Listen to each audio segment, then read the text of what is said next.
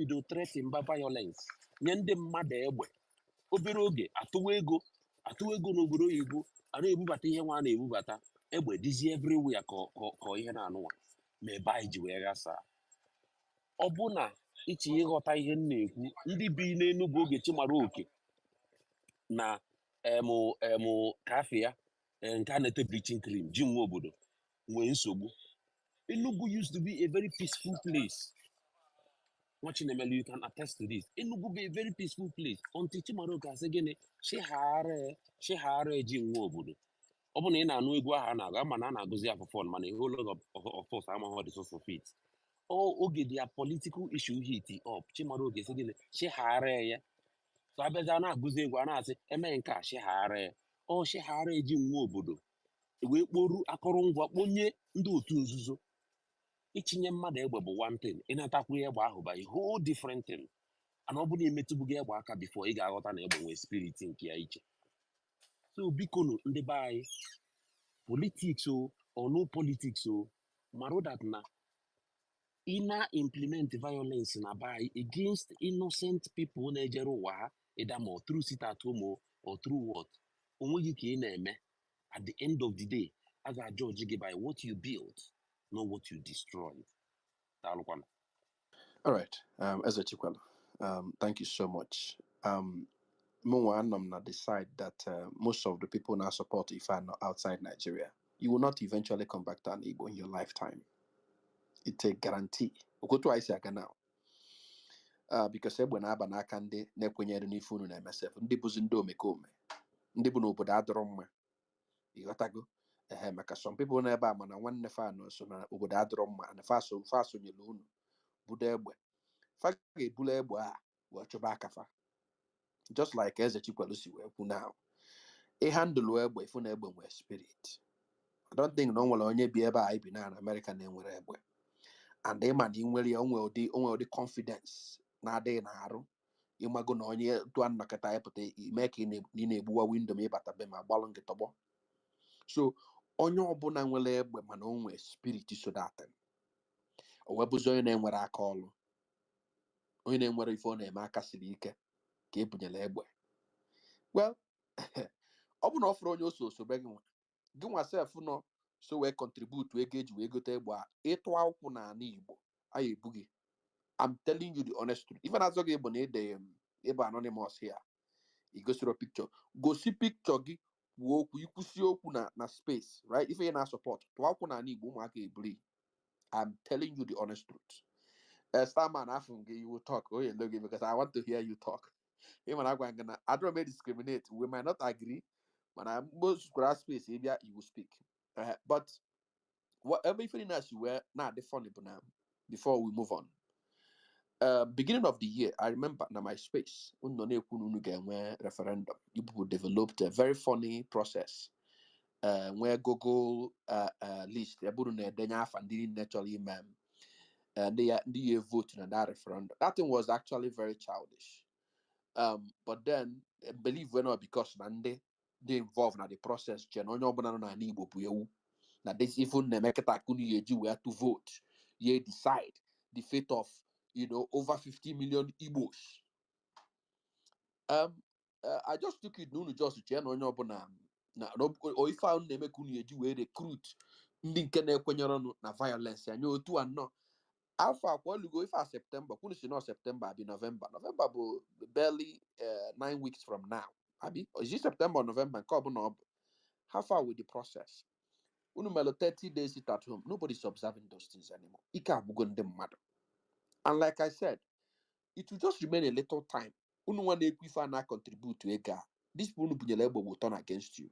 They will turn against you, really. So, only go time. If you don't call a bandia, when you're going to drop what the arm. Wole gba chekwaba ndị obodo make sure na ndị omekome adị abata. Ego anụ na-enyefe ka wee na-atrak ndị mmadụ na-achọ ndị agha egbu. Si wele ego a tikọ onye ọnụ ma ama nwere ife agha alụpụta na ana Igbo ebe ndị agha eje mụ aka ọlụ. Malụ nke fire wee na-abụrụ na ana Igbo. Na ana Igbo kịta na-alụ ọlụ na-alụ ụlọ. Afụkwa ọzọ ndị na-ama taiz malụ ife na-eme. Ndị kapịnta mụ ife a na-eme. Ndị na-alụ welda mụ ife a na-eme. Onye nke ịfụla afụ malụ ọlụ ọlụ ọ na-enwe na-adị too much. Unlike before ịpụta n'ala Igbo, ndị na-amataịsị ka nkụ, ndị na-efiksi amakụ ka nkụ, ya ndị ọlụ aka ka nkụ, ndị anyị na-akasigo nka kịta. Our young boys, ịkpọta fana mmadụ bịa maala taịsị, ị na-aga na taịsị, ị nwere ike ịkpọbi ụkwụ maka na taịsị kpokonyezi akpokonyi. So ife a na-emezi kịta bụ a na-eje Benin, a na-aba Togo, a na-agbada obodo ndị ndịda nwaanyị na-akọ ọnụ na social media. Ọfọma ju n'ala Igbo alụ ọlụ as we speak now. As we speak, ilue n'ala Igbo kịta, ọ ndị ndịda ju n'ala Igbo, ndị Igbo na-akwụfụ ụgwọ fa na-alụ ọlụ maka na ndị be anyị amara ọlụ. That is the problem. Ibule egbe binye onye nwere aka ọlụ that has nothing to lose. Modified bichuta on can send in ato $50 $100 every month in ato. Unogri na mepe space raise yego. I have no issue with that kind of thing. Mana wele ga loputi ife na Igbo. Ka youth ni na enwere aka ọlụ jeba what ndị ya akụziri fa ọbụna ndị ọcha kunu ya akpọrata ka abịa kụziele fa ka fa nwee more knowledge karịa ndị nke nọ na Nigeria. Akpọrata fa if I get reduce insecurity by more than 50%. Ọ maka na ndị mmadụ enwere aka ọlụ. nwa Chinemelu sorry ka just ka ntụnye onye ọbụla nọ ebe a na-ege ntị na-atụ ego achọ nke ma na eli gị eri Na eligo ndị a na nwoke ma nọ na Finland na-eri gị eri ka m gwa gị ọ bụ na ị mahọ biko jee gụọ history freedom fighters gụọ history Che Guevara gụọ history Kafia nke Cuba anụnwa onye ọbụla ifụ ha na-anọ on ground mgbe ọbụla ekwubugo m ya na space gị mbọsa anụnwa nwa Chinemelu mbọsa ọbụla onye na-edu gị bido kpaba isi yebe isi eye deba fresh nwanne a na-eri gị that referendum ekwu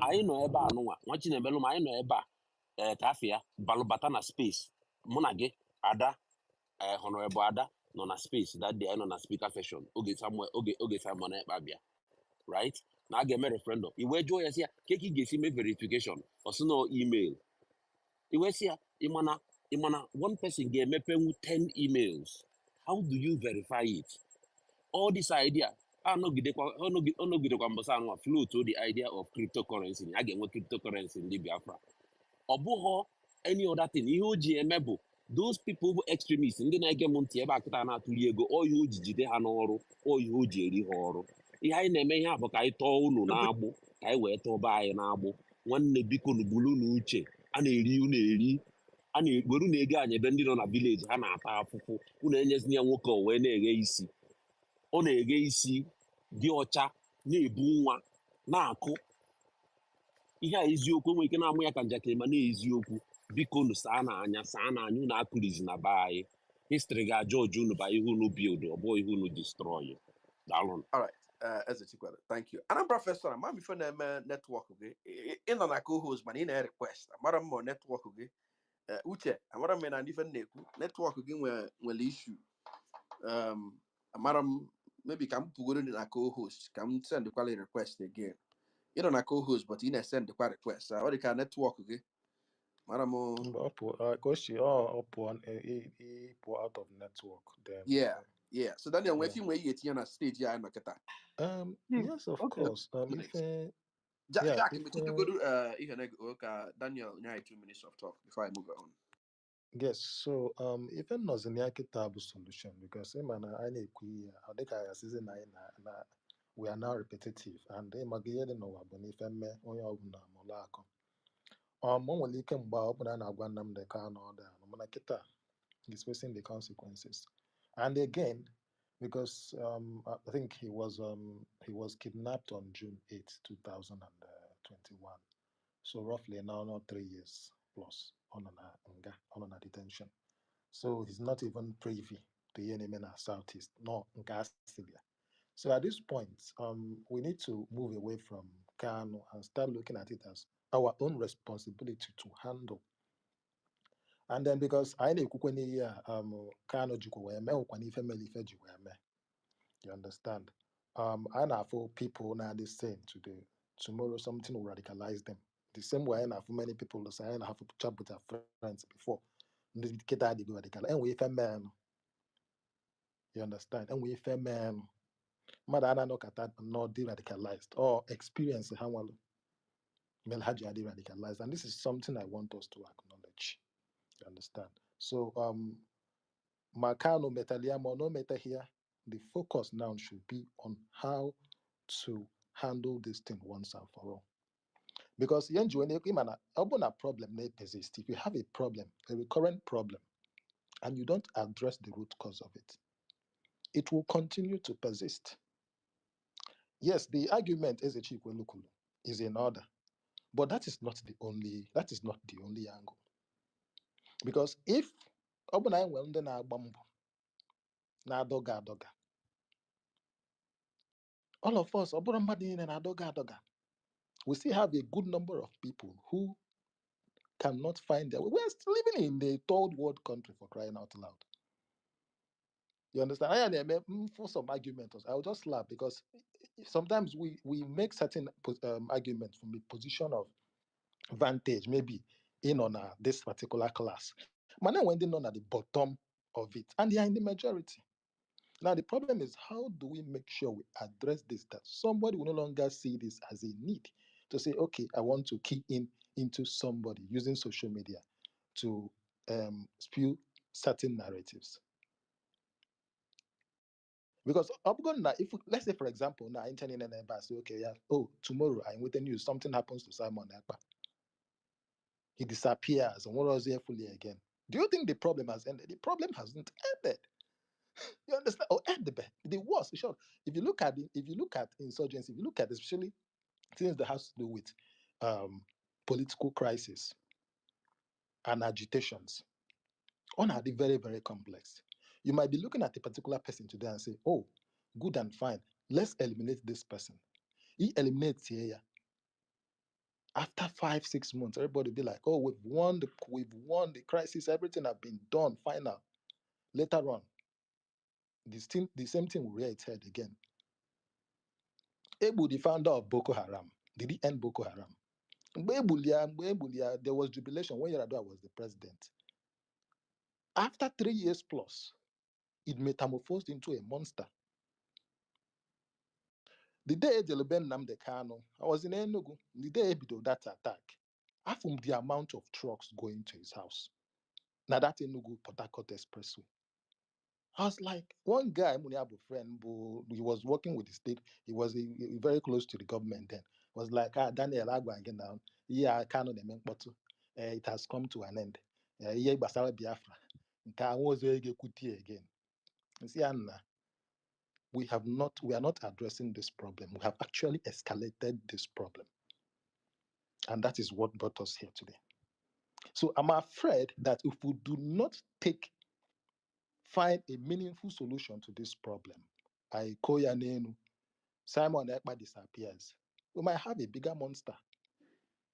And the problem, again, if you look at our borders, it is even complex there. And we'll go more warlords. So and when they knock it and actually replace Simon Ekpa, in short, in the southeast now, they want to become warlords like Asari Dokubo. They are building their own army. So while you are thinking about development, they are thinking about how to their own state capture. If I need the one is that I feel that Nigeria is heading somewhere. Let me grab my own part of it. Obuna Asari Dokubo na MNK and Niger Delta now call their own resources. Let's do our own in the southeast.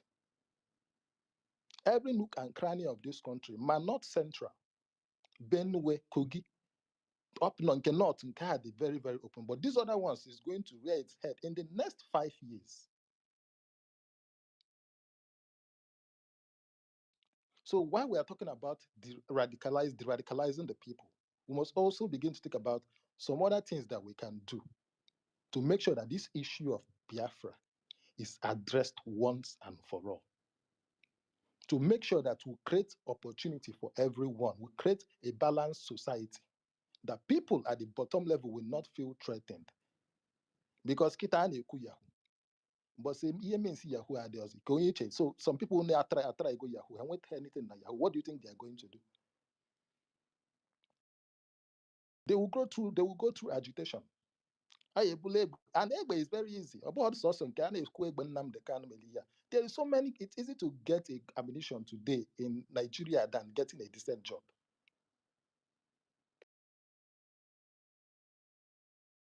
So because I'm clear, but I need clear from the basis of IPOB, I need clear from the basis of Biafra. But there are many problems regarding its head because we live in an undemocratic place. I ban any form of governance. Look at Somalia, look at Congo. That is where Nigeria is headed. And we are part of that Nigeria. There's no way we can exclude ourselves from it. So we must engage everybody. We must educate everybody. We must find stakeholders because on them the anonymous kita being afraid of. Simon Ekman on somewhere near your money when they know in southeast in our the thing. It's not mona would have been fished out a long time ago. Somebody is making sure that arms are exchanging hands. Somebody is making sure that they recruit to people, they wait information. And those people are ordinary. Ndị nọ na gọọmenti ka ife fa na-eme.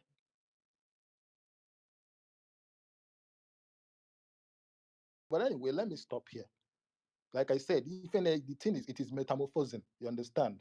So very soon we are going to move from, or got it very clear soon, we're going to move from the conversation of maybe Biafra or no Biafra to something now seeing warlords trying to tell you that this is what they want. This is how they want to govern your space. Because not even neighbors all over the region, all over Nigeria, all over Nigeria. In Ayaketa, Tinubu was interested. Or like before. Oyenka, so ya did one them matter. I myself and damn, you can I was there. But watching them, I think let me stop here. All right, Daniel, thank you so much. Because Starman, Madu Neku, Rapper Kennedy's your reactions. Obrani on a mic. On a mic, you can be doing your reactions. Madu Neku, Rapper Kennedy person, Opusia, Ogegwa Yeku, Inyayo no, Yotago, Kaiwe Wake, Naga. Echezona, you've been coming and going. Maramum, we dig already you puketa. Mekamachamun channel much network problem. Okay, I'm available. Okay, we'll go ahead. Yeah, posted by 11:41. So then your own Watch time. the mellow Max I know go about for long go. But I'm after him, Max guy because now when I go to Napo when their network fan aquapo. So I'm gonna get Nda no ebu uche no. How go no isi. What the melichezo? I just around Gibunyaka again mpao. Yeah, we try. Okay. Thank you. I just on Gani 5 minutes. Okay. Thank you very much for this for your host and your co-host. Like I know most of the speakers. Like Arabia blame game again because I am every Sibano Opi Boko. Onwe ikwu maka 2014 watch them alone ka ikwu maka ihe na support before. My senior brother no Denmark, I support to Nnamdi Kanu by 2014, 2013. But by 2015, 2016, now I forgot that there is no light. All from there. Because I want to know people they work information more than us. Like this issue of Ezonyagwana, of guesses, but for those ones. Even in Igbo, like we said, leadership problem. We are part of Nigerian failed state. Issue of insecurity. If the government are sincere, they can track anybody. Last 2 weeks, they kidnap people na those medical students they kidnap na Uzo Kogi, Uzo Enugu, Kogi, Benue Road, Benue side. Those 20 medical students. Can you track na Abuja ka akpọta ndị track ya? National Security Advisor, their office or whatever. Ka akpọta ndị track kidnap na Benue Kogi route. Which means Benue State government and Kogi and Enugu State government, they want anything to attract kidnappers. So Nigeria is not responsible. So it's not, we're just here on space to Our space here, our own is to enlighten our people. Ka kwụsị this nzọgbu of Biafra or no Biafra. Ị na-agwa ndị be anyị nke bụ eziokwu. Ma ndị na-atụ ego na-atụrụ ndị mmadụ ego ka wee na-alacha aka. Kasi ihe na-aba afịa ka a na-azụ. Ihe na-aba afịa ka ihe na biznes ka a na-eme, onye na maka nsọ ọbụla ihe abụrụ ndị amụlọ ndị bụzi ka eri ka anyị kwesịrị na-emezi na-esetisaịz ka a kwụsị ihe na-atụ ego ka anyị Nigerians so let us not add salt to injury anyị nwere na Nigeria. Anybody go before ihe na I'm already na siyasa. So my own bụ ndị na-atụ ego kwụsị na-etu ego na ndị a na-eri unu eri. Ndị na-atụ kwụsị togo a na-eri ya eri. Election no election. Ga-emere Imo State gọọmenti oke nke a bụ through Supreme Court bụ etinye anyị ma isogote ndị n'ala Igbo anyị ma nke ndị gọọmenti na-etinye aka ma nke ndị former IPOB now abụla ha bụ the problem now but agbasakọs ya so ka a na-akpọ okwu afa asọkọs ya ma nna like all these things ebido inye mmadụ egbe ị na-atọzọ ya nwere egbe na-afịa arụ nsogbu dị n'ala Igbo ọbụla Nigerian problem in short is a Nigerian problem but ọ ka anyị nwere ihe na-etinye aka wee na-eme the problem just ya ka anyị kwesịrị na-agba ndị be anyị daalụ. Thank you so much for keeping it simple. One thing I'm looking now, meanwhile, before I eventually can look line next week, I discuss about pandemic, non Igbo.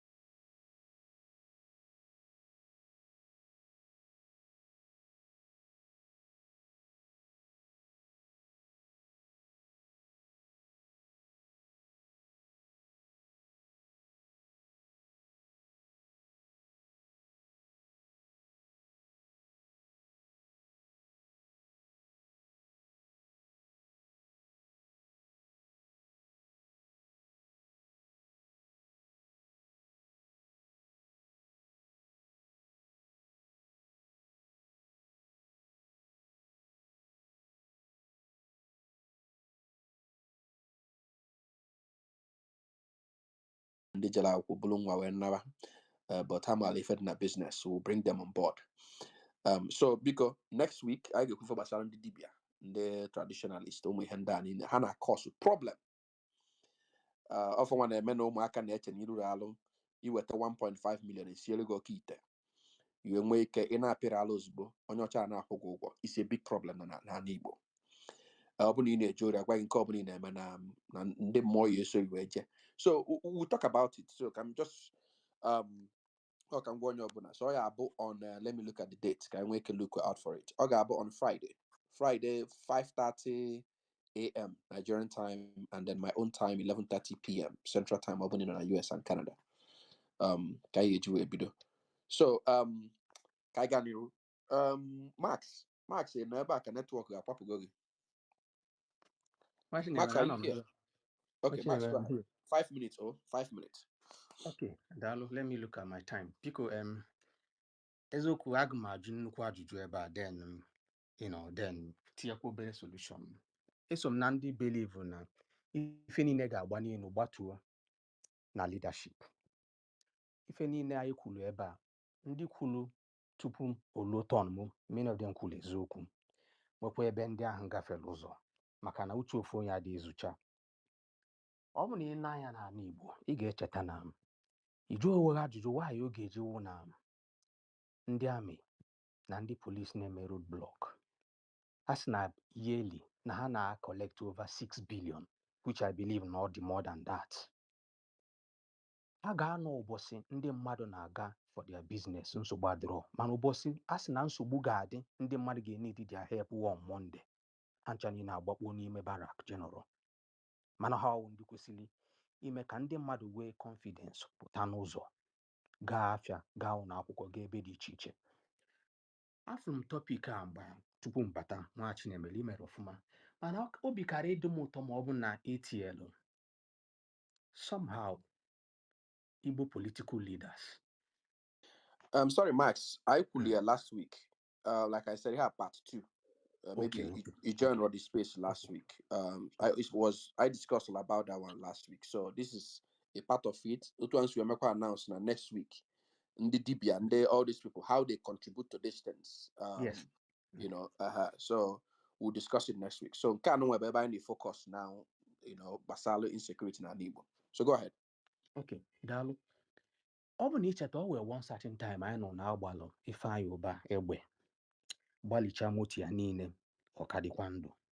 Ọ bụ na icheta mgbe esi m Enugu steeti esi m Eziagụ somebody kpọrọ afọ ebe nsi mgbe ọ na-ekwu okwu ebe a. Ọ bụ na icheta mgbe Chimaroke wu gọvanọ o wee mgbe ọ kpọ ndị some of his court members wee jee adoration.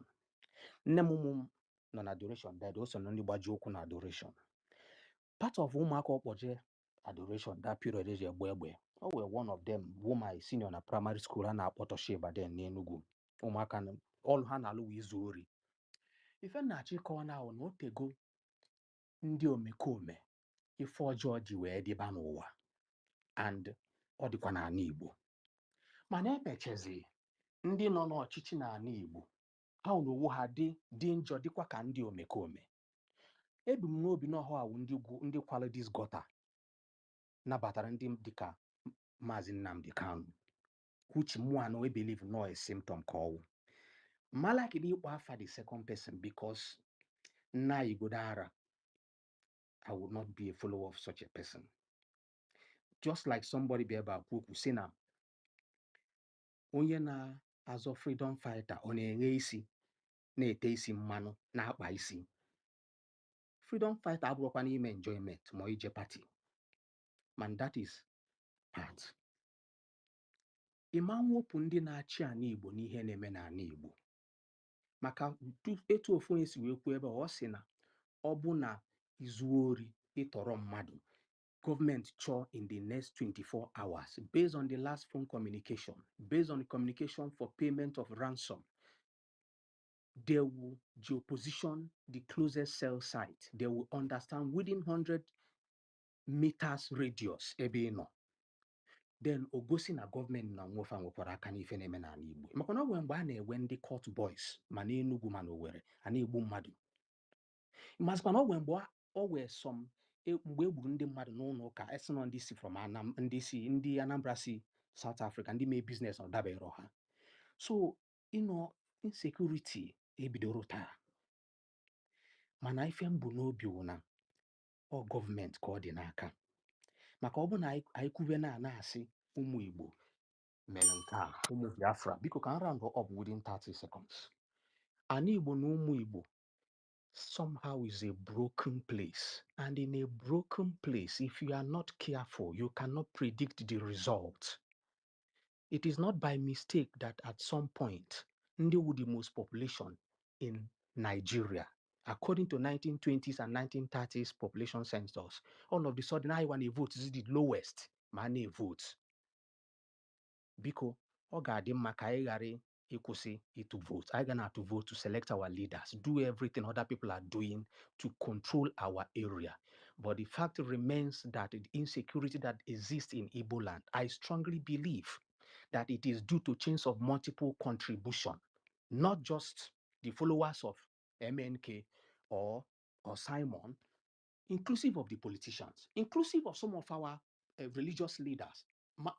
Just Mande na walk it, Mande 419 Ebuka. So somehow we don't just blame the outcome of our mistake, which is what we are discussing now. It has to do with our political leaders and our parents. I yield the mic.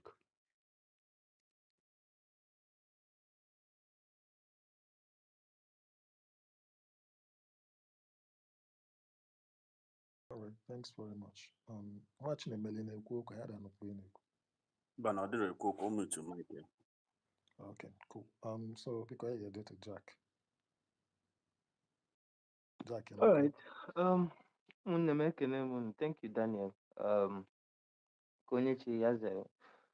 So my own will be very simple. I believe that na just the onye kwuru okwu kwuru, the last person kwuru okwu. Ihe gbasara insecurity na Igbo dị multi-dimensional. Ọ bụrụ ofe ihe na-akọs ya, ihe na-akọs ya dịrị nne. One of them bụkwa na agụ, one of them bụ o so n'ihe mere ihe IPOB na-eme ji ewe m ezigbo iwe. Ihe o ji ewe m iwe karịa wụ because na ha ghọtadị that the fact that na ị na-achụpụsị businesses from Southeast because of insecurity is enough reason for you to even have more insecurity in the Southeast. Onye teta ụra na-enweghị ihe ọ na-arụ from morning till night, mee ya 1 month, 2 months, obi ya ọ ga-ebido chebe, how do I make money? You understand? So for me, enwere so many things na cause here, and I believe that na enweghị aka ọrụ, enweghị ihe mmadụ na-eme is one of them, and nke ahụ dị like is endemic at the moment. Even ndị nwanne nwere ihe a na-alụ, they are largely underpaid. The unemployment and underemployment dị na Southeast is over the roof. Amụrụ m mmadụ na onye na-ana salary ruru 200,000 na Igbo as we speak. So so we have to look at the job creation part of it, and this is where, for me personally, ndị nọ na gọọmenti aka. You understand? Because I believe that most of them are creative enough, most of them are proactive enough ime ha kwesịrị ime when it comes to creating jobs for young people.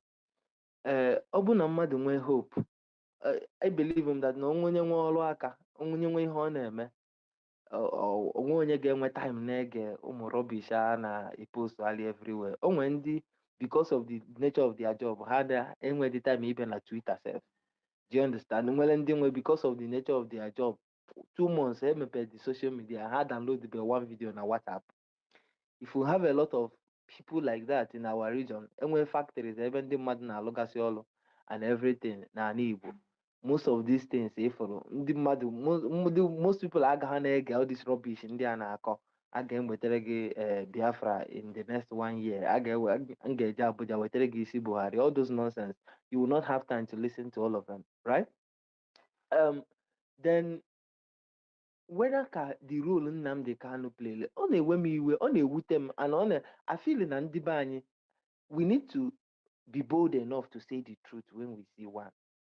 O nwere ihe m notice na amongst us, abịa sị, oh, hapụ Nnamdi Kanu, onwe ihe o mere, ọ Simon Ekpa, ka ihe na-aya dị unu sef.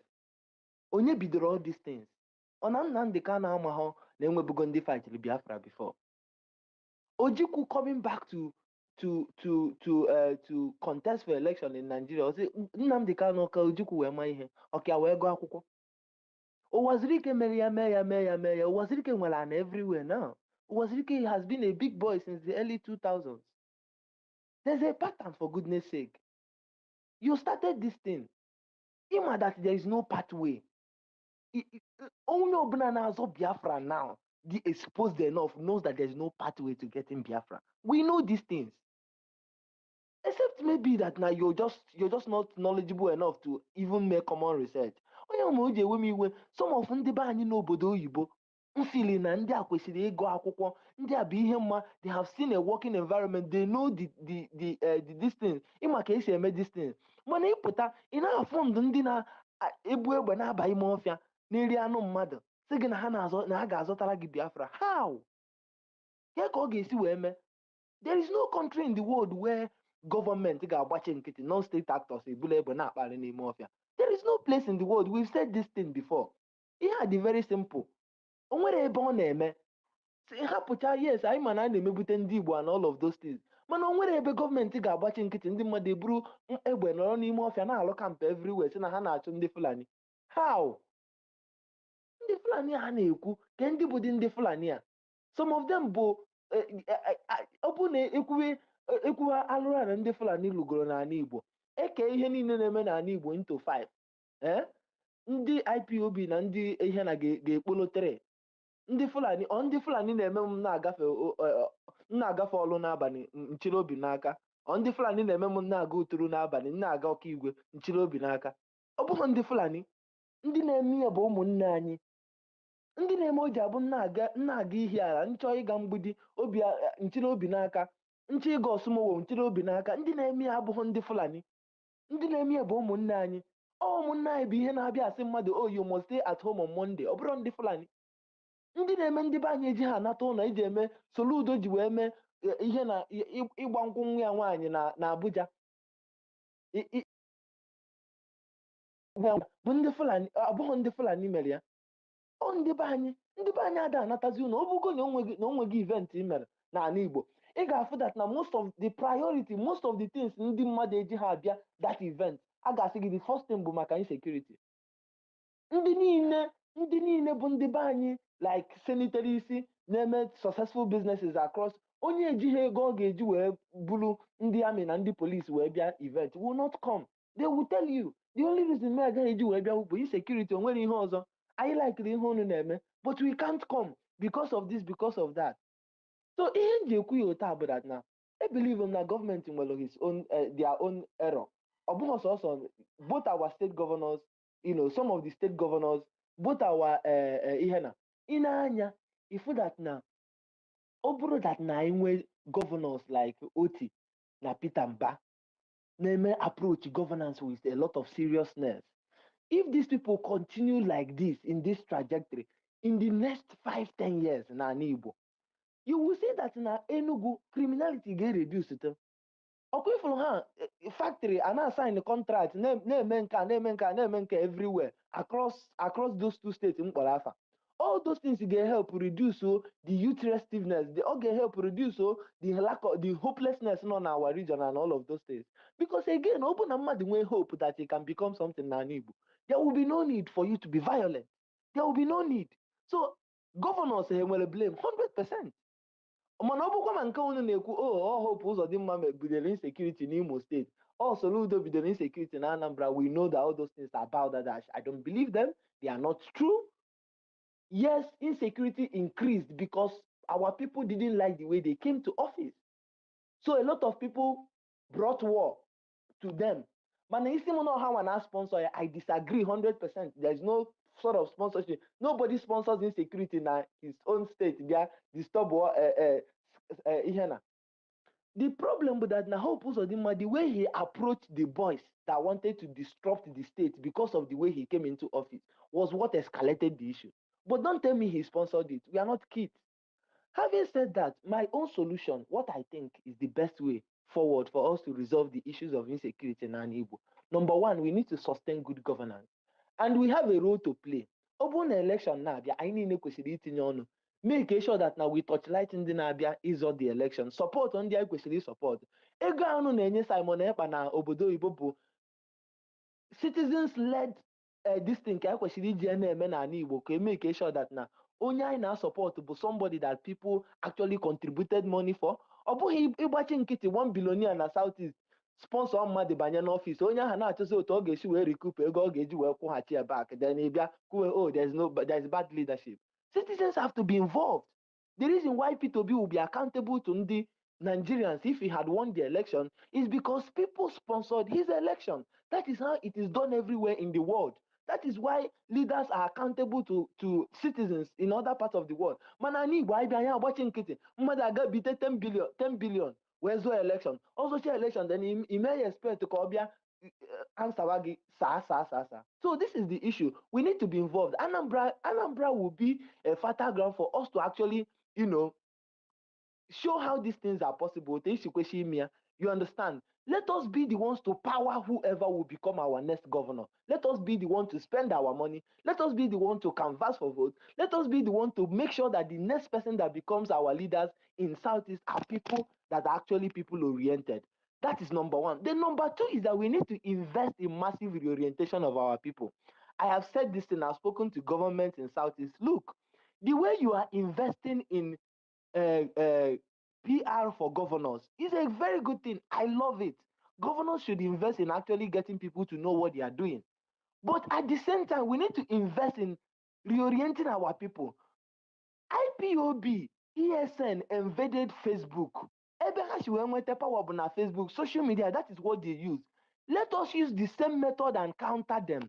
We need to have an army of knowledgeable people that understand the impact of what these people are doing, that will dedicate their time, go to Facebook, host Facebook Lives, begin to reorient our people. We must invest in this thing. There is no other way out. Ndị be anyị need ịma nke bụ eziokwu. Ha need ịma that na Simon Ekpa na-eri ha mugu. A lot of people are amaro. A lot of people believe all this nonsense on agwa ha. Oh, our finance minister went and met US Congress. Oh, Biafra is very close. Ha na-donate ego. The guy needs to everywhere. So we need to invest in it. Because we allow these things to fester for too long before we started talking. Then the number 2 thing I need to remember that we need to be bold enough as a people. In a kwezioku, in a spade is spade. We need to be as vocal as possible. Oburo, Jack tweet something. Talk about it too. Say the truth. Let them know that we have more people that are sensible in our Igbo than all this Indian name ka zombie na eme ka na control ha. Ihe ọbụla Nnamdi Kanu kwuru maọbụ Simon Ekpa kwuru onye ọbụla agbara n'esi ya. We need to question whatever anybody is putting in the public. We are knowledgeable people as Igbo, so we need to be asking questions. So the thing as people, as Igbo, what I think we have control over, we can control as a people, is number 1, we need to pay serious attention to the kind of leadership that we have. Look at Edo State. At least they have 2 very brilliant individuals that are running for election. We need to start having people like that in our Igbo. We cannot be dealing with 2 devils as you say, oh, ana struggles, who do I support, who do I not support? We need to have clear options of credible people, sensible individuals that would run the affairs of our state. We begin to talk to them on time. In short, Imo State, I'm already talking to some people, say, you need to come out and run for this thing. You need to come out and run for this thing. If not, this man, he will look for another person who check ya. So we need to stand up as a people, pay attention to governance, invest in massive reorientation, and then begin to say the more truth we say, the better for us as Igbo. Thank you so much. All right, Jack. Nwachemelu biko ka ntụnye okwu Okay, go ahead. Biko Jack anụgo m ihe ikwu Daniel anụ m ihe ikwu. So let me say this. We are looking at economics. We are looking at survival. An ordinary Ifeanyi Chukwu, Ugochukwu, Chukwuemeka, Ngozi nọ na street n'ala Igbo. Ndị Igbo Yeah, somebody na-ekwu okwu. Gbada, just request ya. Gbada, if you from mic request, I'll bring you up. Somebody na-ekwu okwu akụkalịa. Just gbada agbagote o. Onye ndị kwu okwu say that na economy bụ the basis of all human activities. Nke bụ eziokwu bụ that na anyị abụghị ndị na-rely na gọọmenti from minute 1 bụ ndị Igbo, right? Ndị Igbo na-eji aka anyị eme ihe. Onye nwa mee na onwe onye agụụ na-agụba anyị since ụwa, right? So ị na-anya ọfụma from 1970 after ka anụcha ọgụ, right? Anyị nwa akụruo ụlọ, anyị nwa ji aka anyị eme ihe. What develops economy bụ SMEs, ọ bụghị multinationals, or SMEs, small medium scale ihe na-anụwa. And every individual nọ n'ala Igbo na ọdụ ka SME, because ị nọgodi n'obodo oyibo, ị nọgodi na Lagos, ị nọ na Abuja, ihe dị gị n'obi bụ nna mkpakọtacha ego a Disemba nna ịda na ọka ị na-aje koo, ọka ị na-aje donate ego na chọọchị, ọka ị na-aje merụ ndị bụ unu something, ọka ị na-aka afụ gị anya, because na-akụluo ụlọ amala ebe o si. Anụ nwoke ọbụla nọ n'ala Igbo na-eme ịchụta ego ahụ ka ihe ị ga-eme iche ije dobe ụlọ na be gị ka ị nwee ebe ị ga-edobe isi. Anyị nwa bụ SMEs anyị. Nyanwa mee na Nigeria na-etipịagodi ala Igbo na-flourish. Ihe bụ anyị bụ gịnị? This violence institutionalizing. Enwebu pocket issues. Enwebu mgbe a na-eme kidnapping na Anambra State, echete mgbe ebu ọbụna ncheta mgbe ebu Peter Edochie mgbe ahụ emegide kụna ha chụna ha Abuja and everything, right? a na-enwe pocket of issues mgbe Chimaroke release the boys ya enwekwa pocket of issues then emecha coil ọha right enwekwa a few of them na naked mgbe ahụ emecha chụna ya mana with the arrival, I'm sorry to say this, for onye ọbụla dị offended, with the arrival of Nnamdi Kanu, he institutionalized violence na street. SMEs agbazi ọsọ, ndị SMEs anọghọzi. Most big economies na-make sure na their SMEs na survive. SMEs ndị ana Igbo bụ individual ụmụ nwoke na ụmụ nwaanyị nọ n'ana Igbo because onye ọbụla chee na be nna ya jee n'ụlọ itinye 60 million na be nna gị 30 million dị sure nọ na village gị nwaanyị na-eghe ose ma ndị ga-ekute mmiri ma ndị na-ele oroma ma ndị na-eme nke anụnwa ego ahụ niile ga-aba na be ha onye nwa mee na ihe adịghọ njọ before otu o si dị kịta. So biko ka anyị na-akpọ gọọmenti ka anyị na-asị individuals onye aka ya onye tiwepụ aka enwe n'ofe biko ọ bụghị aka mmadụ. Daalụkwa nwa Chinemere. I want to make this announcement for Ndinona request for this from next week. I na Bambana from our back end. Can I stream this our serious spaces now Facebook, TikTok, specifically because I'm an bab where those an egg room. You know, in the mother obviously Facebook would be cheaper. So when they wear my Facebook Lite and all of that, so some people are out of how. They buy out how Twitter works. You go if I say can cable Twitter. So I now work on our back end now. Can wake up. They project these conversations. Can they buy now? Look at the other side of things because all one side they can now. Another thing on need to leave but now you know how and why this thing is funny. Now, and we're two parallel governments, where quote unquote structure now fight for this Biafra. Ndink Chinasa, I think that's the name, Chinazak or Chinasa. But so now the lead. They are under Tunke Simon Eba. These two groups Equataro. If and cap. I just from what I'm share the video. Simon Eba posted a few hours ago. Somebody shared it. I'm my timeline. I'm not coming to refer on my timeline. One funny guy that was just coming from a hotel. So no, I'm a man for that hotel. So no finance minister. The guy was just coming. He's saying a video, a post to alone. Everybody started retweeting. I have no problem with that because you have been indoctrinated. I convince you into something. If only ekuna, yeah, mother na go do use to go do your own brain, malagodifa. And not only an answer use your brain here.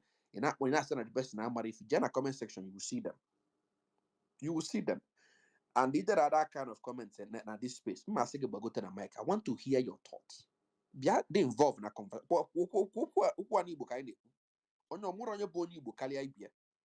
Because you might for money now, so it more on you and one of the problem with this struggle, Bona, Abia now involved in the Equatorial struggle, then I bought on yourself. Because never back and cable subu no where they. Unemesi down at Delta State also on a Biafra structure, Biafra map. Anemia Nasaba. Benua anemia there. Una ebifa bada River State. What are you going to there? So the thing had to go flawed on its own. Because Nandi Aruna Unasi Uniti na the map. Equatorial phone name. You have to. How do you prove to us? Na within 2 years, 24 months, no eventually, then where this in a nature, na southeast, I mean, walk. Na southeast, I mean, walk. So, even you want to mention if I'm not, on what buy you will put insecurity in the southeast, Karape, but and Madna Boafa. On what Maramana Muasukonande Nabo, no, if when she release your mazen and the cano. Kamalu go there, Kenema is. She release Yena, so that opposite no Mwaka. Also, but Macos and release Yena 2 seconds. That was his statement. 2 seconds or 2 minutes. Now the whole problem on the southeast will end. I'm an politicize go his captivity. A politicized gear. It is the guy at Tumbele, Manuna Unamaro.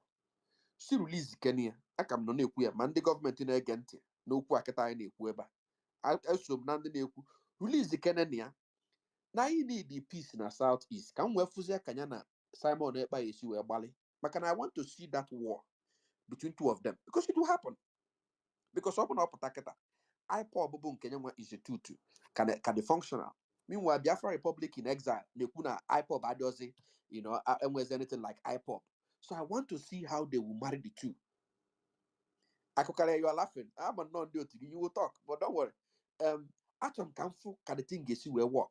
Because now Simon Equatorial, at least in my space, or the recorded on my page, Equatorial that he will step down from Mazen Nandekano. Simon, open in this space, need you give an Bona account. Use your regular account to be on a space here. Use your regular account, but go to a speaker. I will give you mic. Chief, I Starman, was hold on. there, Starman, and I hold on. You will talk. Don't said worry. Only a ton you can speak.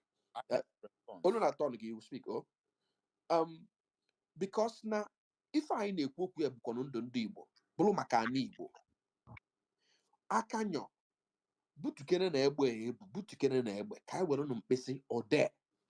Okono Pissy or there, KJ Daily Alco. For now, Gumi Eba, or Brogonamwa. Fanny Punab is open narrative, Oku education, Oku business, Oku production. Kedun Kunonia, since you do this struggle, Madone Kunu Potagose, Nana sponsor this school, Nana build this technological school, maybe the other one a southeast, one Anambra, one Nebony, one Nenu, one Nemo. Now we are sponsoring 100 kids, get to an F and AI. We are none. The next generation, since this struggle started, none. Maybe now Adam ignorant of it. Project it, but go to space here, but share na jump patron. I keep saying it. Obu the ega ana contribute. Now na channel here towards this means I'll be putting my money. I will put my money that cause. Because I'm a good no way if I build. But the whole argument, which is interesting and funny to me, but just sibue, woto. Imoko before, when we were even growing up, ebulozu na agafe, as almost a bakweni mono. Ebulozu na no maybe one na more an uncle, mono. Okwa akpati ozu afọ ọkụ ya anya ị na-agbakpu n'ime ụlọ na-ebu ozu agafe kịta ozu mmadụ na-adịzi ka ebe a na-egbu efi onwezi onye ọ na-asọ oyi onwere onye ọ na-adị ka eneten ọ na-abụ na ọ nọ afọm ndị nkụ na-eshi na jumbo tụrụ na ebe ewepụ m ya onwezi ndị ọ na-asọ oyi onwere ife ọ bụ unu ka kedu ka esi wee gbu di dọrọ akụnyelụ kedu ife nwaanyị a mere unu a na-ajubileti na di dọrọ akụnyelụ eho dọrọ akụnyelụ agbagbunyere afọ mkpọ a medical consultant hapụgodo ihe odoro akụnye a medical consultant makwa ihe ọ na-ete ka ịbụ a consultant makwa how many years the skill I lose Starman chelo oye logi Starman don't worry I'm na okwu ju go on oye logi obu na ologi ka gwa ya okwu can I move the mic real quickly Chooks here you ka Flint there Bellamy. Thank you. Nah, I'm not one Thank you. before Chooks, that. sorry. Elvis will go. Elvis no Martin and Melody Gilos in Melozo. Okay. Yes, Chooks, you are when I get Elvis will go. Elvis will go so because Elvis Gaga. Elvis because good morning. You are when I go ahead. 5 minutes. Good morning. You are right. Good morning. Good morning. Igbo mụrụ ekele mụnụ. Chooks ọ nọtụkwa na-ekwu. Anyway, ụmụnne m na ụmụnna m unu ọ dị mma ihe ị na-ekwu. Ịma ihe mechara m jiri enwere ihe kwuru nwa chief mgbe iso na enye anyị Biafra na ọ gaghị eru afọ abụọ na ọ dara anyị ana onye ọbụla chọrọ ịma ma ọ waghachi ka ị kwuru gaa lee ihe mere na South Sudan ndị ke South Sudan jiri 40 years ohu anọ were lụọ ọgụ enye ha ọchịchị oruhu afọ abụọ from 2011 to 13 ha achịpụ ya ruo taa kamgbe ahụ egbuole ha almost 1 million ụmụnne ha ịma mụ a na-ekwu ihe a Elvis Nwosu ahụ m onye nkwere na eji Nwosu n'ukwu ube lekwa ihu m ga m ezo ebikwenana m na Norway ugbu a na-aga almost 36 years so m bịara na Norway mgbe m nwata aghọọla m achịala m ndị Igbo Norway onye ọbụla m nwa onye nọ Norway jụọ ya Elvis Nwosu achịala m so akwụkwọ m patriotic Igbo Chalam Igbo Norway for 8 years, chair Nigerian Union for Norway for 8 years, Baiga Trade Union, were a member of the Oslo City Council for 12 years, chair my own Labour Party local government, na Sondrenu Strand. So I'm a ihe gbasara ọchịchị, at least ọ ga-awe unitin ndị America nyere m Fulbright. M gakwa America ga-amụ ihe a na-akpọ managing diversity in a multi-ethnic society and traveled 9 states. Lay about the civil rights movement. Mgbe nwanne m nwoke Nnamdi Kanu bịara Norway 2014, nwanne m nwoke a na-akpọ Nze Anugweje bịa kpọọ mgbe ahụ m nọ na politics, m dị active na politics. Also m na ha chọrọ ndị IPOD na ha chọrọ ịga ịhụ the foreign committee na parliament ndị Norway. M nyere ha aka, m so ha nsogbu anọ na onye ọbụla nwere ike isi ikifate audience. Enye ha 30 minutes. Also m ga-eso ha aga, m soro ha gaa. Mgbe ha pụtara n'ime nga ahụ, ọ pụta nga ahụ, asị ya na lekwe o were 20 minutes were kwuo ka ndị ọdọ were za ya okwu fe ntili ndị ọcha asị ya mgbe iyuzucha n'ihe gị. Ọ pụta m sị ya nwanne m nwoke na ịchọkwanụ Biafra na ịchọrọ onwe anyị na-enweghị onye ọbụla ga-agwa na ndị Igbo a na-emegbu anyị mgbe mụ na otu anyị siri pụta agha na ihe emere anyị. Anot anyị shiri na ahụhụ anyị tarala na-enwe onye ga-asị gị na ọwachi n'ihe bụtụ na otu isi ekwu ụka na ọnụma na-enweghị otu ị ga-esi enweta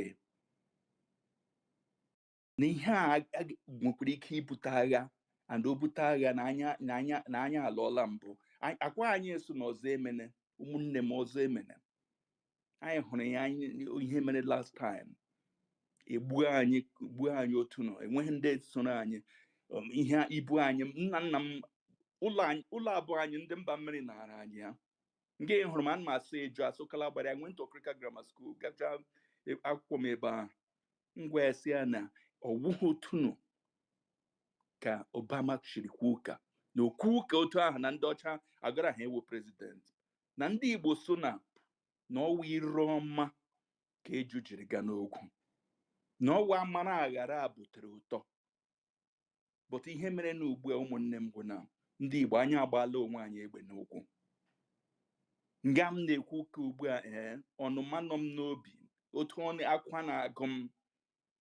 Akwa nọ m yesterday ka taa m hụ nga nwanne m nwoke Anambra First Son so na ya chọrọ na ọ dị mma kwanụ ka eme establish film academy n'ala Igbo.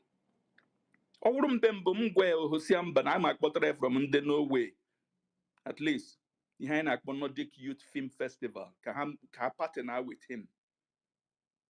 Agmakpọnụ ha abịawa ebe ahụ ka abịa gbagbuchie ha. Ele ihe ọwa ele ihe ndị Igbo ma ihe ga-eji lee na ihe anyị na-eme na ọwa ịkụla band azụ na-enweghị ihe ọma ga-eshi ya pụta n'ime ya.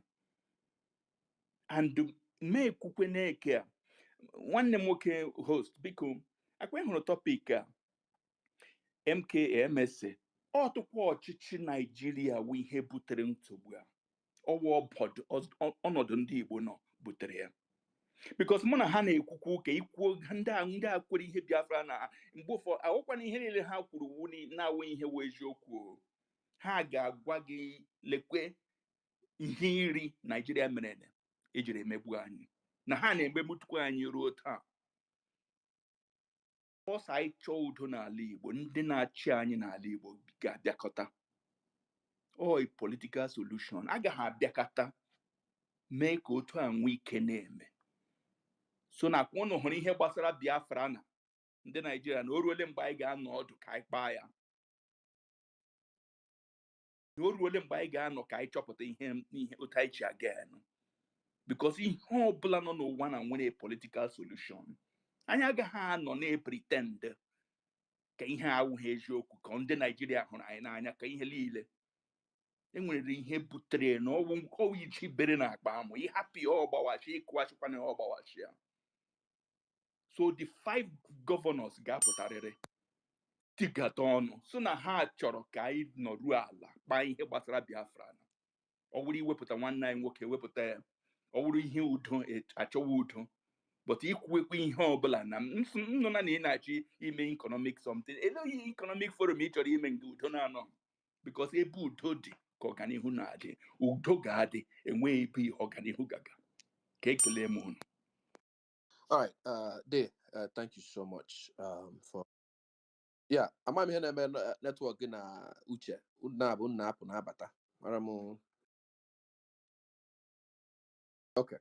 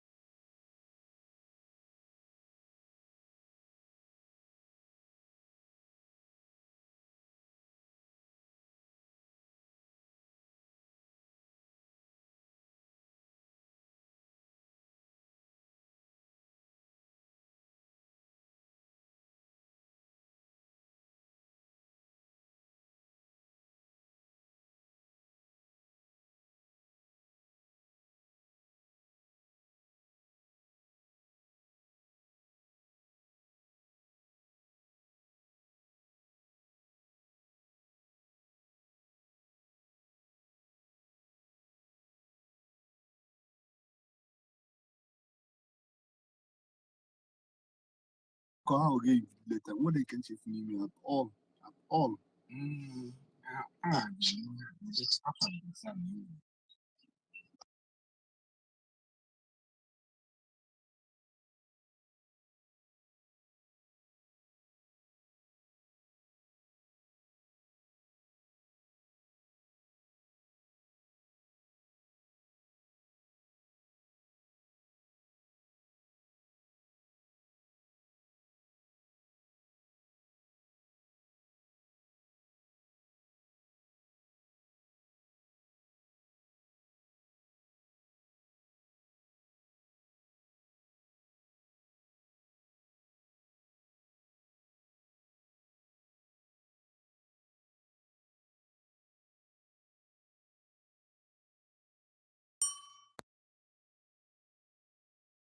So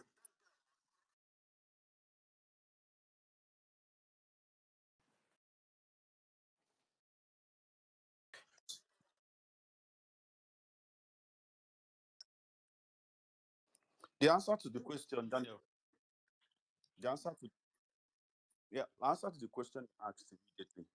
Let me answer that.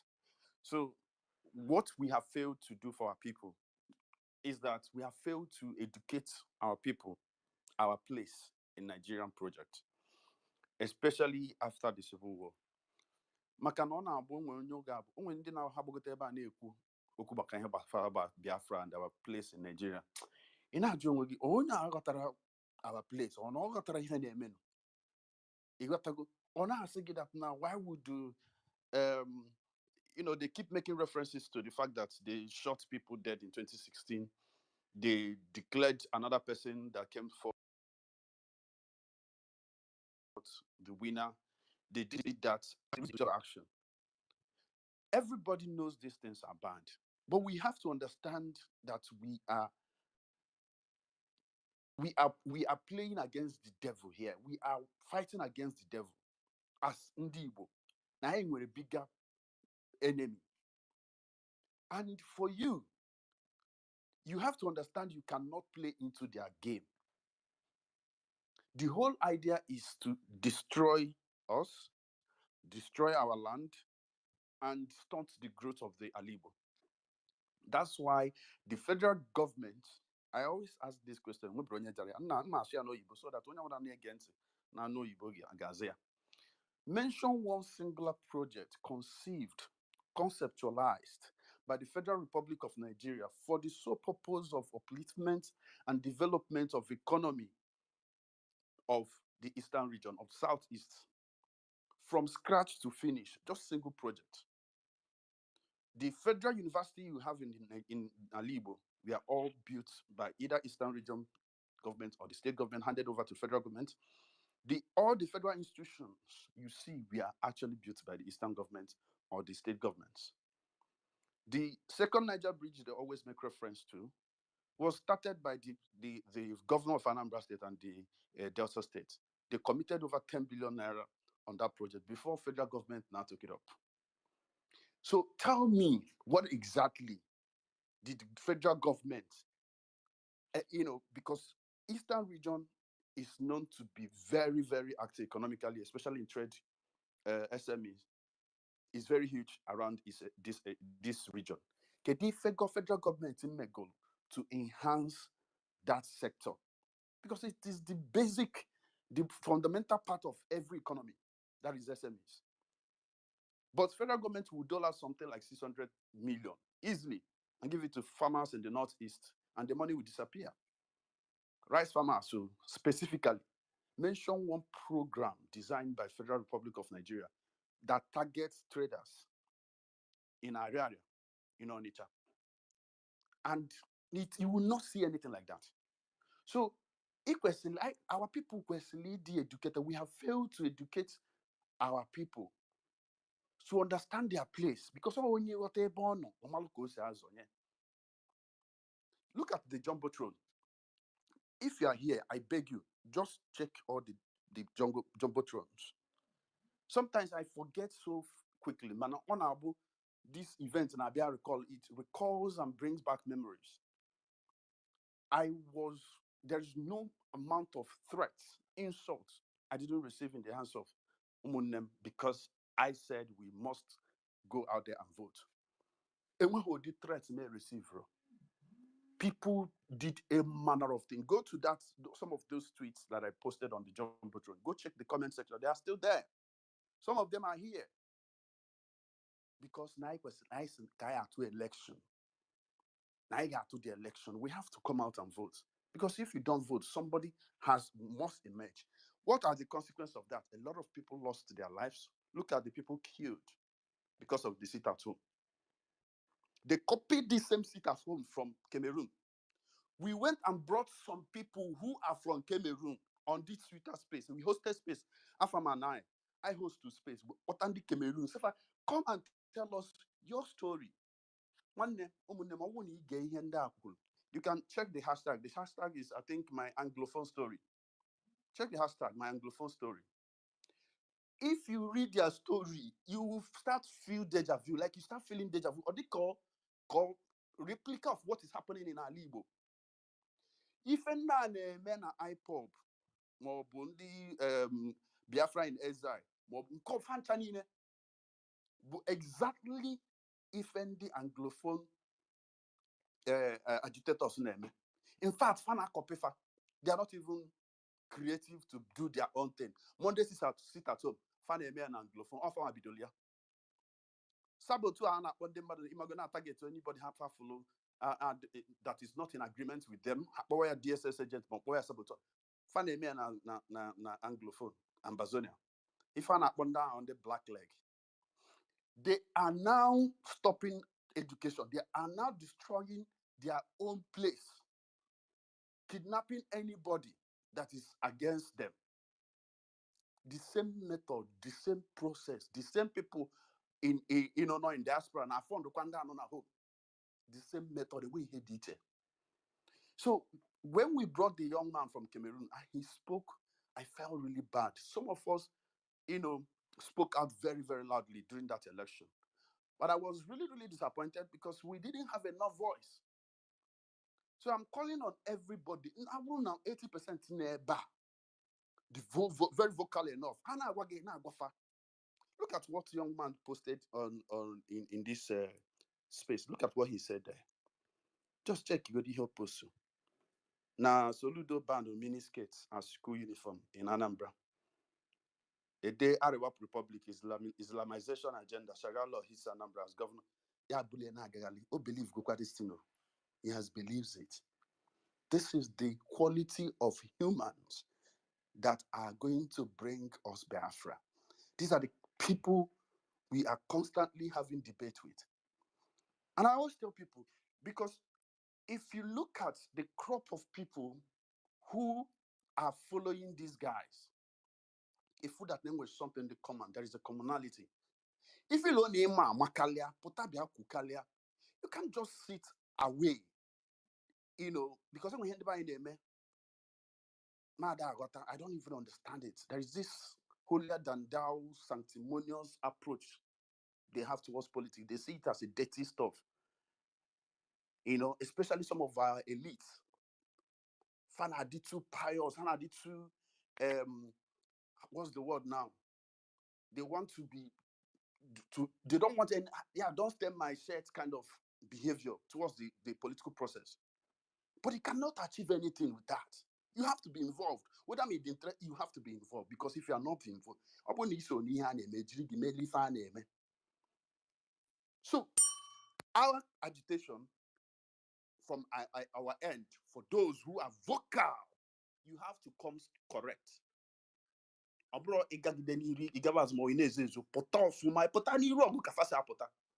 So you match them word for word. They are going to be subdued because they do not have superior arguments. Watching the Dalu. All right, Uche, thank you so much for that. Akokalia, I can't wait to do turn again as Starman. Can look any found well here. Woman no kujulo. Biko no Chinemere biko no ka nkuzie no biko. All right, I know. Right. Just 1 second. Please. You will. Go on, I got next. Go on, I got Biko next. no. Go on, I got next. Just cello. Go on, I got next. eventually, example in Chile cited, but if we go me at this space before, and when my chairman, in my field, my area, a very top senior cardiologist. I've known this guy for for a while, on a web, but he's based in Atlanta. A Google Association of Black Cardiologists. This guy used to be the president in Atlanta, Georgia, or in Anambra State called Onwani. And if we just go and Google what I'm saying now. And I mentioned it here that Ndanobuna plan a build one of the biggest cardiac center about heart surgery and everything na Igbo. Two things about the problem. One of the security challenge. Security. But I don't know because then we a plan in place on how to train and retrain, medical officers, nurses, and imago, all those kind of things. They got in charge of things, in Nigeria, while they come in, like twice or three times a year, to help to build it up from ground up, right? To build up. Security is a problem. And I've mentioned it here before. I'm saying it again. As we speak, they're building that center in Ghana. As we speak, if you go to that page, as it's called abccardio.org, I think that's the website, or just type Association of Black Cardiologists. You will see, just go to their members. You will see the buy you there, the buy in America with cardiologists. Had you there. Igbo, I'm not even talking about just Nigerians. Igbo. When we say distance, or one of the conversations I get maybe in November, because next month will be more of finance and business, but issue of health. Because of this insecurity, we are losing our best brains, the best doctors, best nurses, best of everything in the health. As far as healthcare is concerned, if you from the southeast now, if you fully well, Canada, because they've invested so much, their hospitals Canada are not around here. But then the support system for need and already there. Why? Insecurity. So one of the reasons they left. One of the reasons they left. How dare you pay somebody very well when you go to his moto, not on the southeast? I can categorically tell you, not on the southeast, in heart attack, you're going to die. I'm not mentioning word because it's my area. In heart attack in the southeast, you are going to die. Anywhere, be you who, you are going to die. There's no help. The whole of southeast. The whole. As we speak now, in heart attack, in Ego, Ibutelego, in MNK. Why? Man, even in Lagos, go to Reddington, go to First Cardiology Consultant, go to St. Nicholas. All these hospitals, one of their top cardiologists in all these facilities. But Ndibo, I'm not mincing word. You can verify what I'm saying. I'm not in my field, my hand. Ndibo. But we don't have them in the southeast. One of my chairman now, say, bros, what's up now? How far? I was thinking, okay, I'll by Kulu Buenya. Plans. Even before that for Nigeria, there were plans how we are going to, and one very popular, pediatric cardiologist, Dr. Ugu. Google about him, you will know him. One of the best brains from Enugu State. When I look on Renton and Lagos, then this guy was planning to move back to Enugu to help develop a cardiology center in Enugu. This guy, as I speak to you on UK now, he left, he ran away. So now the whole process now. When we talk about these things, we are not joking. This is not a joke. The best brain you will when outside self. As we speak now, the interest, team up with other African countries, or South Africa, by Kenya, by Rwanda, that this would have serious, now we're serious. The by now was able to a mother no good health care, diabetes in a boom mad nadibo, hypertension in a boom mad nanibo. Why? The brain, the clean brain. The biggest and the only neurological hospital in Caribbean was also built by an Igbo idea now. The clean brain. Ada back to an I know we found that you're not just because we want to convert here and just speak and speak. No, we need to start this radicalization. Can they buy malo? Then we need to stop this mess. This is a menace. Una na asị na ya azụta na wee zụta oche. Okay, ị na-egbusi ndị mmadụ achọzi nata. How do you think na ndị a bụ ndị be anyị ma ife a na-eme kwesị ịbata lụa ya enwe mmụọ ịbata? Isi na mgbe ka ịzụta ana. In your lifetime, Biafra will not come. Federal government wakes up today, right? It will not happen in our lifetime. If I wake up today, say, okay, let us vote. I can tell you, people will not vote to be in Biafra land. Majority of Igbo. But let's say that if it happens, this is my, projection. Let's say eventually, the buy say, okay, now I said to go out to do this thing. 24 months, the whole of South is getting working. South Sudan, Somalia is just playing. Somalia is playing. Now the kind of things, because the level of ngwog no na Igbo, no na kande mad, they not the organized, no individuals. And then the open na chonkefa. Because if Ed Nabai, do you know the amount of gas deposited in Anambra Basin? Do you have an idea? After Russia and the whole of the world, Anambra Basin were the highest deposits. Untapped. And level they go on now, so go forward, move. When we say distance, or they can money in ebe no bodo Igbo, mostly Europe. Maka ebe aka faju. No bra go out on Europe. Kadafia, on this space. He knows what I'm talking about. In Europe, you've not been home in the last decade. Money na contribute immensely.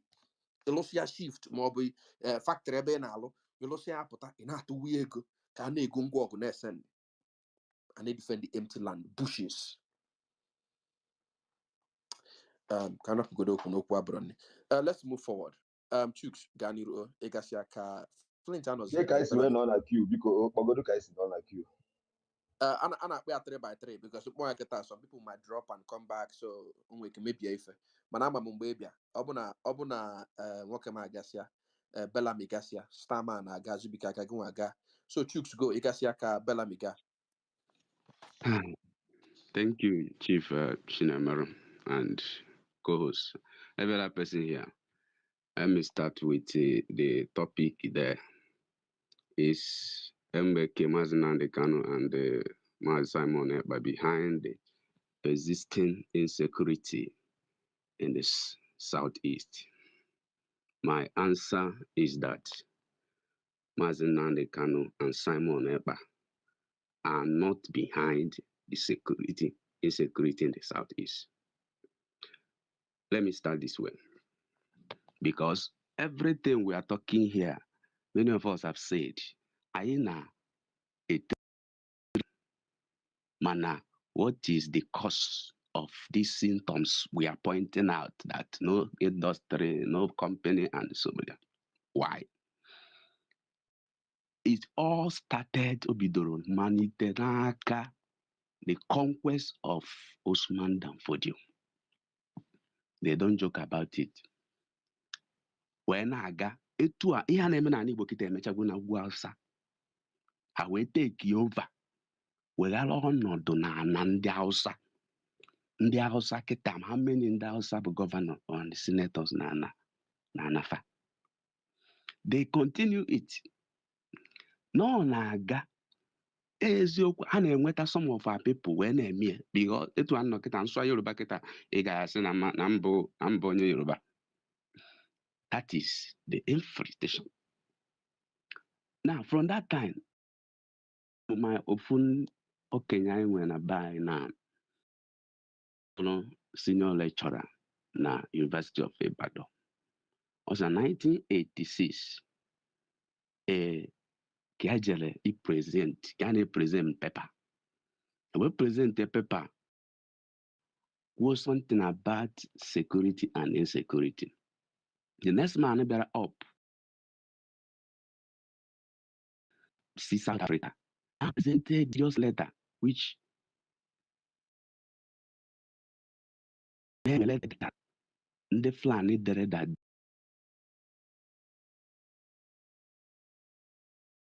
over Nigeria and no they do not without this. Not I think on Abehana we had that they will not come here.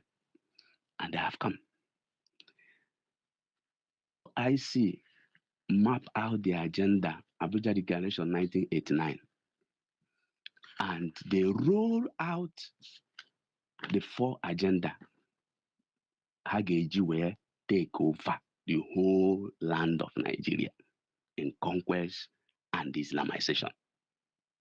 One, but to eradicate in all its form and ramification all non-Muslim religion in member nation. 2, to ensure that only Muslims are elected in all political posts of election. 3, to ensure that only Muslims should be appointed to every strategic post. 4, to ensure the ultimate replacement of all Western law with Sharia, Nigeria become a federal Islamic Sultanate. This is the origin. Here in the symptom. And they continue forging it ahead. In 1983, they had a strategic meeting in London, and they said they must zone Nigeria. They zone Nigeria. Do you know that this seized political zone of Nigeria is not backed by any Nigerian law? South, south, south, east, south, north, north central, northwest, central, north central, and southwest. No constitution, no referendum back it up.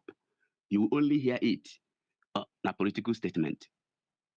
You only hear it in political statement. Let me not go detail. But why I told us,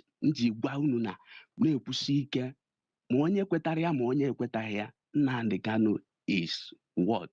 Nnamdi Kanu is our watchman that gave us information of the danger that is coming.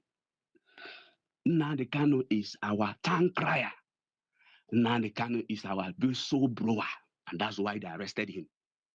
They not arrest, kidnapped him and silent him. And many of us later are life clear, like onye eji and onye eji no no mkpọrọ no ya nwa bụ Sinton na akọsụrụ ihe niile. Ndị Igbo anyị na-ekwu okwu sị na onye chụbara ọkụkọ dị ndikere iji akpa na ọkụkọ wee kwa aka. Nnamdi Kanu pụtara na-ekwu okwu asị na nwatakịrị a na-akpọ ha ụmụazị. President of Finland became a president at the age of 30 years. We are easily to insult our own.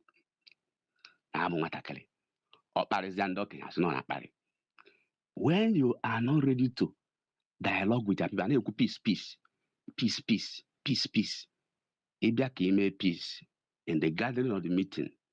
And na nchịkọta enwe ike kpaa nkata gbuo gị enye ụgwọ oke ese ndị assassin egbuo gị. Ke ka yesi we made that peace. Somebody say here you cannot confront government. Every nation that have gotten freedom in this world and self-determination, number one thing you must do is to confront the government. You must confront the government. The government of the day must be confronted. And if you're afraid to confront the government of the day, then you're not ready for freedom. And restructuring.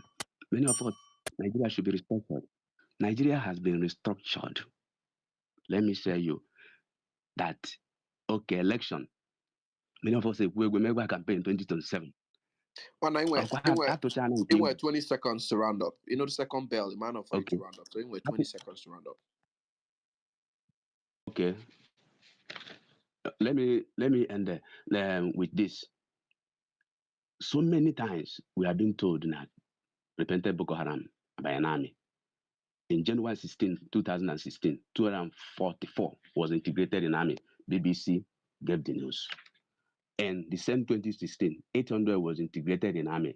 Prime time gave the news. And in Okay. 2017, sorry, the same, time is up. if you calculate it, you will know that terrorism. Sorry, I have to do this.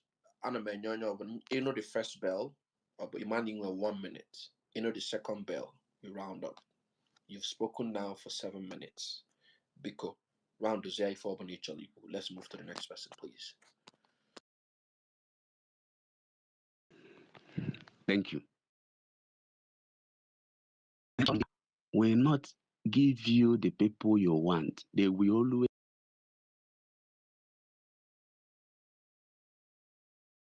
supposed to me want. Many years it has happened. So now the Kanu and Simon Ekpa are not the cause of the problem. The cause of the problem as the leaders of Nigeria, who are the chief of army staff, how much security, they blame somebody who is not chief security, who is not in time. How many times go have a hand and phone? I say never order to come. Thank you. All right. Chooks, you told us a story that we already know. And one funny thing about storytelling here, but are absolutely correct. Some of us, Makwanifa Nagan Nigeria, and I dare say that most of the things some of you do quote, they support to the agitation and the way it's going, was never from your own study or your own idea. You were indoctrinated. You people speak the same way. So that is everybody. I just support Facebook, put a double nisi, a cram one. Before you the same thing. Nobody thinks outside that box. You just mentioned na I didn't win election in the Southeast. And what anything like that. So I can believe in what if I take election. And no more I probably when I contributed to the kind of leaders now emerge from this agitation. I had draw go that line and more money in back on win area because now prior to election in Anambra State, Simon Ekpa specifically was shouting no election. There will be no election in the Southeast. No buya. If you dare come out, if you open if you well, woto. And the eve of the election, the man they move to Enugu. A lot of people I know one about Enugu. Man they wana asaba. For that they came on man they na put that call. That was why we were the lowest number of voters ever.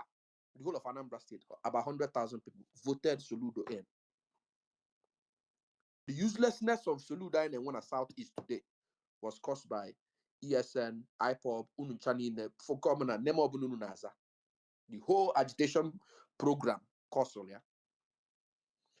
Urban and Abia State yielded to that whims and caprices and if any non preach. By today, the dividend for 24 years, Abia State, the kind of glimpse of light and went out.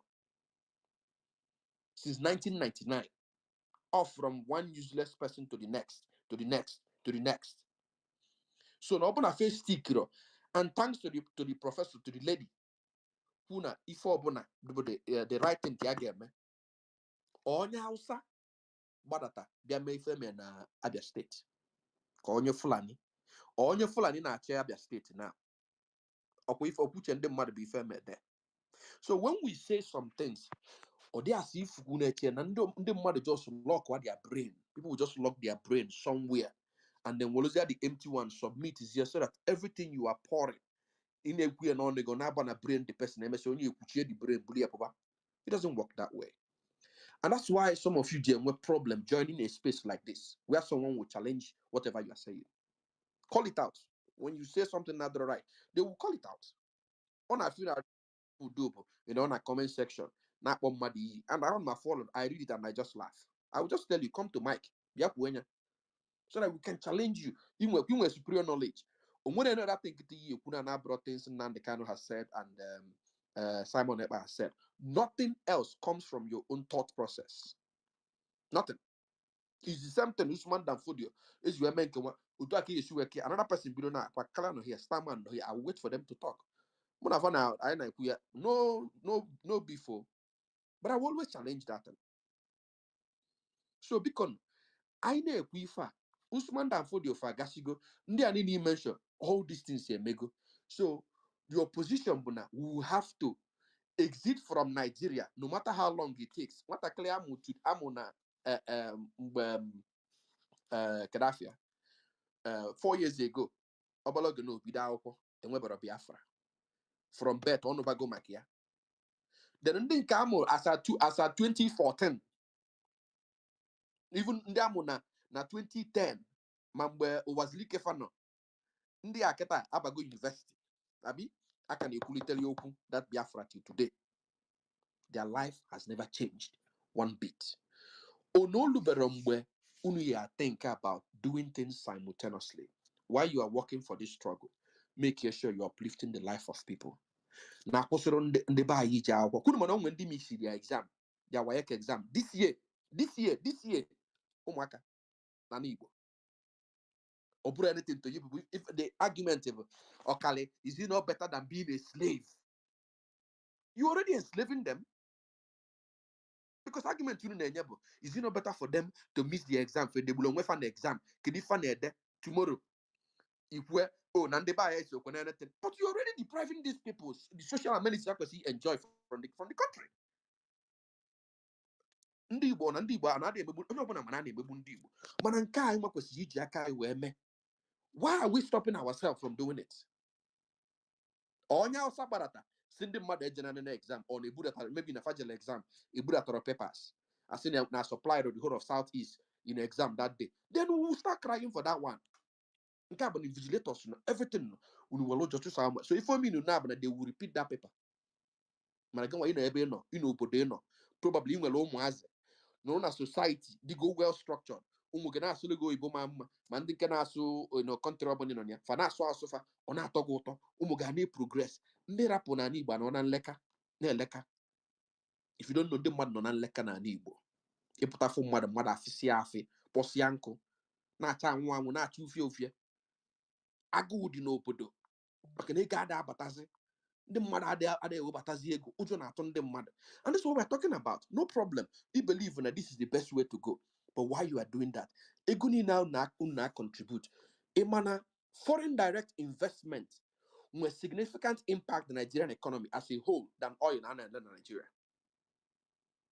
So imana open wele Ghana atoko eji ego nkwo eji fight is your why because no boss government kind of fight. As far as federal government is concerned, unu cho lock one down southeast for 1 year. Obasarofa. I can guarantee you this thing. On what on your basa. If you like, lock wa southeast from head bridge, you lock one up. You join a state, lock wa. You lock wa the whole of southeast. Nigeria will still be going on. They don't care. Oh, I must say, if you find along why. That is the truth. And we can't sit and allow it to continue to happen without Ọ speaking up. bụzikwa host a ga-ekwesịkwa anyị kwuo okwu taa hey. Akara ga-ekwu mana ime mkpọtụ too much mana mmenye 2 minutes only ihe kwuozi feature ekwu. So we have to keep challenging distance and start speaking truth to our people. Ọ bụrụ unu nwa believe na inweta Biafra na-eme ya but unu akwụsịsị na ndị chọrọ ime ife maka ana Igbo. Unu emezina unu etinyezina ndị mmadụ ụjọ na-arụ onye chọrọ ịpụta unu abịa na ịpụta egbue gị unu emezina ya. Onwere ife ọbụla ọ na yield in human index. Onwere nothing. Zero. Ka gaa n'ilu. Onye ya ga kịta bụ akụkarịa mba Belami ya aga. Enwere m ike ikwu No, okwu? Chuks. Enwere m ike ikwu okwu? You asked me so many questions.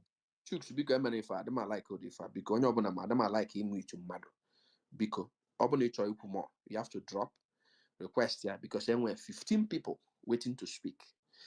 So it drop wa olukwazia ibugota gị again ogo ndị kwu before chọrọ ịgbagota na farms ana m afa na justice ma a couple of people nọkwa there na request we'll bring them up. So biko ka enwe ike bugota ndị nke na-ekwuru na nọ ma ndị IPOB ma onye ọbụla ife ọbụla ị na-represent we'll bring you up to speak. Biko Chuks, biko Bellamy is going now. Bellamy, in 5 minutes. This is 1 o'clock. By 1:05, you stop. Go ahead. Dalo, man, or carry 5 minutes. Nkobuno echiri ya zero. Odogo gidi. I am sorry to announce to you that Nda Adigoro indoctrinated about this IPOB stuff. And what do you think if I know what if I change here? These guys are like Otu and the Tuesday no. I'm sorry to mention name. And what do you think if Nda if I change here? It is impossible. Because so Ebrugo this textbook do if I no policy. Oh okay, Nam the cannot chop tarakana actually. I'm sorry to say it. Okay, Nam the cannot chop tara. Never Simon Epakana actually sincere. I asked this question on this space last week. Ogidi. Ụmụaka ahụ ebiri egbe n'ime ọhịa n'ọnụ ESN a showcase here na Facebook, ana akwaka, and the Kanu. Where are those guns? Ebe ka ndị egbe ha niile nọ. Where are those guns? Kedu egbe ba afọ niile nọ? On the go to Europe and see. These men over 40 years in Europe, nanata hanata. Never a single land in Igbo. Don't have a single investment. Go and see how they are spending money. Now, to go 50 pounds, 50 pounds, 100. None of them. And we don't go how voices okay. Got support to this referendum. Fulani, Usman Danfodio. As in something meaning. I asked one of them in South Korea. Can you tell me how to get referendum? Who go open a referendum? Or some na I've been a parliament. I announce so ndi kandi bugaro mufa. Are you kidding me? Can you do bolo? These people umwele. Can they push with these people? And you watch their age. They are between the age of 40. That is, they what is them doing me fa? Some of them some of them are as in watch their parade. Watch go to their parade na Europe. It's for old men. Oh, how go their life has finished. Eh? They couldn't know any cast one iba. Yabu oh you go to or didn't know okay. That okay mara. Now worry this set of men. Nobody I am just waiting for Nnamdi Kanu to because for me, one side of my mind about going Nnamdi Kanu because he has repented. Go from his open his one after a court and his appearance goes to that he has had a rethink. Oh, go rethink. I said to go brain here. I am praying because the Southeast governors should go. Let him release Nnamdi Kanu. Can you make it 2 minutes? Yeah. Let us test this is 2 minutes. Because all the Ryan and Simon Eba would not allow him to speak. There will be war. I challenge you, ne defend this nonsense. But see your single land in Anibo. But see your investment in Anibo. You have nothing to lose. And when you see they lose, your children are abroad, obviously. Obo in Nigeria. But see your shop. Can your shop go to you don't have anything to defend. May defend this nonsense ideology. Nonsense ideology. People can't even come back home safely. Christmas now, Nelu. Everybody will stop in Lagos. Cho taxi, more cho Uber, more GEO. 0 But then here, Nima Bani. 0 now. This is what you guys have turned us to. I guys, they say Fulani Danfodio, Osman Danfodio, 1922, 1918, I made a plan to Islamize Nigeria. Are you talking to kids for crying out loud? You know, go Maka. Are you talking to children? Now, Ekucham. Bellamy. I wish Watching them ka no be adoro Bachelor, Bellamy ma. as funny as this is, I wish we have much more very vocal people who are opposing this so that they will know that not everybody can just bow to their threats. I remember 2021. Ike post and post NTS and a Jumbotron. Joe Gadget go to the comment section. Then compare what I was receiving in the DM, even till now. So because we have failed to match them with the same energy. Or the fact of someone with a monopoly, he met threat, he no manner of nonsense, allowing charlatans to take control of your region. That's what we did. Anambra because just 10 seconds. Ebido Emana, Keka. ndị na nwa ejide na n'ime ọhịa nwere kampụ. No single Fulani nọ n'ime ha. No single Fulani people. Ndị na-arụ kampụ Of n'ime ọhịa. course. No single Of course. Fulani nọ n'ime ha. These are Igbo people. See from one state. I think without them, that Nafulani would have taken over our Anakogi nonsense. Ndi Benue, Hano na Befa.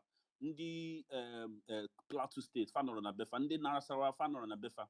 Ndi Edo State, Fanor na Befa. There are so many. Yes, we have communal crisis. We have a lot of things. We know all these things. We know the invasion. We know all of these things. mana ọ bụrụ ka esi eme ịpụta na social media ị na-epost nonsense mgbe nwere nke ha dịrị eme ha ji ha agba ebe ndị na-anọ Fulani settlement ọkụ post na social media ihe a na-ekpu m kedu ụdị nzuzu bụ ife a kedu they don't even have tact fa na-eme ife they don't have tact asị gị na ha na-eme nke na nothing foul feche n'ọsọsọ taa ka ndị Igbo bidoro o nwere onye Aguleri bịara ebe a kọwasịa dat na ọ bụrụ tata ka anyị na ndị Fulani na-achịgharị efi na anụgoro bidoro bọọgụ ọ bụrụ tata ka e nwere inter tribal war in Nigeria ọ bụrụ tata in early 2000 ndị be anyị nọrọ ọgụ na Kano ndị be anyị je na Kano n'ọgụ nwee mmeri so ihe ha na-akọ nonsense cheme ha bidoli ọ bụrụ tata ndị ahụ jere nọ na Kano n'ugwu Hausa mgbe ahụ ha na-eme detin I wee sefe enough to is enough wee nyefe gwafe ebe ha ga-anọ ọrụ mmadụ mere ya ọrụ ndị Igbo so ha na-emezi asif na ha amaghịzi ndị fabụ ịmakwa onye ịbụ ịma na ịbụ ndị Igbo pụta na-akọ with the way we gave them power like I just know buru no power nyefe without knowing it everything little Fulani Zukwani ike. The more you complain about these people, the more you give them undue power. Eh? Kewu. All right. Let's move forward. It's because as a chikwala nwe fi nwe iku. Enwere m ife na-abụ ikwu first of all anyị nọ ihe Elvis kwuo oge ọ gbagote ebe a na ịrekọmendị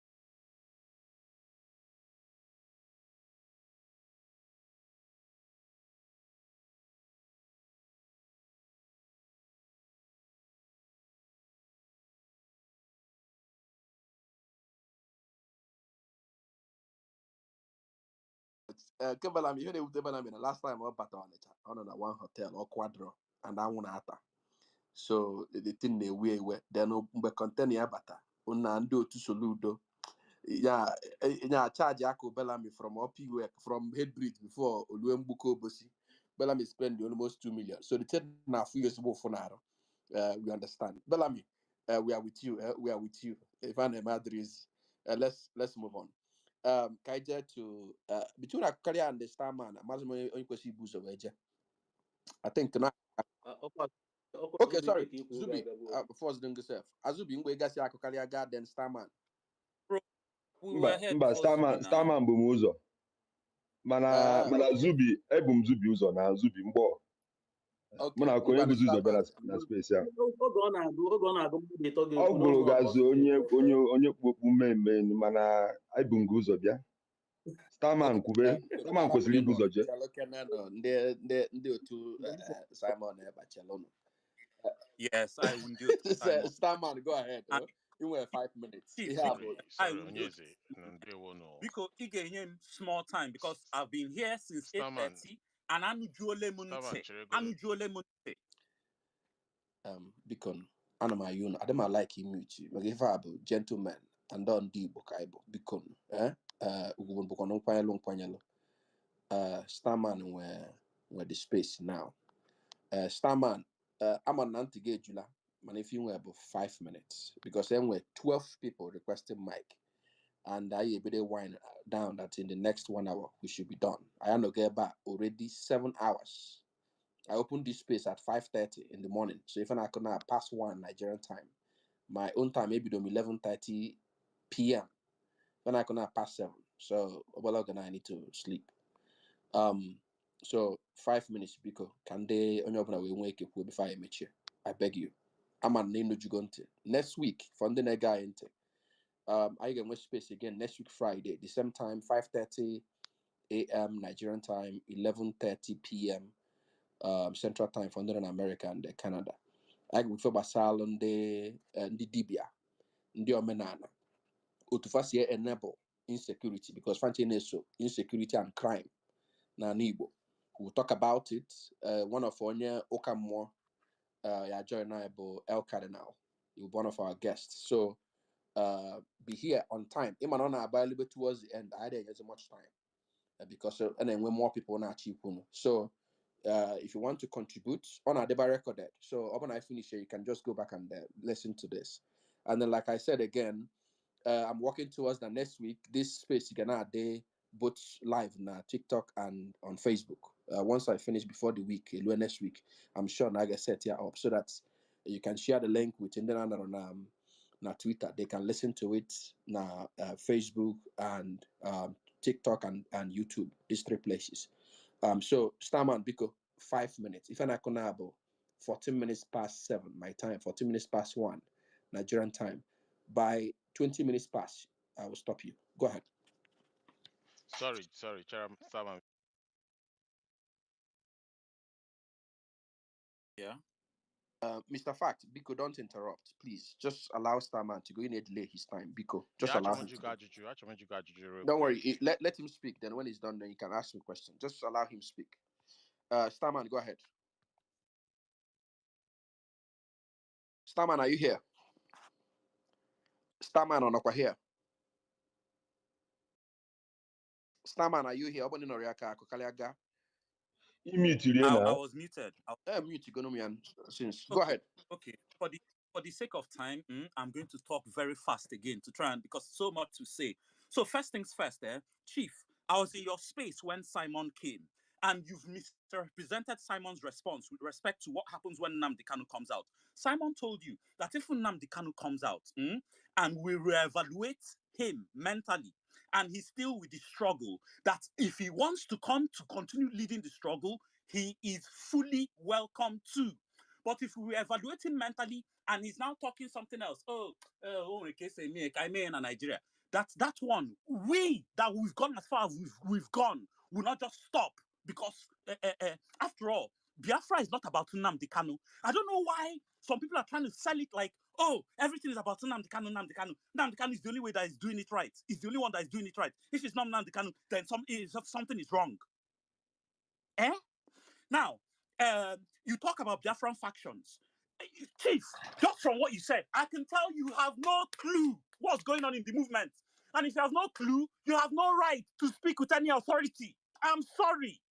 How can you be conflating IPOB in Nigeria with Biafra Republic government in exile? And you're here expecting us to believe you know what you're talking about. Though as if you don't know IPOB Nigeria, they now work with your Nigerian governors, collecting money, sabotaging. Why are they fighting Simon? What have they done to actually show that this IPOB Nigeria, the ones that are now working with your governors, what have they actually done to show that they are fighting for Biafra, other than fighting Simon, making all sorts of stupid claims? What have they done? And then, see, I was going to start with 3 questions, but there's no need. Just listening to most of the people here, you can tell who is a Biafran and who is not. Most of you here, I was going to ask if some of you actually wanted Biafra, but I know you don't. You want your one Nigeria, and you love your one Nigeria. That's just let's stop beating around the bush. Just come out open, say it, koro koro. And then, Chief, I posted something in the chat. I posted a list, and I posted this in your last room. On that list, there's 13 different groups that operate in the Southeast, causing mayhem. Some of them have been operating long before IPOB. Long. But somehow, in today's world, any spakam in the Southeast, any small violence, hey, IPOB, hey, Simon, hey, Nnamdi Kanu. What kind of nonsense is that? As in, suddenly, you develop amnesia for, number one, Nigerian army, with all the checkpoints. And even, somebody should please answer me how the Southeast is so saturated with checkpoints, my army, my police, but yet all these crimes somehow are going on and they can't check it. So what exactly are they doing there? How about they leave first? The Nigerian army leave first, since they have the longest history of killing us, so that we, one by one, will do a process of freaking elimination where the problem is coming from. Eh? But everything, Simon. What? Is it because, and it's very cowardly behavior. Because you it's like almost like you people know, unu or your governor, unu or your Nigerian army, they will come for you. But Simon, easy soft targets now. I was going to ask you guys as well. Should Nigeria suddenly collapse, like literally in the next hour? What exactly do you guys think will happen? Do you really think your Southeast, what do you think, what do you expect your Southeast governors to do for you if Nigeria collapses? Is it not the same federal government they collect all their money allocation and whatever from? What do you really think they can't even control police to come and protect anybody?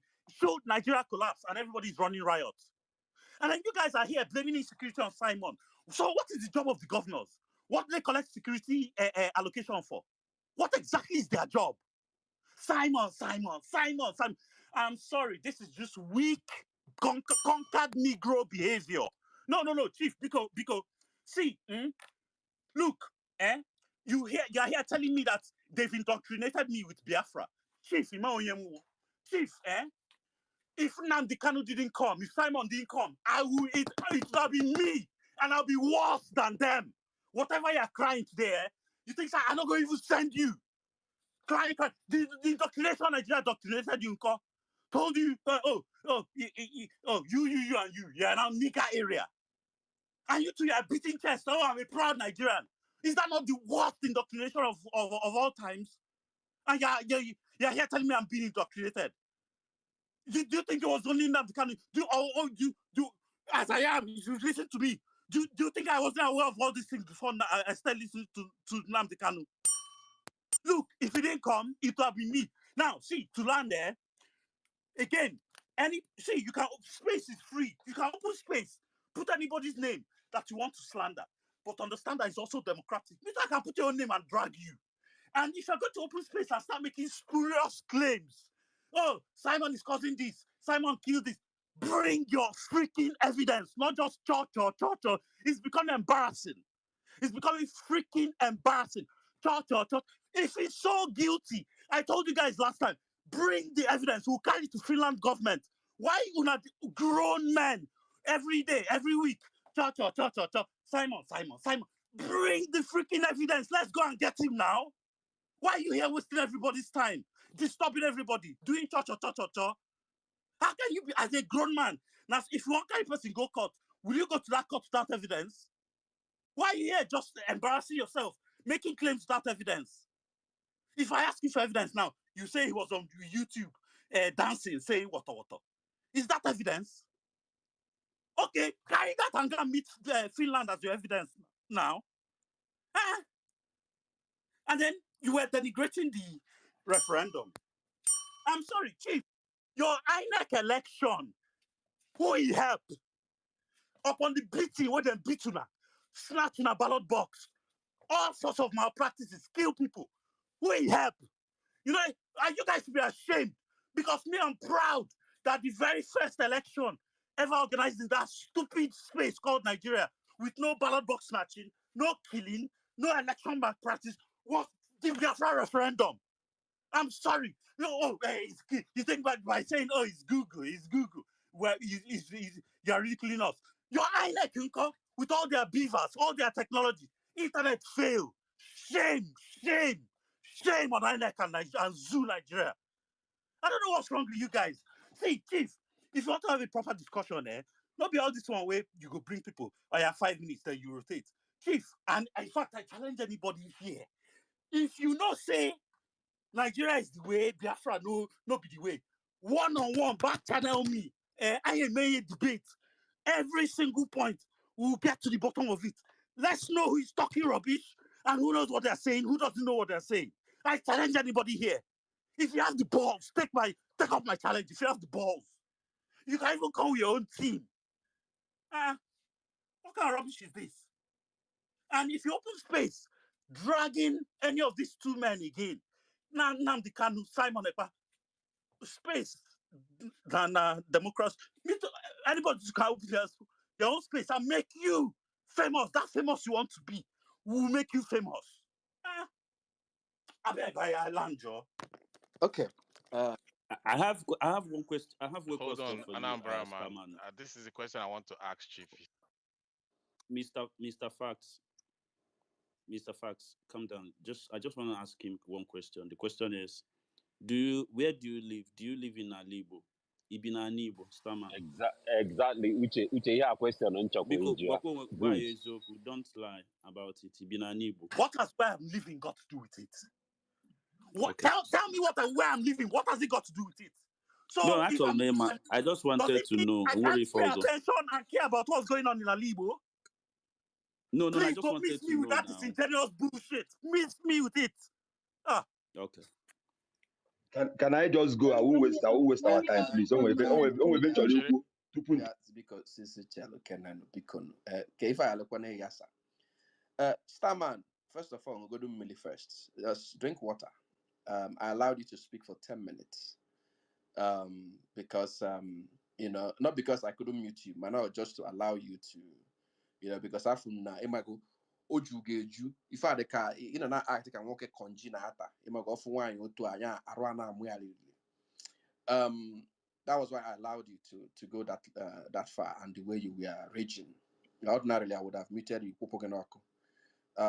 because you lost your decorum. I want to take this now. This is out of character. Because I like to challenge you people. Let's have logical conversation and not threats. Because here now, you wanted to release that threat, because this thing is recorded, and you think you are anonymous. You're not anonymous. I am telling you honestly. I didn't threaten anybody. No, I didn't say you did. Please, don't mischaracterize me. I didn't threaten said anybody. you nearly, because when you said no, okay, what did I say? Please don't insinuate nonsense here. What did I say? What exactly did I say? Nearly, nearly now, Chief. My man Starman, check in dictionary, the meaning of nearly. We know na iha no democracy. You wanted to release it. I was waiting for you to release it, but thank God you are smart. Because talk is cheap, and what if I became mad famous? What we are talking about, and nobody is interested in being famous. What we are talking about is about an Igbo. And the one Igbo carry here. No matter how emotional each and every day. I want to do businesses na Igbo. Do you know what we go through? Simple question I jog here. Ibina Igbo. Just a simple question. Do you live in the southeast? Obviously, you don't. Because you don't speak like someone that lives in the southeast. Because opening a business, if you have something to lose, you will understand that any day and then with any business, some of us lose substantial amount of money. And regardless of to southeast city, some of us are still investing heavily. Regardless, because now for that an Igbo nanya. We're not saying these things out of Kobru na Ekwoku.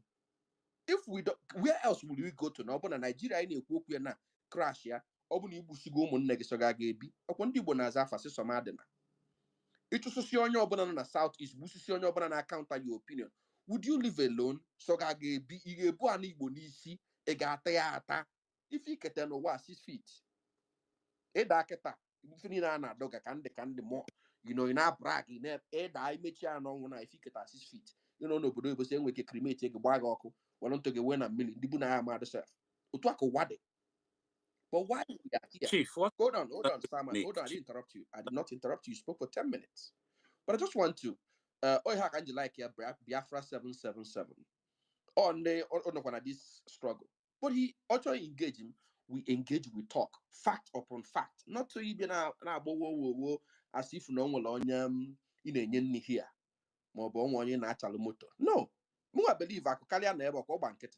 I'm a carry a tune. But all man money and engage kwa in a timeline. Mwe space on abia. More ya say no one the struggle ya say gonna block on ya upon all the costing and everything. I was so who want in a mic here. When you are that's to tell you that we still want to have that conversation. But then the way you are coming at us. We are not scared of you. Don't think now because now some of us go jela agwa put ilu posi ata chelo ife jalwol ichena ụfọdụ dịkwa rugged kalia ife efo a na-ebe ka ngwakọgo. Probably before you even know about IPOB, I've been in Masop Agwangia. I was part of Masop London. So probably before you even heard of IPOB, before you even heard of Biafra struggle, I've been in it. So some of us are new. We are not new to this thing. But an Igbo trumps anything you are talking about. An Igbo trumps any ideology you will have, any struggle you will have. And we must, this generation, do everything to protect it. Not to decimate it. Not to make it unlivable. Ibano Obodozo, you have a family, you raise a beautiful family, they are doing very well. Look at what you just said here. It will be you, and you'll be worse than them. Exactly what we are talking about here. We don't want that kind of mindset, Nanibo. We don't want it. You'll be worse than them. So when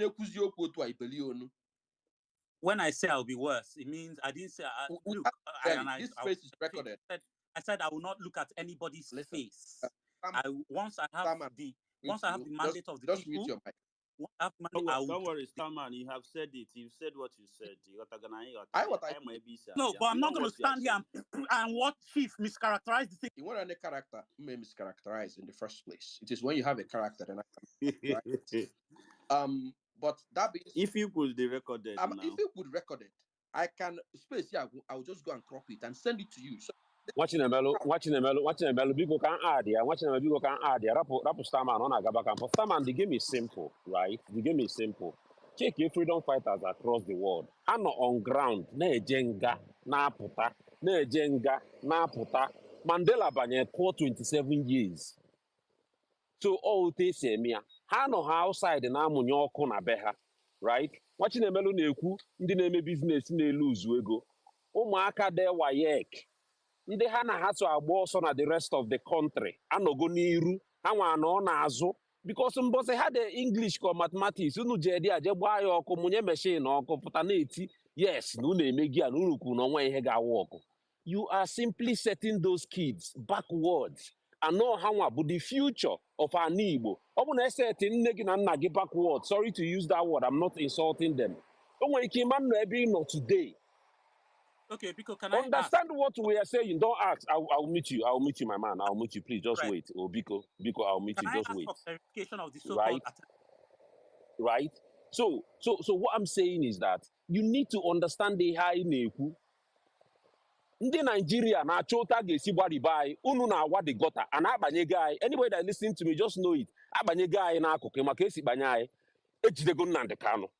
Now onye nke nọ ebe ọ nọ a na-amụnye ọkụ because na-eji nna so a na-ama hapụ Nnamdi Kanu because ha ma na-ahapụ ya udo dị ana Igbo aflorish mekwa otu o si aflorish before SMEs anataba but they have just ejide guy na junction as in a very bad junction right because any miscreant pụtazi ime ihe o mere kịta anụ eju ya ka eme o ji mee ya ọ sị gị na ọ maka na eji Nnamdị Kanụ tirapụ Nnamdị Kanụ onye pụta ṅụcha mmanya onye chi izu ori were egbe je zuo ori gbagbusia ndị mmadụ ajọ ya ọsị na ọ maka na eji Nnamdị Kanụ. You understand? So unu awago the gota ide abakwutego anyị ama mgbo nri dị ide because ide abakwutego anyị. That is the challenge and you're not listening.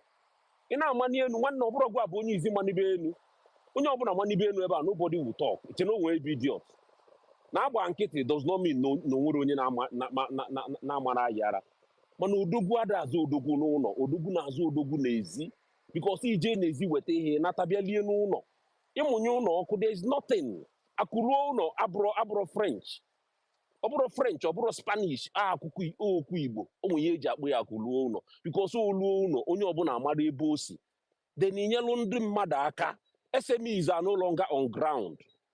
Eze, can I clarify Thank you. something? You made a statement. You said Biko ka njọ ọsọ nwere nchọrọ ikwu. wait, you Sama said biko were iwe. Osino Nnamdi Kanu sent Ria. Biko, can you bring us any evidence of someone that actually stole and said Nnamdi Kanu sent him, please? Enwere evidence, o nwere nchọrọ ikwu biko. Just make Sama statement. ọ tọnụ mụ, o nwere nchọrọ ikwu ka m gwa gee ntị chere You godu. don't even understand what he said. That's not what he's trying to say. You don't even understand what he said. Come on, now you need to comprehend. That's the only thing. Chegodi, yeah, Igbo space, so yeah, Igbo space, kind of. Yeah, I didn't comprehend. What did he say, Oya? Gentlemen, Starman, mute your mic at this point. I don't like doing it. I like to approach everybody with respect and dignity. Please, I carry agagana unnabi believe munu the same unnab na the same obo. Even Mr. Fact, and the name will Eddie Funny. You know, I believe no channel na the same group. So please mute your mic. Akokaya in 5 minutes. If I have 33, 133 by 138, I will stop you. Akara, go ahead.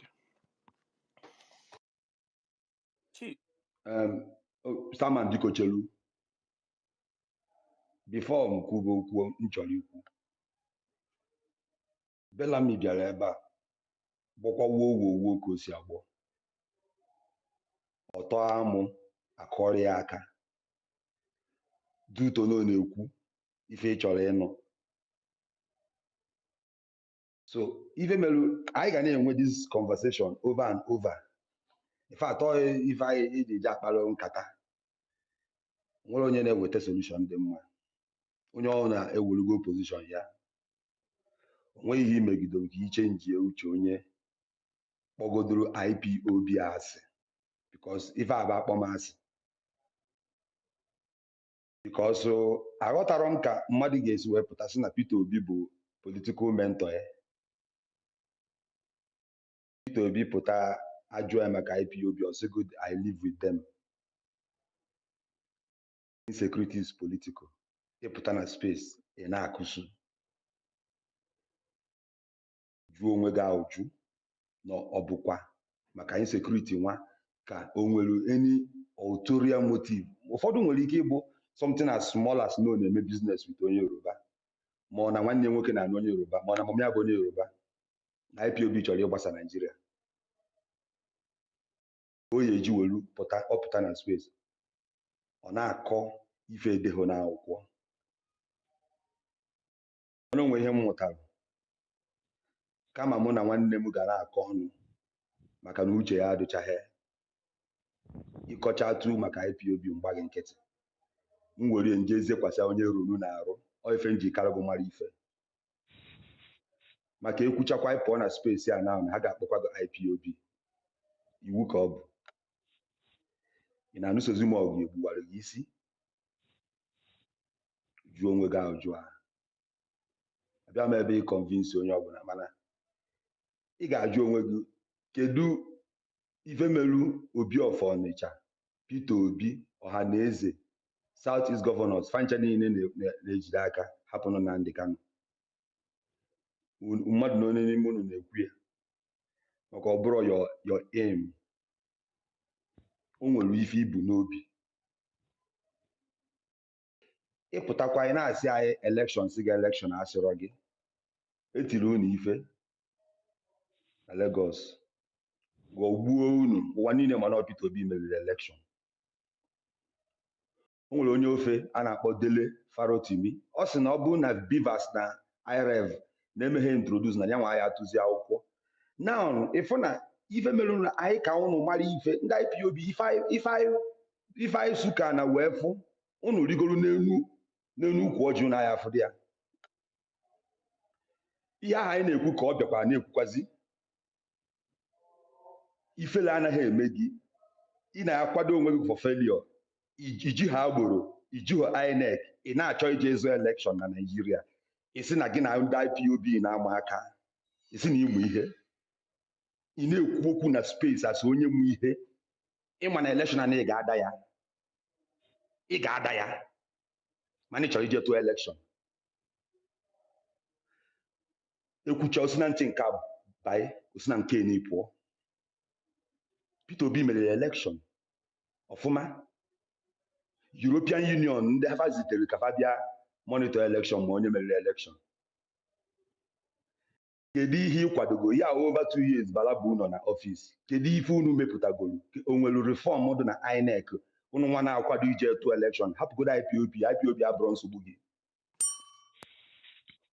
ị kahụ mba ka mara ife nwanne chelu anọgo na space ife mere nji narụ space a bụ okwu ikwuru bụ ichie unu na-ebe na ndị Yoruba ji media mana ị na-enye ha narrative ịpụta na space gị rekọdụ wee sị nọ ndị Igbo nwee efi a na-achị ka isi kwuo ya onye a nwere ike ọ kọpịrị that part o jee kwuo n'ọkwa ndị Igbo na-enyefe egbe ha ji agbagbu ndị mmadụ ichefuzie na ndị a nwere agenda ịwakpo ndị mmadụ nalụ ndị mmadụ ana omego na Middle Belt fa chenjicha names of villages na Middle Belt enwe IDPs ịmana ịbịa ka isi play down nwanne chelu ji nwayọ space gị bụ space ndị achọrọ IPOB without any reason onwere any proof na-enye na Southeast governors apụtago kwuo na ọ bụrụ IPOB mana ụnụ nwanne unu bie n'isi onwere ife dị na jumbo throne ụnụ sọsọ ebe a na-agba egwu ka unu na-egosi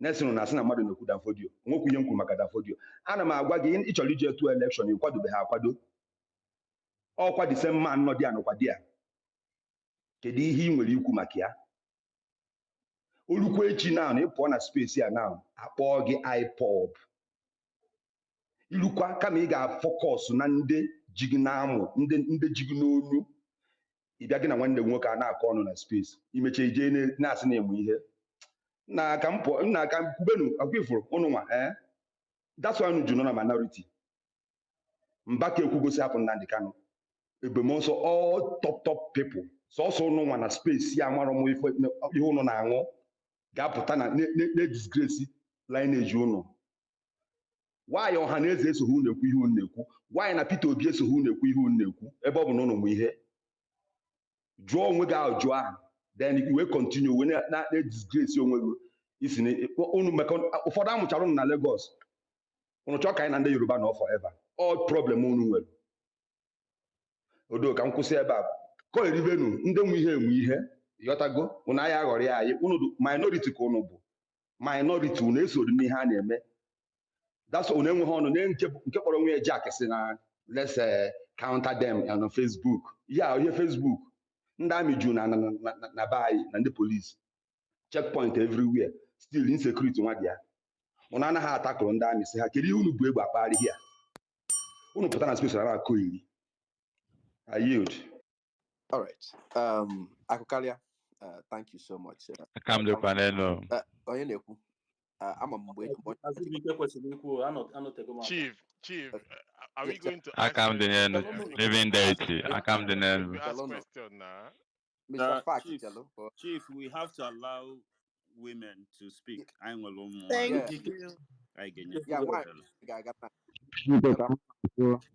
Na biko ana m ayọ enu na ayọ biko na si abụ ya abụ onye ọbụla ya ekwu biko just ka m nwanne m nwoke Akukalia my man ana m akpọ gị my man maka na mụ na ga-ara ese ama na ịnọnye alụfa mana mụ na ga-ada esero even ị na-abụ sometimes ị bịa dee ife na-ade ede ngụsịkwa ya agbachi nke nkịtị anyị anụghị ife niile ikwu in as much as na ị na-etake the thing very personally o nwere onye na-ebe a point na mmadụ aka to cut the person.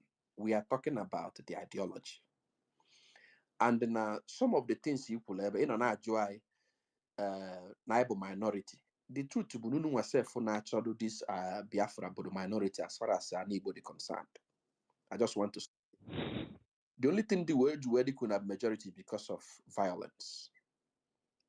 That is the fact. Unubuta minority. Now, I keep saying this thing. This referendum, I can guarantee you we can put any amount you want to put in. Bob name referendum. Una up to 30% of vote of Igbo. I can guarantee you this thing. Unubuta minority. The only thing Melody Dikuna man, all because of violence. Weapon by violence, drop what the whole threat and everything. Convince them mad logically. You people cannot do it. You can't convince people to obey whatever you are saying. You don't have that capability. You don't have that mental capacity to engage people logically, convince them that this struggle is going to do this. That is why you are using force. We're not threatening anybody. We're just we're just having conversation. You already irritated, conversation, logical conversation. What are they threatening here? But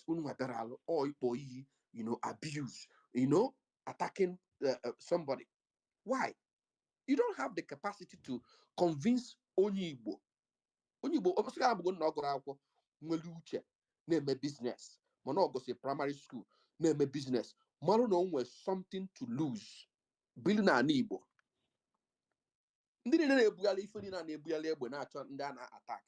Majority ebere na Igbo. Ndị bi na Igbo ebi enwere ife na-eme aka si ike. Ask somebody nwere ife ọ na-eme nwe business na Igbo. And I like it. Why you like what I want to make it an Igbo. Man, this is how far we go to this violence if I'm able to see non kaki and support. Even now, bag fire, I don't know what Sonia, in as much as them be able to man Nigeria at least twice and 3 times a year. But can win business na Igbo. So I don't know what if out of something I don't know. You don't align business more no kanya na ba yana agwagin na ife na only maybe ife. And I know we open no out of just carbon idea ever like your word and akoyeli. Onwere na akoyeli. In fact, if for anything, all one I be a quifa, name me no through violence, guys, will achieve this Eldorado, this Disney World. And Disney World open out to I this in here local government. You can't. Friends, your friends will not show up. Your friends will not show up. Some part of it here local government. Lil or Sumo. You can't go there. As I'm not saying if a number. When I put on a social media or they come imagine like I said. Nke point out na nna ebe a na-ekwu nọ ndị Igbo nwe efi ndị Hausa na-achịgharị n'ala Igbo asịrị m nwere mgbe nji wesiala gị asị ife a na-ekwukọta kpọọ somebody mara ebe a na-akpọ ụmụnya na Anambra State ịgbafesi old mode by the left ma ị na-eje Ọka ọ nọ by the other side of the road a na-ele efi ebe a ndị na-ele efi n'Ọka ndị na-ele efi na Ụmụdị Ọka ebe ọbụla a na-ele efi a na-achị efi ije ebe a by 11 o'clock 10 11 12 if I say be early in the morning by 6:37 because if you get banding off ya, even the mother call ife. I don't know. I'm not saying what I don't know. It go maybe last month. So when we say distance, if I and then there, and my talk and Igbo. Because Nifabo, Igbo space kind of.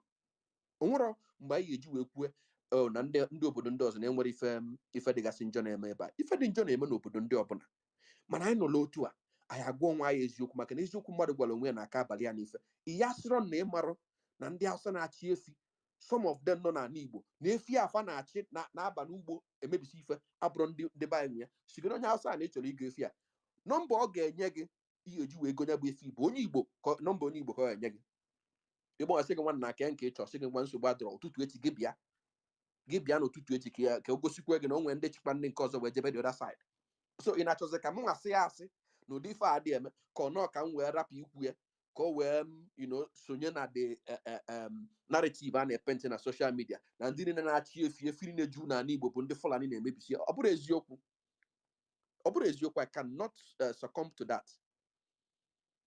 A lot of efi a na-achị n'ala Igbo na-emebisi ife ndị mmadụ bụ ndị be anyị nwere efi Problem anywhere. I can show you what got a be if about you. So, Ibia, anime queer. Ibia in the comment. Bomb beginning but go to a mic. Come and present a logical argument. Operate that while you neg. I would buy you can Igbo maybe. No, can you see a chocolate kai? Okay, any gum option here, suggestion, brother. While I'm on the struggle, why not Emir simultaneously?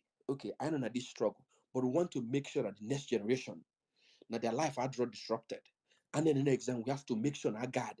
Ndi ebinyele but she make sure and the flan invade the fan in the exam. Mondi been a boarding school, rape almost more that kind of thing. Ndi we farms so that kafa labor person at farms. Kafa we can all koputan ndi boyeni. Na contribute to ego, na support to technology, na support industry, na support innovation na nibo, na one. Our brother Elvis is not here, nor Norway. Because we can about investing in the music and the film this thing na nibo. Also, where the capacity to bring in people. Money I Maria or Fabatake Buefa. So they can't come. And this is our concern. Or the genuine. It's in MNK. So please.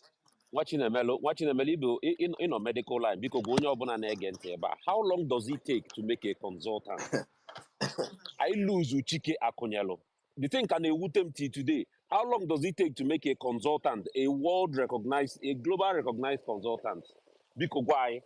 As only no medical. Konyo abuna gota what we are doing. It's just something easy to Google. I mentioned my own area of specialization, but cardiology and infobasalo, heart attack, cath lab and endotia. Now as we speak now, what an interventional cardiologist. Obgo no de ade. And what a cath lab would be ready. You want heart attack now, nebulugi now, learn at that cath lab. Now you save your life. If you have heart attack now, you are going to die. The better than God forbid, the better than age you will die. 100, you will die. Even there, need a serious concern because now, it must be going in no lebeni no, mesefini money more good healthcare, seasoned professionals. And when they know they want to come back to contribute. How many people go now for medical mission I got in Nigeria so we can contribute? Let me give you this story. Now 2017 abatam na Anambra State Teaching Hospital. Anybody can corroborate what I'm saying about ICU, no, that's hospital teaching hospital. I'm going to find out where Anambra State Teaching Hospital called Ojuku Teaching Hospital. My friend, no, that's A&E. Once I come for their ICU because not my area of specialization.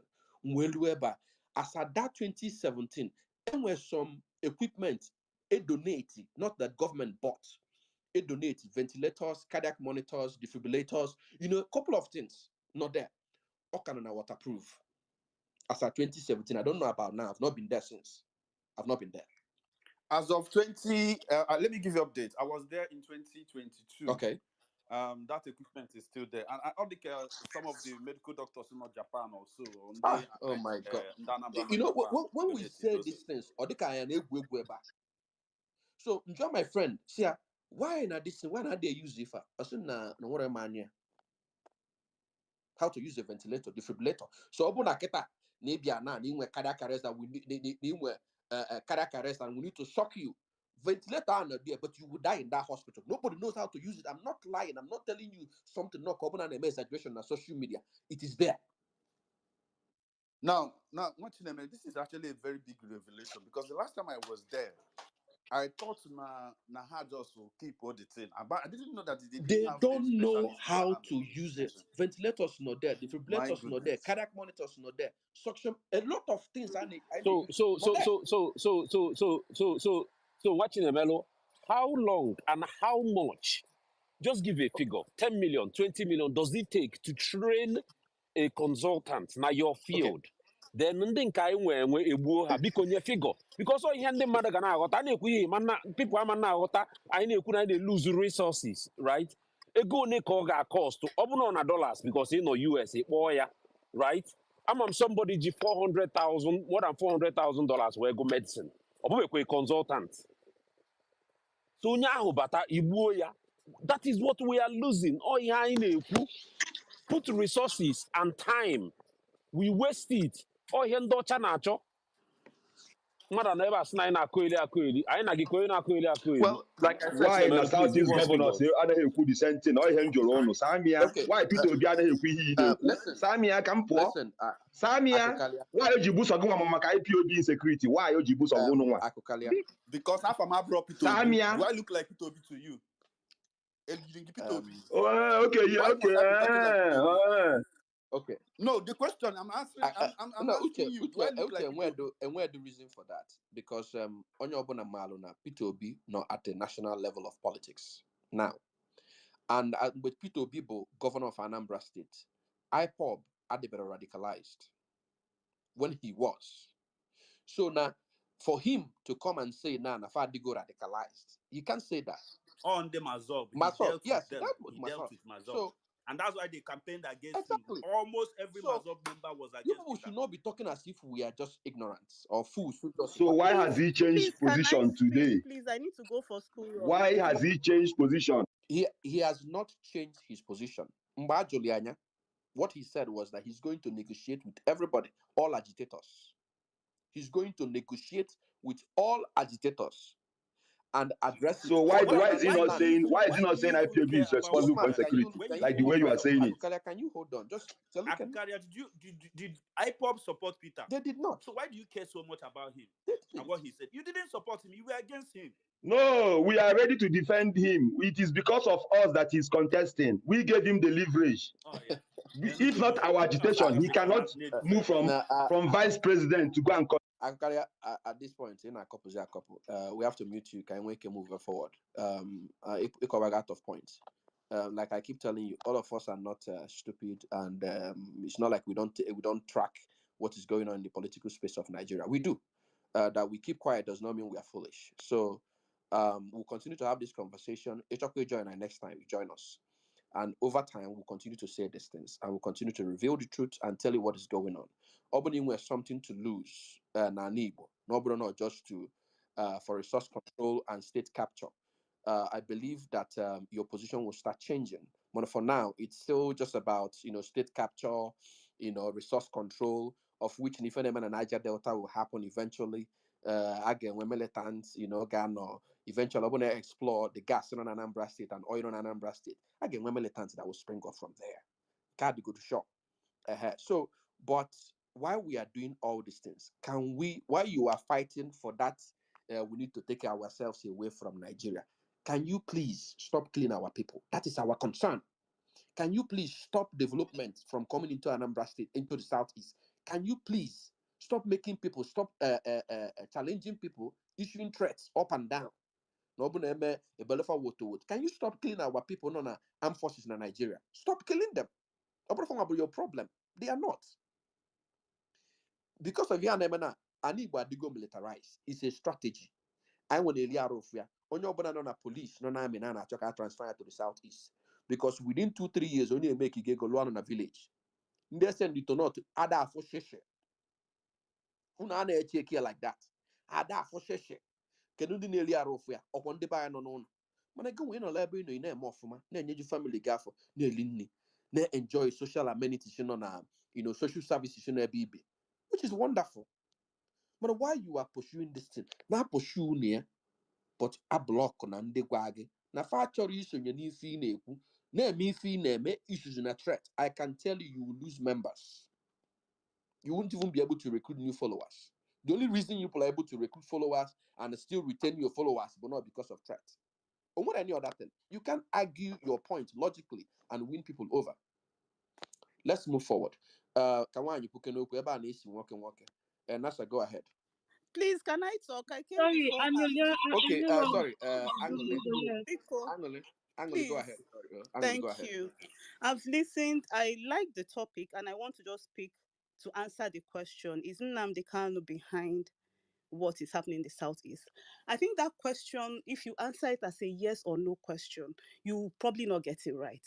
The only thing that it will result in is debate for or against. But we all know that when issues like this happen, there are so many factors that lead to radicalization that lead to these insecurities. I'll speak for myself. My brother, a medical doctor, is an orthopedic surgeon, was killed in 2019 in Enugu. And this is something that I don't want to talk about, but I know the reason why he was killed. Do you get? So it's not only ESN or Nnamdi Kanu or the agitators of Biafra that are killing people. Igbo doctors, chief, you're a doctor. Doctors kill themselves for positions. A lot of things happen. That is the issue. And that is just one part of the insecurity. And other things. The security opposed to the east. Now comes to this thing. 2019 was when my brother was killed, was just before the radicalization became obvious. Okay, in charge of Proda. The same thing. It was about the same year. Before all these things broke out. So Potakita, see, no Nnamdi Kanu na Simon Ekpa, or whatever his name is the one that is causing it. It's not really true. The military and they send it to the east had involved. I am Ezioku. Who is the person who are the people that are supposed to ensure that the states are safe? They are our governors. Are they doing anything? No. What have they done? Before, as far back as 1990s, late or mid-90s, in my place where I come from, because of security to protect my people, I won't say the name. But where I come from, it was scary for us Kaiga Ubo, because Ndi Fulani will rape people, will kill people. It got better Ndi police. Onye ọbụla eze aka. And in fact, check here, checkpoints. I don't know about now because I've not been to the east in a while. But then check here, within the parameter, why? Because all interest may protect the business interest of the people, these things, to the detriment of Ndi and I maybe Fehanubo. So for years in my community, actually Ghana group because of protection. The mother does Banubo just to giggle when you harvested some things. Up until ESN where Potter. Before ESN Potter, and we listed there for Benine in Fulani Bigo. I'm not speaking for or against. I'm not agreeing with both parties. That's the truth. I'm not in support of anybody. I'm not against anybody. But when ESN came, they pulled down all those places. My community was amongst that place. They chased them away. The police ha 3 times. And for some time, there was peace. Until last year, the police are again. I've heard we have had like 3 incidences of kidnapping from my own community. So, is it ESN that is causing it? Again, the police kidnapping, raping of the mado, even the mado pose. So but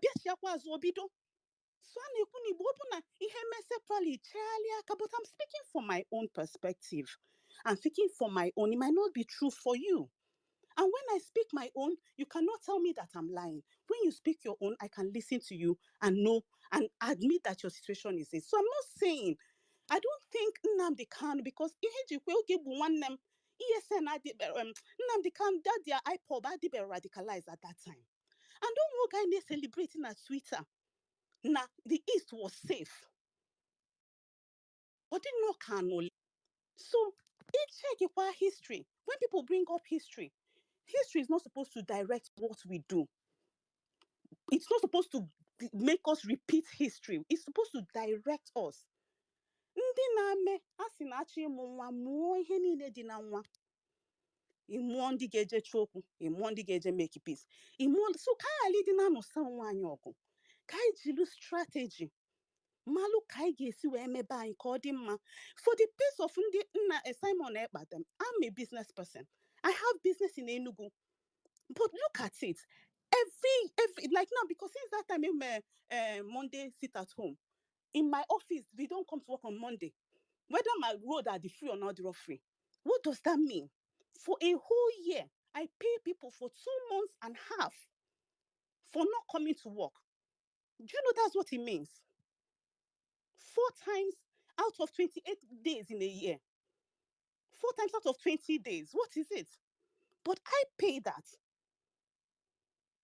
I pay them for not working, for not coming to work. And these are the things. So I'm telling you that they too should be strategic. You can't say you're protecting an Igbo and you're inflicting harm by something as simple as sit at home. It's killing businesses. And until you say that you have traced Indi to them, yes. Open set is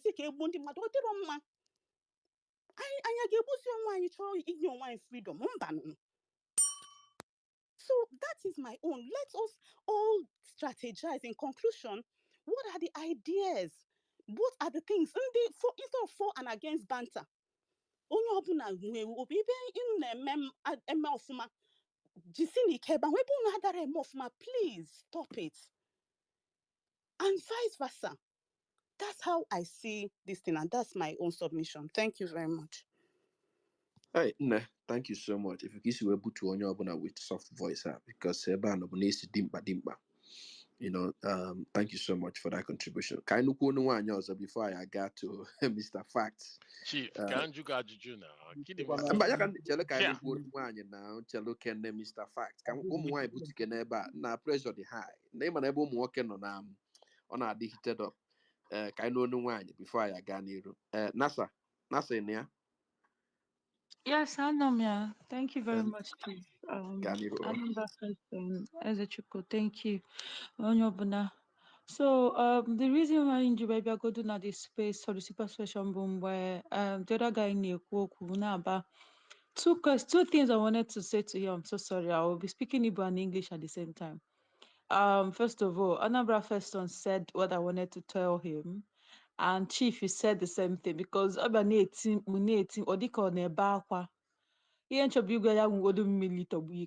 of all, right? Because ị na-eti mkpu ma ọ bụrụ iti mkpu ka mmadụ eji wee nụọ ihe ị na-ekwu. O nwere mgbe ọ dịka last year, the first time m nụrụ Simon Ekpa, that was last year. I can't remember the specific month, right? But it was still during this past election, ka o mepee space nsi godu ihe a na-anụ Simon Ekpa onye bụ the Simon Ekpa. This was last year. This is the first time I'm hearing who Simon Ekpa is, right? To show that in Ali Igbo, right, we don't lecture people that don't know what is going on. Rather, just like what Chief Nyoku, threat and all these things, fear, instill fear, measure madaka believe yes, this man called Simon Ekpa is really working. This man called Simon Ekpa is the king of kings. This man called Simon Ekpa is ewepụ Nnamdi Kalu or Simon Ekpa na-esochitie n'azụ. Anumonu Simon Ekpa for the first time. The only thing I felt was a devil incarnate. Amuanekwe. Nwa afọ Kambo from Anambra State, Idemili North. I heard the devil speaking. Whatever the devil comes to you as. Because you can't say, imagine like or each protect Alibu, each protecting Alibu, and all you could do is to cause mayhem. First of all, you made Monday sit at home mandatory. That was not according to what I heard. Please, you can check me out. That was not what Nnamdi Kalu said in the first place. Yes, there was this Monday sit at home came about when he wanted to do this to show like I don't know how to put it. you want to prove the government, you want to prove something to the government, right? He never made it mandatory. But Simon Ekpa made it mandatory. Not that he made it mandatory, he went as far as killing people. The same people you said you're protecting, the same people you said, oh, that you want to see the you want to make their life better, you want to secure their goods and their well-being. Ndị mmadụ ga n'afịa ilo just send there your thugs to destroy their hard-earned money, not caring if that is the only thing, that is their only surviving food they have for that day. Are you, I'm so sorry, please. Are you mad? And then you have the guy that comes here and you start ranting and ranting and ranting and talking and talking and talking. My sister Kwoku, yes, I know, I mean, obviously insecurity is everywhere, but come on, the one in Southeast and the one that this guy Ekpa is bringing or has brought is the worst so far. The worst of it all so far. Ihe batam n'obi bụ, I'm coming, thank you very much. Ihe batam n'obi bụ, sorry, Anambra first on Jude, this guy ajụjụ. Are you in Nigeria? Are you in Southeast? Okoyoko. Coconut, that as coconut tree, when a coconut fruit is up, he doesn't know what is going on. But when he lands on the floor, he receives the pain of landing on that floor. Everybody should come back. Those people, they are not supposed to help. Batano, come to Southeast. Let's see. And I wanted to ask Akokari a question. Please, it is going to be personal. If mistakenly, just mistakenly, those thugs that Simon Ekpa sent every Monday to destroy people's goods, to destroy people's homes, and to make insecurity worse for the Southeast, especially the Southeast, especially, mistakenly, your family got involved, what will you say to him? Thank you very much, Chief. Right. Thank you for a voice. You never pugo mo say voice in Kemali to pugo. We are a little bit riled up. Thank you so much. And if we are able to shake in a law outside an Igbo, outside Nigeria. When I sponsor, if I'm not talking in attack, maybe involved, maybe business in an Igbo. I'm telling you, each and in make tipia. I'm telling you, Ibu ga anata, enya isi smooth tipia anya. Mbaki ye jiwa water, mbwa na agba, to have service providers, to have things na Igbo. Maka unu chọta ife a na-ekwu okwu ya kịta, anyị nwere all distance, enwere service providers. Ị na-alụ ụlọ kịta, ọfịa gara inweta ndị ga-akpụrụ gị ezigbo blọk sef with the mola. Ọfịala ezigbo arụ na inweta ndị be anyị, ọ bụrụ na enwere nọ ndị nọ n'ala Igbo ha, because some of them move go ilue ma na Lagos ma na Abuja ke ndị nọ si into interior designing and all ọrụ ndị Igbo nọ so ya. When you put on a South, if you choba, you bring the person from either Port Harcourt or from Benin or from Abuja or from Lagos to come back and do the work. Make an idea provide services here. No, if I say na negadro, if a man negadro, the mother there when I pass here go no. Ujon ato was the final. So no go on a losing cake, polo. They will come back on your loss on abwa. These are realities. So because Khalid name as if a distance don't happen. What do you know? Uto amuano. I don't do against them, and even now, it's more like an ideology of something that will never come to pass. It will never come to pass. IG and war. Ojuku said it before he died. Now, another war are necessary. It's needless. Other necessary. We lost about 3 million people. Another war are necessary. So, open onye fight. Can we this thing unna fight kwa unna?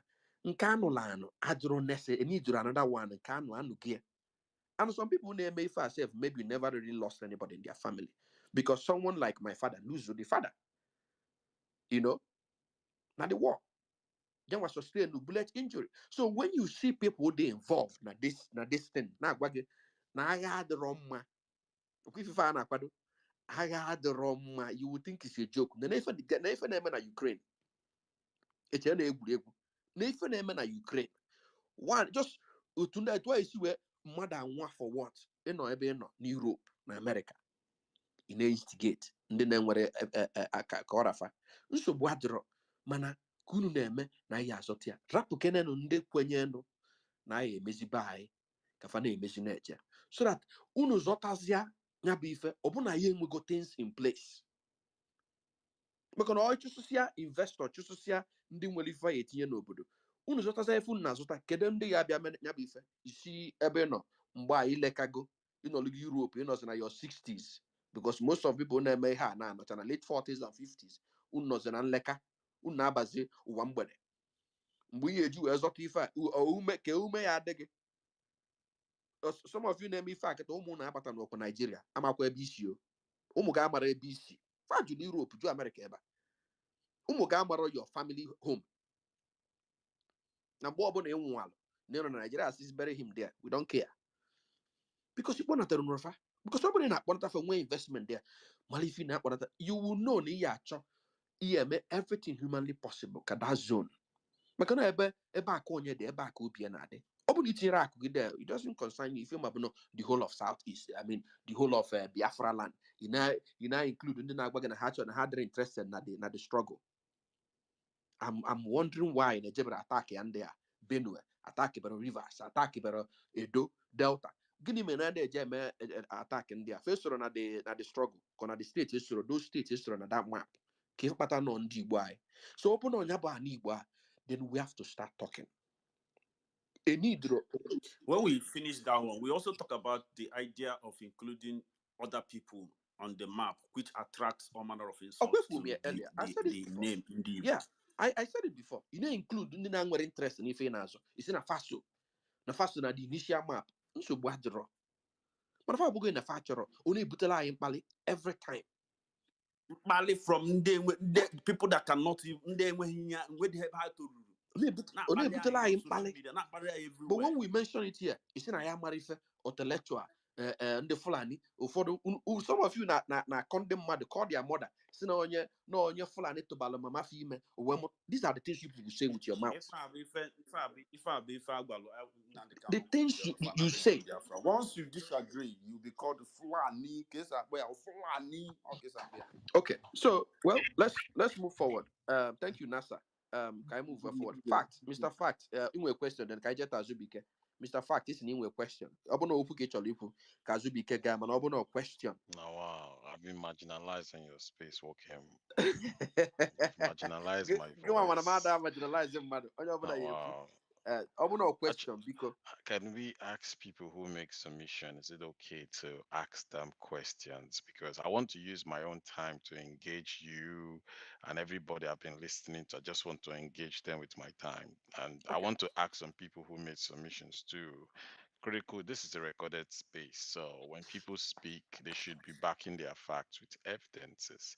Don't come here and tell us things are happening with no backup facts, and it will just fly like that. And I love the space. It's not an echo chamber. I see how you're doing a great job, Chief. Continue. But again, let's have this intellectual conversation. Otumba, we could let's have this conversations, because me, I want to some people are making comments, statements. I just want to ask, has Nigeria been treating you well? That's just my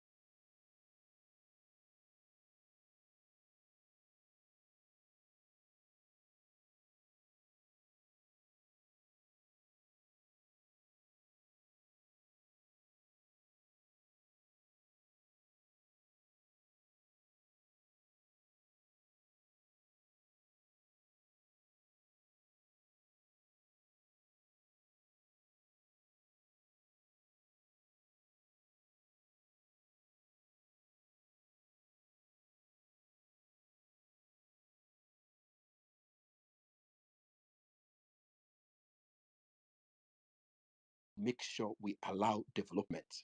We build things. Onwere oburo fulani ya I'm saying it here. Oburo onye fulani ya akwụsị that you cannot invest in your land. Oburo onye fulani ya akwụsị gị na na ịpụta kịta asị na ndị IPOB nọ na America or in Europe. We want to raise something like 100,000 euros.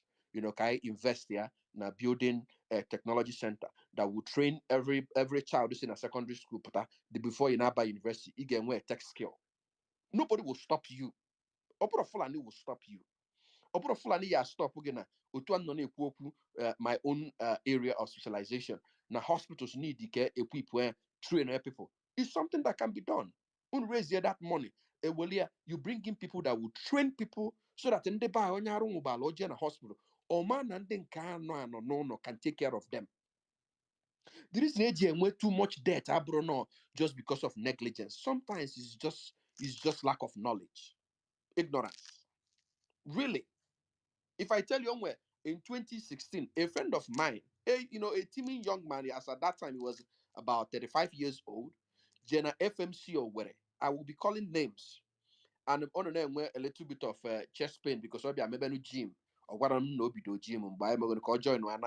So he started working out. He was having chest pain. Or where you meet here a cardiologist now, FMC or where anybody can. In fact, I can even call him now. Join for that cardiologist. And when we had an echocardiogram, just a scan for your heart and all of that. The man where's here only find out ejection fraction. Ejection fraction, but the percentage of blood, batano, then kept on at the heart. So normally, a normal human being should have between 65 and above, right? I was saying an ejection fraction, you have 20%. A teeming young man, 35 years old, as at that time, right? Ejection fraction. What's your careful name? Nyambe gudu hena consent dialam. Nyaba banum Lagos. Nyaba night boss or by night boss came to Lagos. We have to redo the whole test. What's your known now? Your ejection fraction was 65%. Or sim nyaga melon where that cardiologist because they were about to start him on medication as on low ejection fraction. On that and the ejection fraction now they signify that your heart is failing. So imagine you be a young man, 35 years old, a big no as somebody well heart failure. Meanwhile, just musculoskeletal, no be the gym, coaching chest. It has nothing to do with his heart. These are real issues. And what can they paint here? When people in a comment section, somebody said now the mother died na July this year. No way a heart attack. Died this year, July this year. Na abi June this year, na Southeast. When we mention this is and the buy anoro where these skills in Nigeria, but hanoro na Igbo. Is even na how far or sign na or bada ki buenya na ni aye jumuro eba. No na I know about in the early in the morning or then another naban at Olonya. It's an issue for us. Open where this security outfit na their function but to protect an Igbo from invaders, from herdsmen and ndoti of which now I can argue today. Now half of those herdsmen are Igbo, but I can argue it and I can give you facts. So Boron cannot just with emotions. Facts not there. So when we mention this is why can't Ndi Anuma Mugo? Why can't they really protect an Igbo? I keep saying it. Open and they are protect by an Igbo.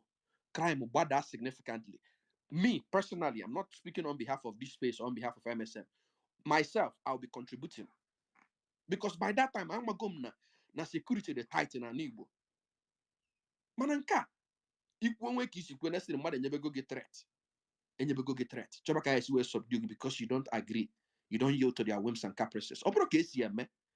And you cannot win people from that. So why you are having that your struggle? Because if you get a mother do try and joke faith comes by hearing. Mother na the same thing all the time. I'm telling you, over time you believe that person by Obansa. Faith the same thing and it will come by hearing. So you nugidegi a lot of things that you can't even think outside the box anymore. Marana this thing now affected Marana is that they are not complaining. Who told you? Do you have a business there? Do you have a business in the southeast? You've been a southeast. Okay, now because of personal interest. Okay, if any economy in the world is being supported, the base in about SMEs. SMEs when the mother of when you employ 2, 3, 4 people, 5 people, often have SMEs. So imagine killing all businesses, all those SMEs in say because of personal interest. The economy of the country will go down. Simple economics. I don't need to be an economic expert to tell you this thing. So yes, that individual effort, by the time you put it together, you group it together. Once you cluster individual efforts, bundi SMEs ya, mwese mad na bo madeto na lulu follow. Mala na onye nke obene damage in business ya, madeto na akwụgwọ mad na bo na akwụgwọ enwezi ọlụ. Ọ na ndị nke ahụ family muzi what happens? Onye na-enwere ebe ọbụla ife ọbụla ọ na-eme, nature abhors vacuum. And the idle man of devil's workshop, ka ọ na-enwezi ife ọbụla ọ na-alụ na office ọga na-close get down. Ife ọbụla ọfụlọ na-eme, you can draw these things all the easy as ABC. You need draw ijeme ndo to as a qualify go in a school, go to the highest level. You don't need to go to that level to understand basic economy. You need there. So when we make this argument here, bro, I just not like equal out of emotions because we want to talk and no, people are going through stuff. Ndi bụ na powerful. Let us stop painting it, picture. Ndị bụ na powerful. And only ana ele fuel ebe ọzọ. Okay, now, in fact, before I level fuel 800, work on 6 something, 5 something, elebegi 800 and something in the southeast. Elebegi that amount already. So I want to go to the receiving end of this things. So I may receive this economic hardship, but we chest it because I have run the ayo, I have been doing felle, I have been doing bumbo. No matter how it is, I got find really a way. So, but I know we does not downplay this thing. It's affecting a lot of people. Open up mother put a back on social media. And no one back when I see you people have not even started. You believed in one Nigeria, but you're contributing to their problem. Let's move forward. Sorry, Biko, Eweliwe Chief. I said to go mic request Americano Biko. Well, I'm on case we requests. And we're about 20 people here. Were requests before him. I get a couple of But this conversation, I have to sit today. The corner your charge your phone because oku jure ji ha ga-ekwu ekwu ka nkụ na this place. Now, I had to go here already for 8 hours, and we're rounding up in the next 1 hour. And then I join. Meanwhile, next week, we are having another conversation on this security series. But now more. Now, if for Basalo, Uche, because me to go to mic. Uche, mute your mic. So if for Basalo, ndi Dibia, the traditionalists that June social media, how they are enabling, this insecurity problem. And then when a southeast, in fact, and a lot of scammers, a lot of encourage our boys instead of feeding them, encourage can I get into being productive, learning a skill, go out. In an action day, if I put 1.5 million, ka we bunye for kita, ka ego bido soba, these things all big problem ko na Igbo because here link here to insecurity anyway. If I got on right now, open I checkmate room if people will not know that these things are going on at that scale. In fact, don't some areas or gabe bata Anambra State now. Let me use specifically Demili. If you drive around different towns, Demili now, it put everywhere. I don't have any issue with that. But a problem no young people on an age of productivity. If I could say they're very productive. It put eba fesala ọkụkọ a na-egbu ọkụkọ a na-arụ ọkụkọ o ife a na-alụ a na-achọ ka amalụ ma ka emeghasịa mmụọ ka ama na aka nchawa ga-abịa. That is the mentality going on in the southeast. Ọ bụzụ na ọ bịara ọgwa gị na ọka ịkanye nke ọ ya abịa kanye so that o nwee ike ọsapa iru akwụkwọ otu a ofu oyibo ka oyibo bunye ike ọ bụ na ebunyere ya ike ka ikenye nke ọ ya abụ bụla egbe agbagodi egbe na ọ ya agbara. They are all ife are problems anyị nwere n'ala Igbo. So next week Friday 5:30 a.m. We've been here since 5:30 a.m. and this is 2:30. This is 8:30 my own time, and I need to go to bed because I'm working today. So can I move on forward? Onye question Mr. Fact, actually put up because Yes, yeah, you said Chere go do okay. You said Azubike. After Azubike is me, so I want to use my time to engage. Let Azubike go. Okay, Azubike, go ahead. Sorry, Azubike, go ahead.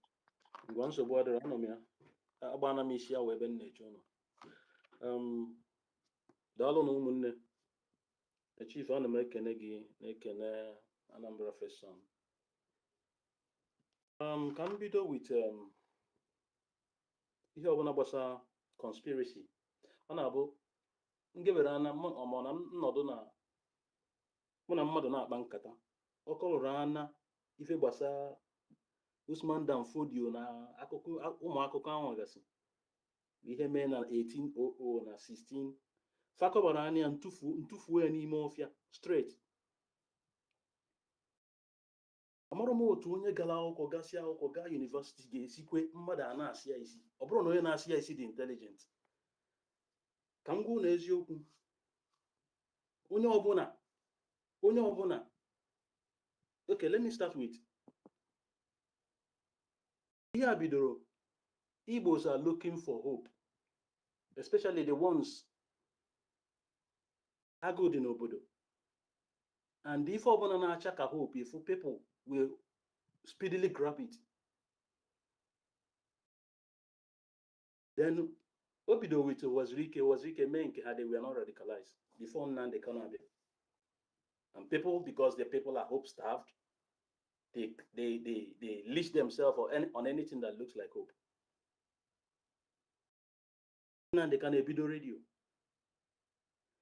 Emana radio anwa anọkata egenubere m ya. Oru one day nsị ka m mepegodi ya gee ihe onye ọbụla na-ekwu ọ dịkwana ka onwe ife dị na ya. So ntụnuo na phone m ka m si gee ya. Ma from I heard it once, I never wanted to hear it again because what he was spilling was naked hatred. And anybody that ihe Nnamdi Kanu na-ekwu na radio gawa na-eme impressible onye ọbụla amụrụ history. Then a na-asa gị ma nke bụ eziokwu ma nke abụrụ eziokwu ọ na-ekpoba. Now how do you know them? Gị na ha kpaa nkata ị ga na-anụ voice Nnamdi Kanu n'ọnụ ha. Ị na-anụ ewu Hausa, atụrụ Fulani, Janjaweed. Oh, ihe ga na-anụ. They speak exactly like him. That's a sign of the indoctrination or being dogmatized. They speak like him. They use exactly his words to show that they are completely and perfectly indoctrinated. Now, ebe na Igbo, Igbo kele bụ ndị bi na Southeast ka m na-ekwu. Ha dị ụzọ na-abụ. One of them bụ people that are apologists. First of all, but they are apologists.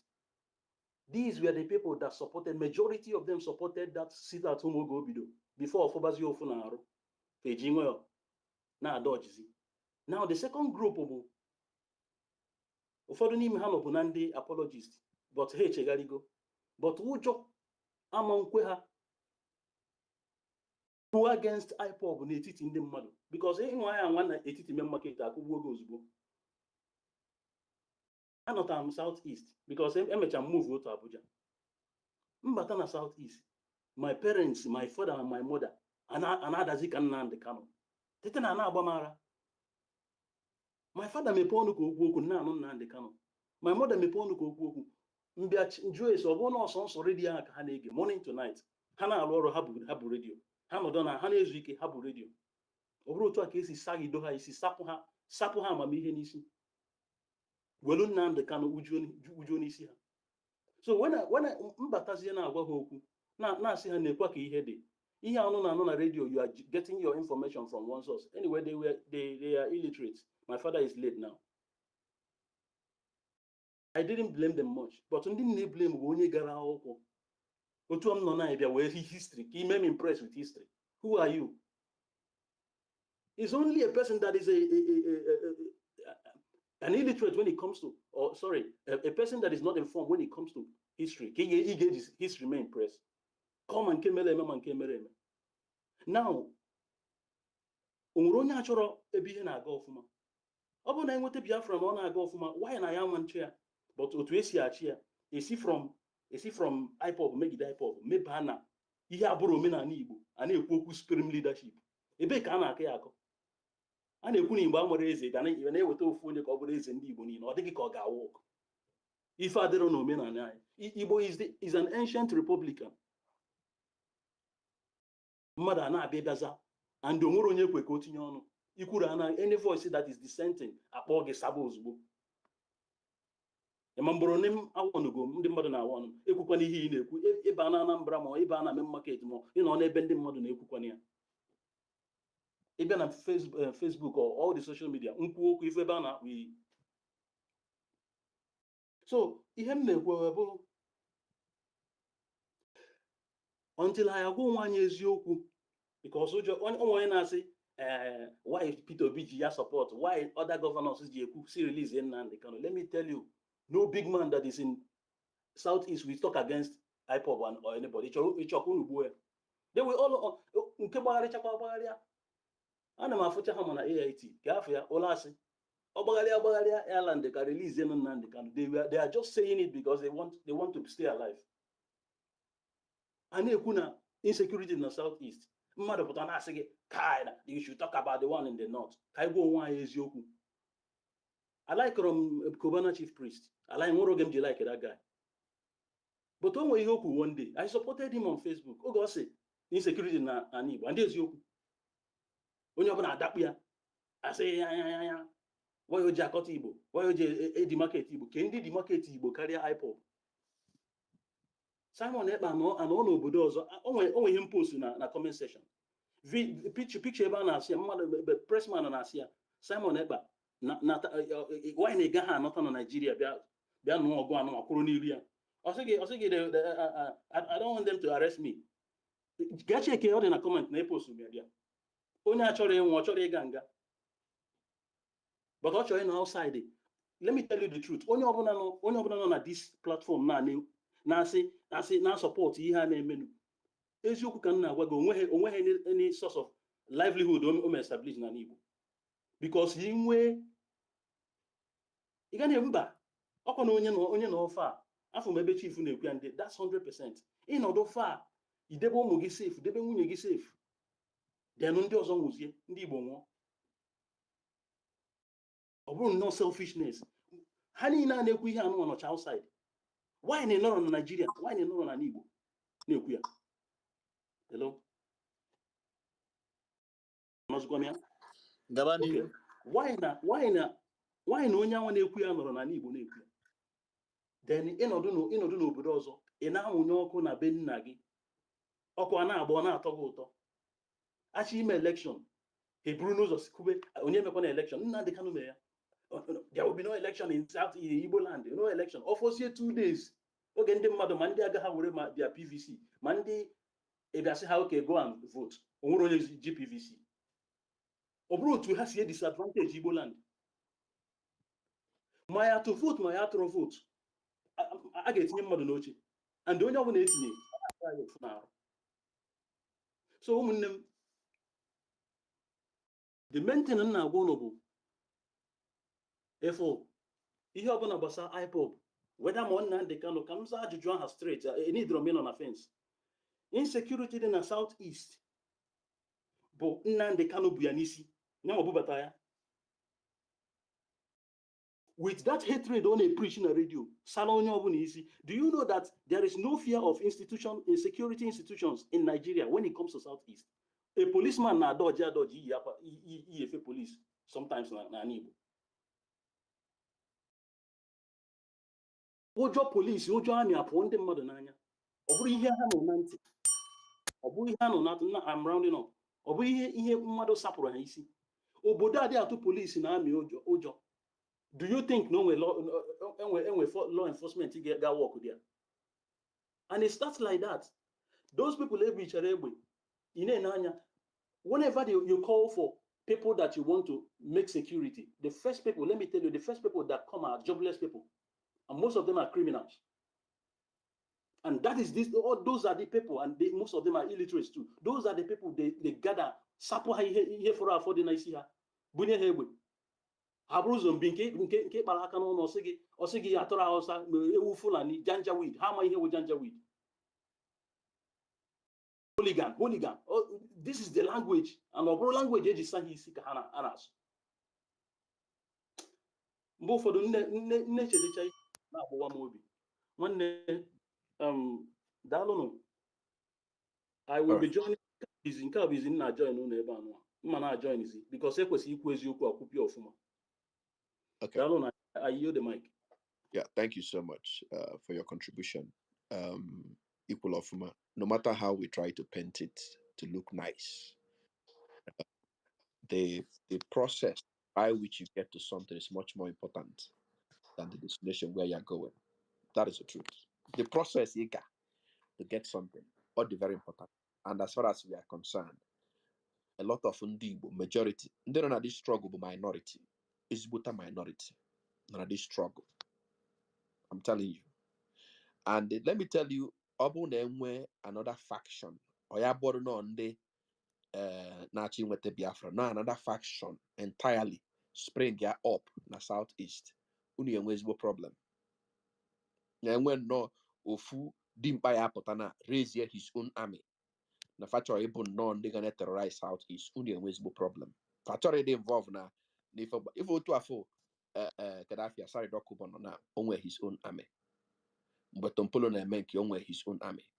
Ndị a niile enwe such thing na south is nsogbu ga-adị. So why are we not using ndị anụnwa na unu si n'unu pụnya na egbe ichekwaba ana Igbo to make sure na enwe peace? Mr. Fact, I will ask you this question so that he answers there, then we'll move to the next person. Can do one thing Simon Ekpa, one good thing Simon Ekpa has brought to the southeast? Mr. Facts. That's a very good question. At least he has gotten the attention of what the Eastern people's agitations are. And I wanted to ask. He didn't bring it. It's my That's turn. not true. That's Mazen Nande. I just give you. He said he's working together with this man. I've heard him speak before. He still recognized Mazi Nnamdi Kanu as his top person, right? So I don't understand where we're trying to paint like there's a conflict. But I have a lot of questions I want to ask because she said after Azubike it's my turn. So Azubike, I want to ask you a very simple question. But you didn't attend the question I've your chief answered. asked you I as said well. he has bring more attention to the southeast. Which I saw the one they did and they said Biafran Liberation Army sent a Nigerian military person back home and all that. And I saw another interview someone had in Lagos as regards to that, where Yoruba man was giving them props for what they're doing. So let me don't digress too much into that. That's not really what I want to talk, because when we talk about facts and things we see, I expect things to go on the jumble to back that up. But I mean, I just want to ask me again. I do not believe in the country Nigeria. Put that first at the back of your mind. And if Nigeria has been better or great, I would support Nigeria and leave any agitation, regardless of the tribe. That is me. Okay, because I want to be real as a book. Now, I want to ask Mr. Azubike. A question for you is this, right? The first one, because you made mention about, do you know today, as long as the Nigerian region is, if you take your phone now and Google the safest region in Nigeria, do you know it's the southeast? Are you aware? Mr. Facts, all these things here. Sherena, No, I no, no. want to use I my have to time answer to you do because question and answer. EG Now, Azubike Gallo, submission at the Azubike is accent. not here. Azubike is no longer on the mic. Oh, he's not. Oh, I was So, thinking because he's Mr. on my Fact, when speaker was the session. last time you came back to Southeast? Chere, go Please, to. it's a Ask That question is for him. you. not. Ask That him. is. That is not. Nikki, mute your mic. That is. No, no, no. That You is know why not. this is important here? Uh-huh. You know why this is important? So Yes. just very quickly, right? Mm-hmm. Okay, so for someone like Anambra person, for example, that lives in Oka, yeah, and someone like me that lives in Abuja, but I come home every 2 weeks, and we tell you what is on ground. And for some of you that have not been to Nigeria for the past 10 years, 20 years, 5 years, you're telling us that Southeast is the safest region. How? Because I want to understand how. Some of us, Oh, God, this is where our businesses are. This is where we live, for goodness sake. Because as a DSP, please do not interrupt. Ian, when you're on time to speak. I'm going to go and I'm make a proposal entirely because I like respecting people. Mobile respecting the rule of the game. Please. So mute your mic. Jack is responding to a question asked by Mr. Fact. Mr. Fact, I brought any or like engagement. Mr. Fact, he cannot join the space on time because him and around up. We are just trying to let everybody speak, and engaging like this would kind of Omega will go on the level for more than 20 minutes. But that is fine. So let Jack respond to that. Then he will one more question before I able to again a speaker. Kandos Obagota. DSP Biko, I beg you. Respect other people speaking. You will see me, I will not interrupt you until you are done. Respect Jack and Mr. Fact. Jack, please use 1 minute to respond to that. Because you are the last question. Okay, so very quickly, Mr. Fact, so for me,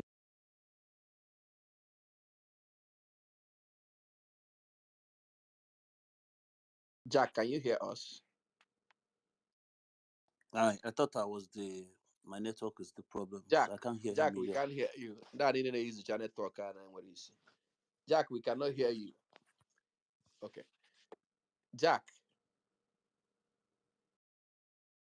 He probably received the call, so we can go to the next person. So Who is the next nobody person? can ask the question. I was muted. I was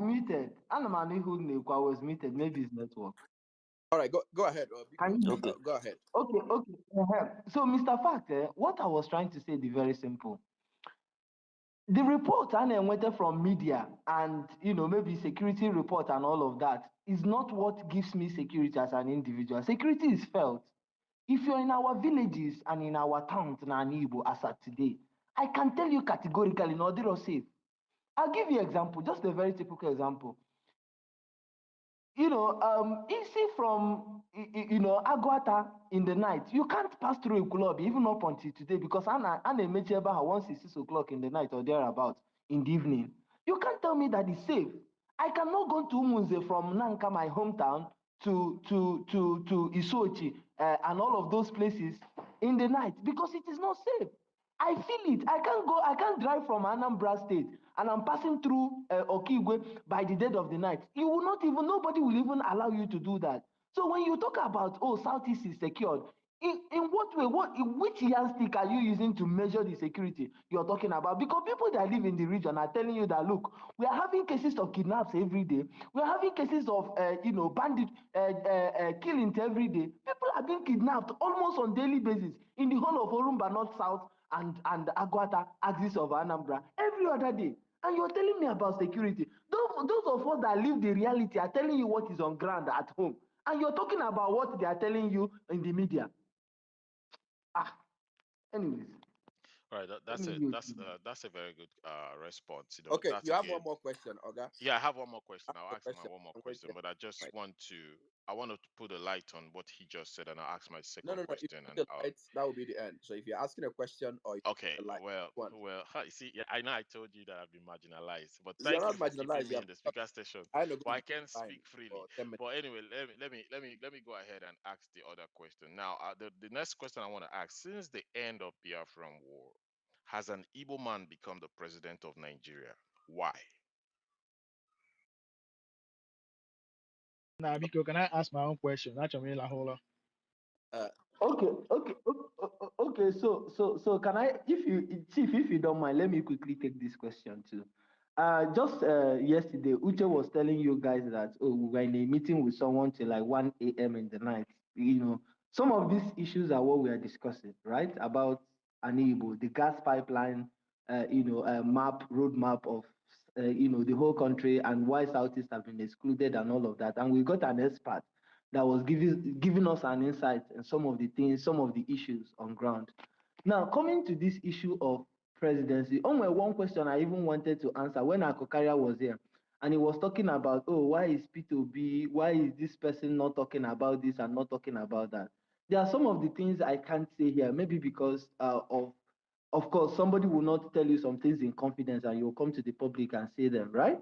Now, but the reality on ground is that some of our political leaders, there are some things they cannot say, right? They can't say these things in public. Do they understand the issues? Do we agree that there's a marginalization of Ndibo? I don't think there's any person known as Boni Igbo that look.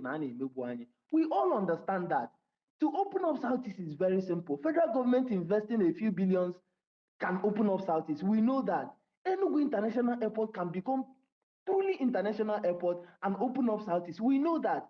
A simple double lane road from Warri down to Onitsha can open up the region. We know all of those things.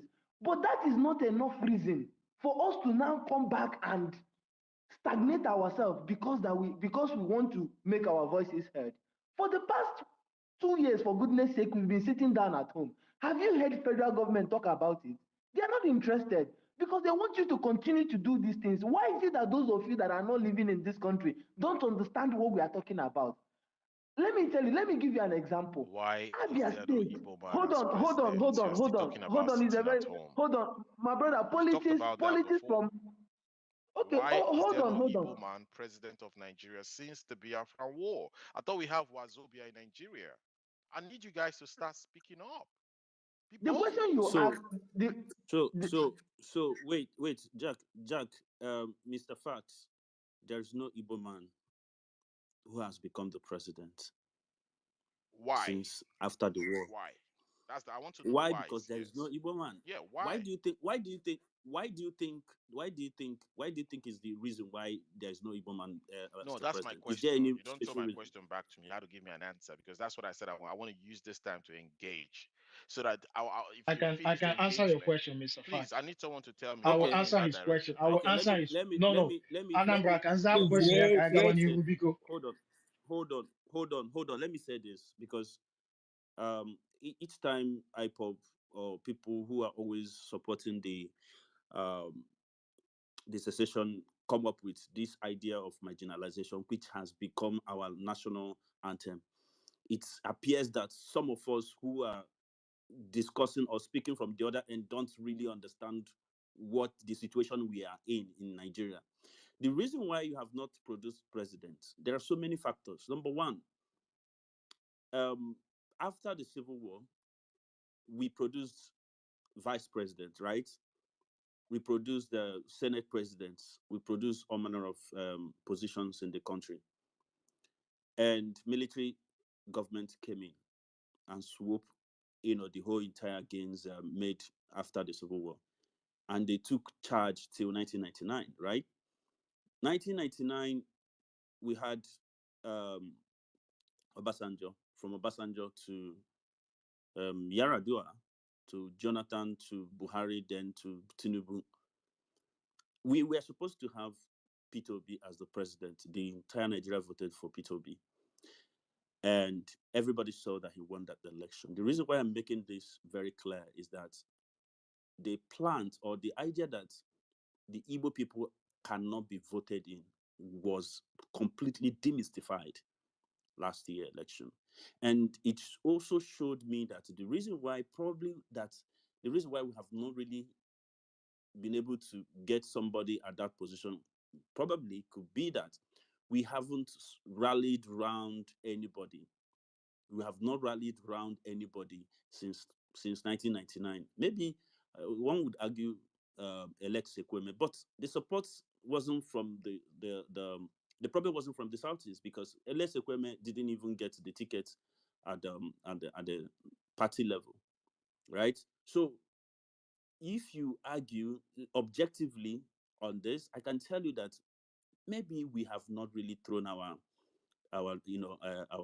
hands in the ring. We have not challenged the seat as a people. We have not supported anybody from our end.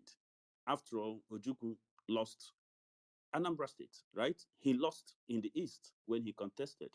We have what Joseph Kalido contested. He lost. He didn't have the support of the people. So the question should really be, have we supported any candidate from the Southeast to become the president, a very qualified candidate? And that should be the question. And if we haven't, why? I mean, I'm playing a devil advocate here because if you look at it objectively, you see that we contribute to a large extent to the lack of Igbo presidency. We Uche, in the You Igbo said contribute to a large in your extent to words. that. Uche, just to add to that, right? Politics is also a game of numbers, and we shouldn't play, behave as if we don't know these things, right? A game of The number. reality Now is you're that coming. this is the first time you have a serious-minded candidate from Southeast that actually had a national appeal. This is the first time since That was voted 1999. by the whole country. That's what I'm saying, that had a national appeal. This is the first time. And as I speak to you now, Peter Obi is the bride of everybody in the country because people know that he won the Why election. is he not the president today? He's not the president. He's not the president because of the system. The same system that have continued rigging people, Here you credible are. people Can out you of just office. pause so that we take it? Mr. Fact, I know your antics. It's very easy to understand. Your time is up, and we have to take I it. wish we have more We don't time. have time for him anymore. I wish we have more time. He can come in. He can come We in will next create a week. space where we'll bring him. Yeah. So Yes, we will bring him so that we can argue yeah, this back and forth. He I will also like him, answer Mr. Fact. questions Mr. Fact, nothing, because nothing this type personal. of rhetoric question is Yeah, very Mr. interesting. Fact. It's sweet when you they answer, you they throw Yeah, them. nothing personal, my brother. Not just so that other people can engage in if I know what I nothing personal. I would like you to No problem. Thank you for your time. I would like you to join. Probably we'll have this kind of argument again. And just discuss. This is what I like. I like him your position. I don't like his position, but Biafra sympathizer. You know, even though you have not identified as member of IPOB or Biafra Republic in exam, and I'm an with that. See. I'm I an have But a before vision for before Mr. Fax leaves, he has asked us many questions I that want we to have give not him asked my him time. one. We will give him one question. Let's give him one question. someone said they want to give me their Who time. wants? I don't know who that is. No, I want to There's a give you one DSP. question. Yes, as the DSP want to give him his 5 minutes. Okay. As a DSP, Give me in no problem. specifics. I will take you na down. mụ achọ ịjụ ofu ajụjụ ka nlahụla biko. Okay. Okay. All right. Thank you, AZ. Let me give Mr. Fax one question. In specifics, right? Mhm. Give me top 5 things the IPOB led by MNK and MSE have done for the upliftment and development of Alibo. 5 in specifics, and also added to the insecurity, the persistent insecurity in the southeast. Are they behind that, and what exactly in specifics they've done in contributing to the development and upliftment of the southeast? Again, it's very easy. 5. That's a very good question, right? And you don't ask a freedom fighter or what they're agitating for that they have not gotten to give you things they have done. Like I said, the things they have done, they're creating that awareness, getting that real reason to put our voice out there that Igbos have been marginalized politically, geopolitically since the end of Biafran War. And it boils my heart, right? When I come here, I don't know who's doing this. Who's doing this? Why? Why? No, come on now. Why are we doing this? It's funny when we come here, we want to sit down and have a conversation, but we don't want to connect this conversation to our present reality. And you said here that what's his name? Peter Obi won the election. Why isn't he your You are president? deflecting I'm from the coming. I'm question. not This is not deflecting. what I Hold asked on. you. I'm No, gonna answer no, your no. question. I said in specifics. That's what That I'm same thing you saying. did to me when I Just was hold, trying to please. give you a Hold. background. Now, they cannot do anything now until they get the agitation they're looking for. That's number one. You don't So ask they somebody. didn't. So did they For me, contribute? So for me, it means hold they on, didn't contribute anything. wait. Hold on. You know, if we ask where you were talking, I was listening. And if I'm responding, I might not give you the answer you want, but I will respond clearly to the best of my knowledge. Okay? Don't twist me or try to make me sound in your direction, please. Thank you. Like I was saying before, I can give you good morning. Welcome. I can give you specifically, right, what they have done rather than their agitation that has not been met since they've been crying for this stuff. Nnamdi Kanu gave them, I think, 5 pointer from what I checked, which they have not done, which you attest to that we need to throw more investment. I'm about investing more in the Southeast region. Everybody should even leave Lagos and go back to the East and be forced to develop that place while we are agitating for what we're agitating for, right? Politically, we are nowhere there. They've reduced us even by numbers, by geopolitical zone to make sure that bite, that agitation, that dream dies. And for the whole time the country has been together, you have not gotten an Igbo man, even when it's so clear that he won. Still, You can't get it.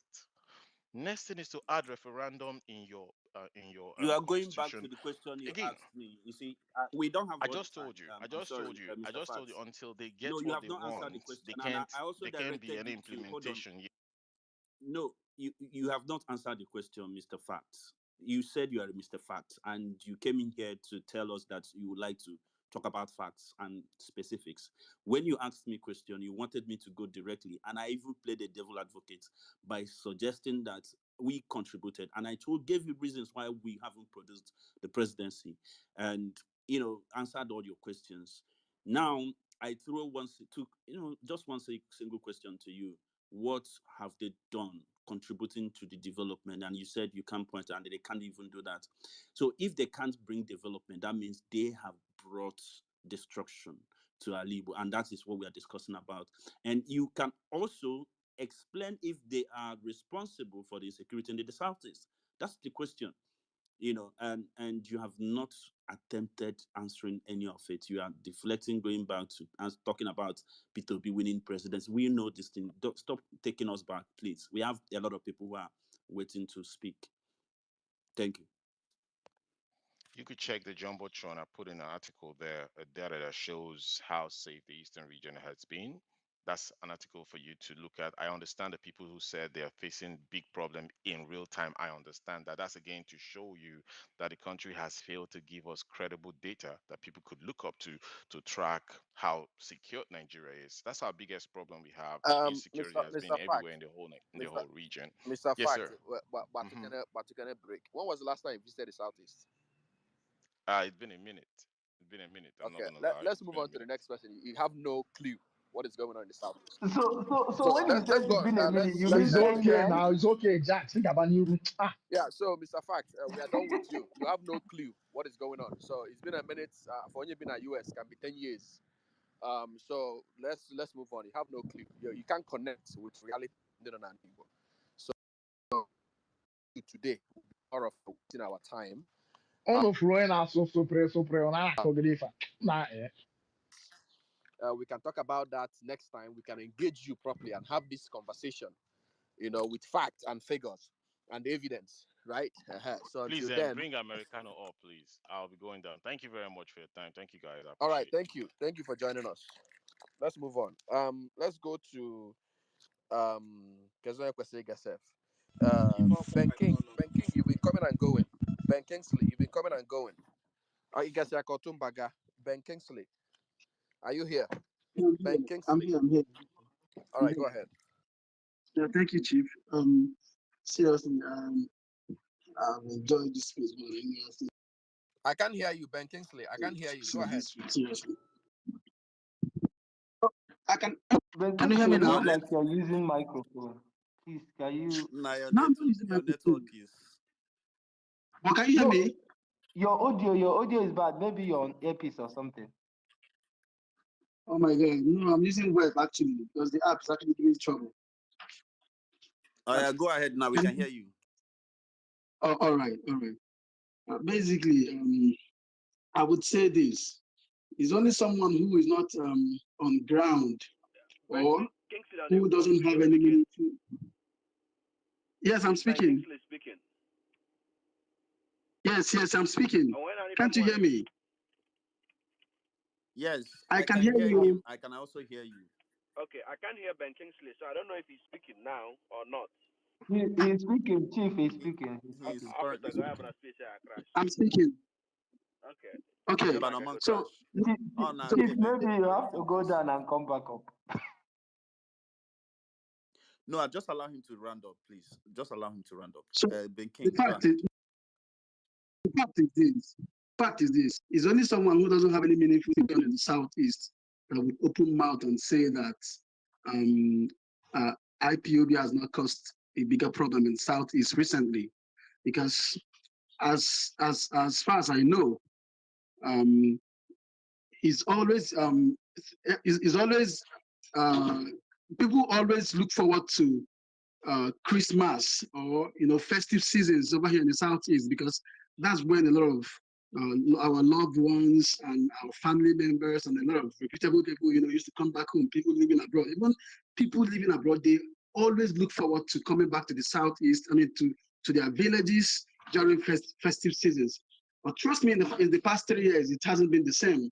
In the past 4 years, it hasn't been the same. And it's not basically because of the Fulani and stuff like that.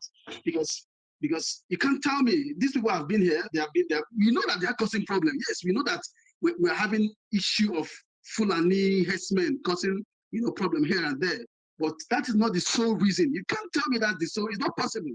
That's not the sole reason why of insecurity in the Southeast is high. And please, anybody that is telling you that there is no security in the Southeast is a liar.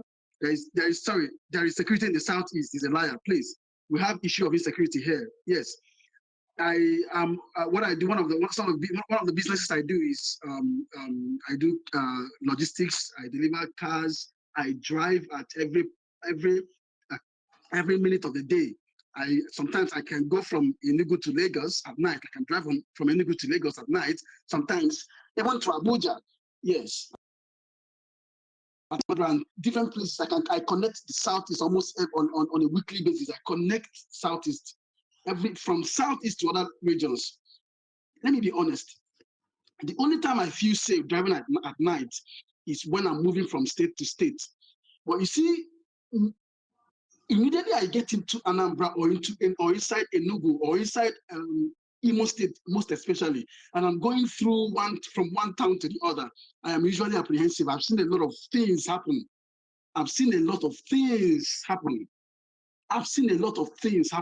And all these things are not, you can't tell me.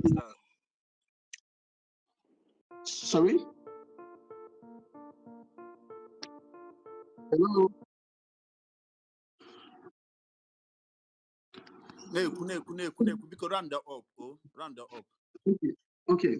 So the fact is this: we have issue of security over here in the Southeast, and it's predominantly caused by all these IPOB people and stuff like that. That's a fact. It's a fact.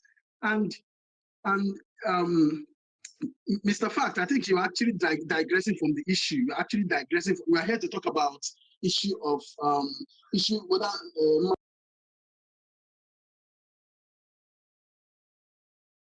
Martin Nnamdi is behind the problems or insecurity in the Southeast.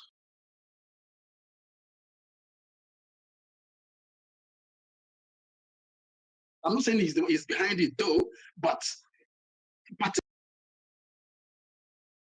has caused a bigger problem for us than I'm saying it. I used to tell him that. I used to comment on that. He's not even, I don't know. I have a dad who served who fought the Biafran War too. He was conscript. I don't know if I'm the only one that is struggling to get. He fought in the Biafran. He died. He has died now. But very well. These issues of IPOB. Yes, I believe. Unfortunately, Ben Kingsley, unfortunately, we are not actually hearing you because of your network. We can't seem to grab the point you're making. But so Ben Kingsley, I've removed you. You may come back and request for the mic so that we can have you, make your contribution. Let's have Jill Akosa speak. After that, then we'll go bring in board female. Okay, Anambra first on dialogue. I thought you said I'm the next person. I just have a quick question. I beg, no vex. So, Anambra first on is pronounced Gael, not GL.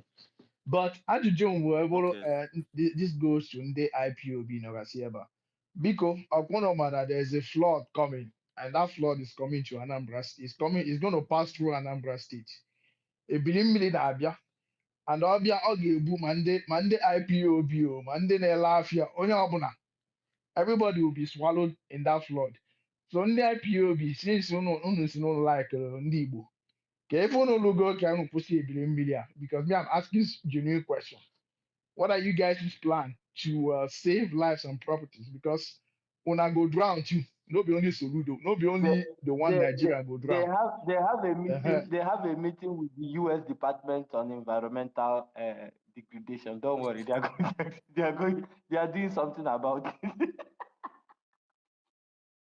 That was my question. Okay, all right. Thank you so much for that. I think So who is next to speak? Americano can respond to that. Americano on your iPod and then Okay. Oh, really? Is this Americano. okay? Can you guys hear me clearly?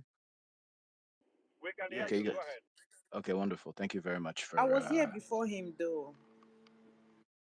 No, we know. Just hold on. Let him respond. Okay. I mean, to be honest, that's a little bit of a silly question, but I'd rather take my time to address more serious matters. I'm not sure if that's going to be. Okay, we don't accept that kind of a response and demeaning, condescending response to this group. If you don't deem what we are discussing here very interesting, please leave the No, space. no, no, no, no. I mean, you don't have to. You don't. I'm actually begging you. I will remove you. Leave the space. If you don't Oh, want well, to respond to questions, okay. Let's move on. I don't like it. Then we're on Sokolo. No, Having a chief, meaningful chief, conversation here. chief, ejikwa m nke a wee mara gị. I mean, he can just, I know No, that because maybe. he can't say that he will not respond to it. Instead, he will tell us something else. Timber. No, that's not what a question. What I beg a question that we don't respond to. Actually, a direct question. Or say that's a silly question. They may respond to it instead. So what it means that you will not respond to a question actually, okay? Then actually equalize how you will go. No, it will happen. I've been dying to engage this guy because he has always abused me every other minute. No, So I let felt him this come. was Open a up for great this way. opportunity. Yeah, let him come. Can be also go because But again, they should. I think in the Bible we should learn how to be, how to be disciplined. Oburi batana public space, by use foul language, addressing people. It's not good. Anyway, let's have Nikki. Nikki, let's have your contribution, please. Make it very snappy so that we can go to the next person. Okay, good morning, everybody. And please, nobody should interrupt me when I'm speaking. I'm the only lady here. Okay, with that being said, I feel that almost all the Igbos love Biafra. The idea of Biafra, like a typical Igbo person likes the idea of Biafra. And these people, Simon and his boys, that are weaponizing our struggles. They know that we love Biafra. So I'm just going to tell a little story. It's just like somebody being kidnapped and you run away from your kidnappers, and a thief has seen another person kidnapping you and seen that you run away, and he's waiting by the corner to take you to his own ring to get money from you. This is what is happening. The Igbos want to leave Nigeria, right? And these people now they are taking advantage of it, and they are not genuine with what they are doing, because if they were genuine they will not be destroying our land. And I've said this multiple times, most people that are doing this Biafra thing, what they just have free Wi-Fi and they live in Europe. They don't have any investment in Igbo land. Most of them have not been to any Igbo state in the last 10 years, and maybe they were not even raised in the East. People like us that grew up in the East, we know these people's game. We know what they're here for. And they are very, very uncut. Just imagine suffering in Nigeria for how many years? Then we now live in Nigeria and form Biafra under the guise of Simon Ekpa. Like, who does that? How is it possible that a elite Igbo man will want somebody with the temperament of Nnamdi Kanu or Simon to be their leader? It doesn't work that way. It doesn't work that way. It can be Umachikote Ekwano, but not like people like that went to school and like your whole life, and as an Igbo man, you want those charlatans to be your representative. It doesn't work like that. And again, these people, they are not even ready to engage you. They just want doom. They are just prophet of doom. They don't even, they want, like, if you listen to them and watch them closely, they want Igbos, like, they want our land to be gone. They want us to, like, suffer. They thrive on chaos. They are very unhinged. Anytime there's any bad news about Igbos, they celebrate it a lot. If you want it, they want the full price to be like 4,000. Since we don't want the Biafra, let us suffer. That is just like their aim, and it's not fair. If you really, really like your Igbo people, if you like your kinsmen, you will not want to be destroying the Igbo land. They've asked them now, how many things has this man? This man has collected a lot of donation from the vulnerable people that he's been deceiving. How many things has he given back? War is not always about fighting, right? There's a way you fight war, like intelligence. What have you put in place for these hungry boys that are working for you? The only thing you want to give them guns to kill Fulani headsmen. Is Fulani headsmen the only problem of an Igbo man? We have a lot of things. No industry. Build industry in Igbo land. Do a lot of things. Then we can now say, okay, this man, we see his vision. We can agree with it. We'll bring our money. We'll bring our time. But no, this is not what they're here for. The only time you see them celebrate, if they hear, oh, fuel price is 2,000, you see them celebrating. They will say, oh, you have not even started. It seems as if we are being punished because we don't like what they're doing. They are here perpetuating lies every time. Oh, Southeast is not. Like the security there is bad. It's very, very, very bad. I was there last year. Like, even people have this community vigilante that is helping. Like, from Imo State going to the Port Harcourt Airport. That place is like, it was not like that when, like, how many years ago? And once you talk about against their ideology, they will send you death threats. They will threaten you. They don't even want to hear another opinion. And you want me to align with that kind of leader? Hell no, we are not doing that. We'll keep on speaking up until you guys go and get a life. Everybody wants Biafra, yes, but we don't want Biafra on your terms. We don't like you guys. We don't like your temperament. And we will be here to speak up against you guys. You guys will not suppress us. You will not come and play games. During election, we ask people not to vote. If people don't vote, how are we going to act? If they put bad leaders, okay, you guys want all of us to be dead, then you will now come. And the way they even talk to people, like, I can't have a leader like you guys. Maybe you guys can deceive people that did not grow up in the East, people that don't have business in the, but some of us have businesses in the East, and we have people in the East that want our East to thrive. And we'll keep on going to all these spaces to counter what you guys are doing, not on our watch. You can do it to the illiterates, but you can't do it to people like us. That's all I have to say.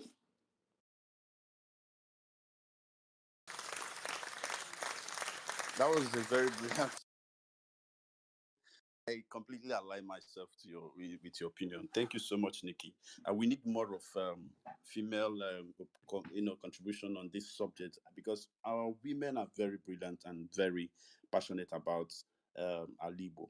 We have Neka. Neka is here.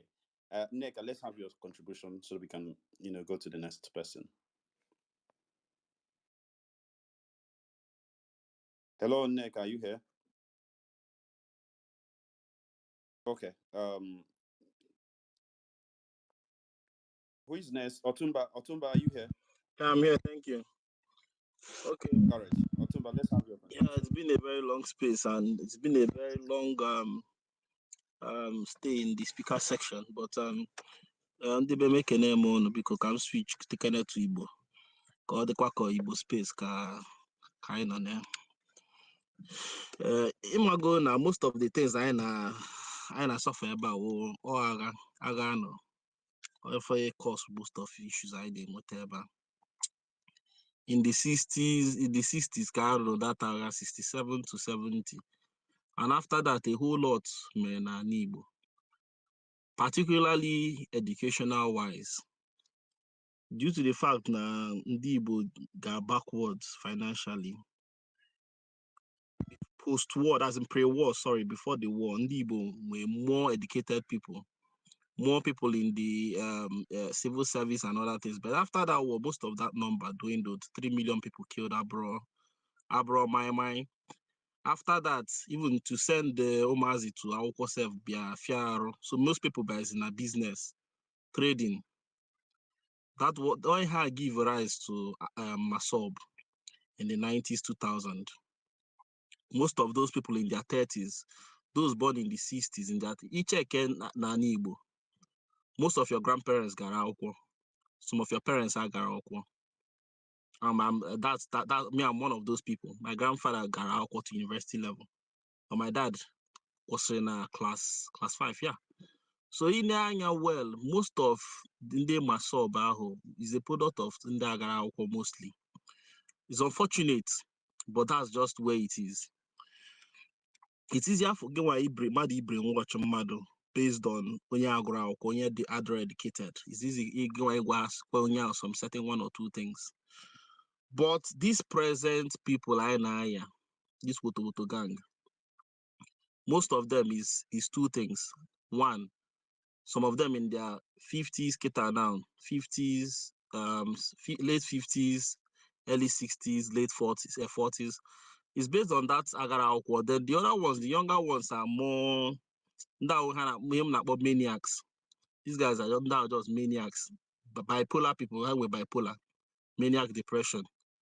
Check out their tone, the way they behave, the way they respond. Yeah, man, and that just some knots. Nisi had just lose.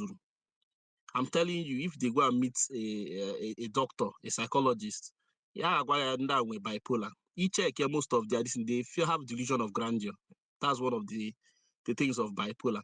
But when you're bipolar with delusion of grandeur, or believe in the bipolar like otito, respect, like check all their behavior. Just if all that guy be bamba if na as if no meet everybody about with just one just like this. I need on a space nothing. So it's bipolar.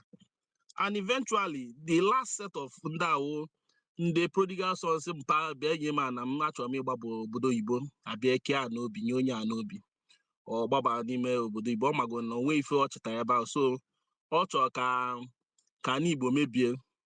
That is why I draw her that ajụjụ when last did you go to Igbo? How would they in fact it go sort na injury because when anybody maybe nowhere like 10 plots na Enugu town onye a sị ka na ọ chọọ ka na-akpọ ya na ọ chọọ ọgba na Igbo or onye a nwee like 20 plots n'Owerri ọ sị gị na ọ chọọ ka n'Igbo gbabie ka o mee nke a ka mee nke ka mmadụ hapụ ịpụta na on Monday onye a nwee ka asset mmekọta onye a nwee like 3-story building na Aba ọ sị mba na this onye a nwee shop o nwee shop na main market esi na mba n'ịchọ no 4 days ka a ga na-azụ afịa then azụ ya bịa si no Wednesday sitatomi anọkwa n'ụlọ Wednesday kwa. It's not possible.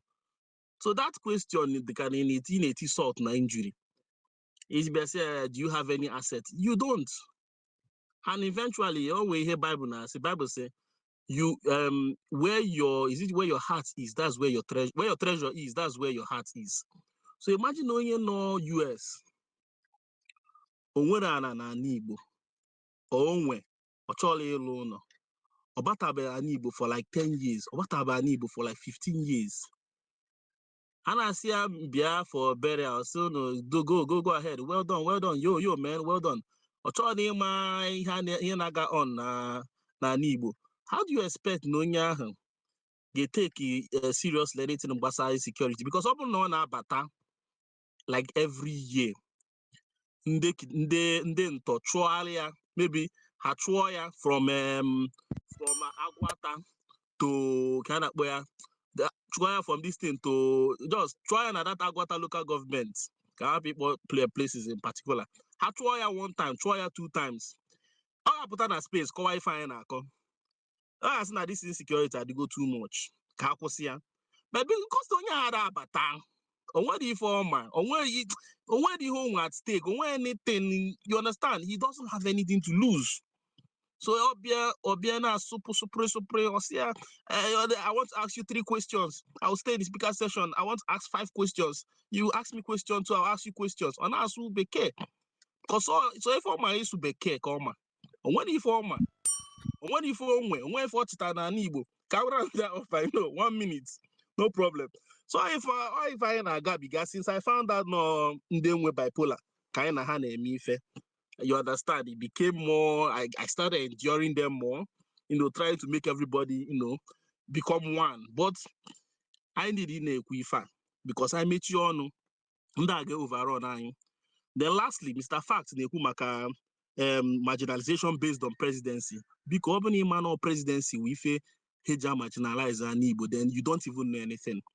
Because the Northeast has not produced any presidents. The Northeast, Heri Atiku Abubakar against Buhari. The Northeast did not iburu egbe na-ekwu na he na a ga-egbu nka na erigiri nwanne ha nwoke na hate ha na Nigeria. That is not the reason why Igbos are being marginalized. It's why marginalization. You na-ekwu maka why is it that I must score 100 and as onye Anambra 170 or 180 in a common entrance exam where onye Zamfara ga score 2.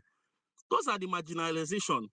Why is it that Imam Mepemo seaport na Anambra I have to go to Lagos clear my goods? Those are the marginalization. Presidency help. Northwest have been president for how many years? They are go to the data. First, in every bad data out of school, child mortality, honey, there must be their Northwest states will be there first 4, first 5. So marginalization. So my friends, my brothers, I got a debate on the bipolar Nanda Saroboro. One day, hopefully, I do fan. Thank you very much.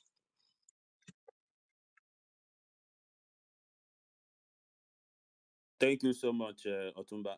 Watching American when you feature you. No, I'm na highway now. What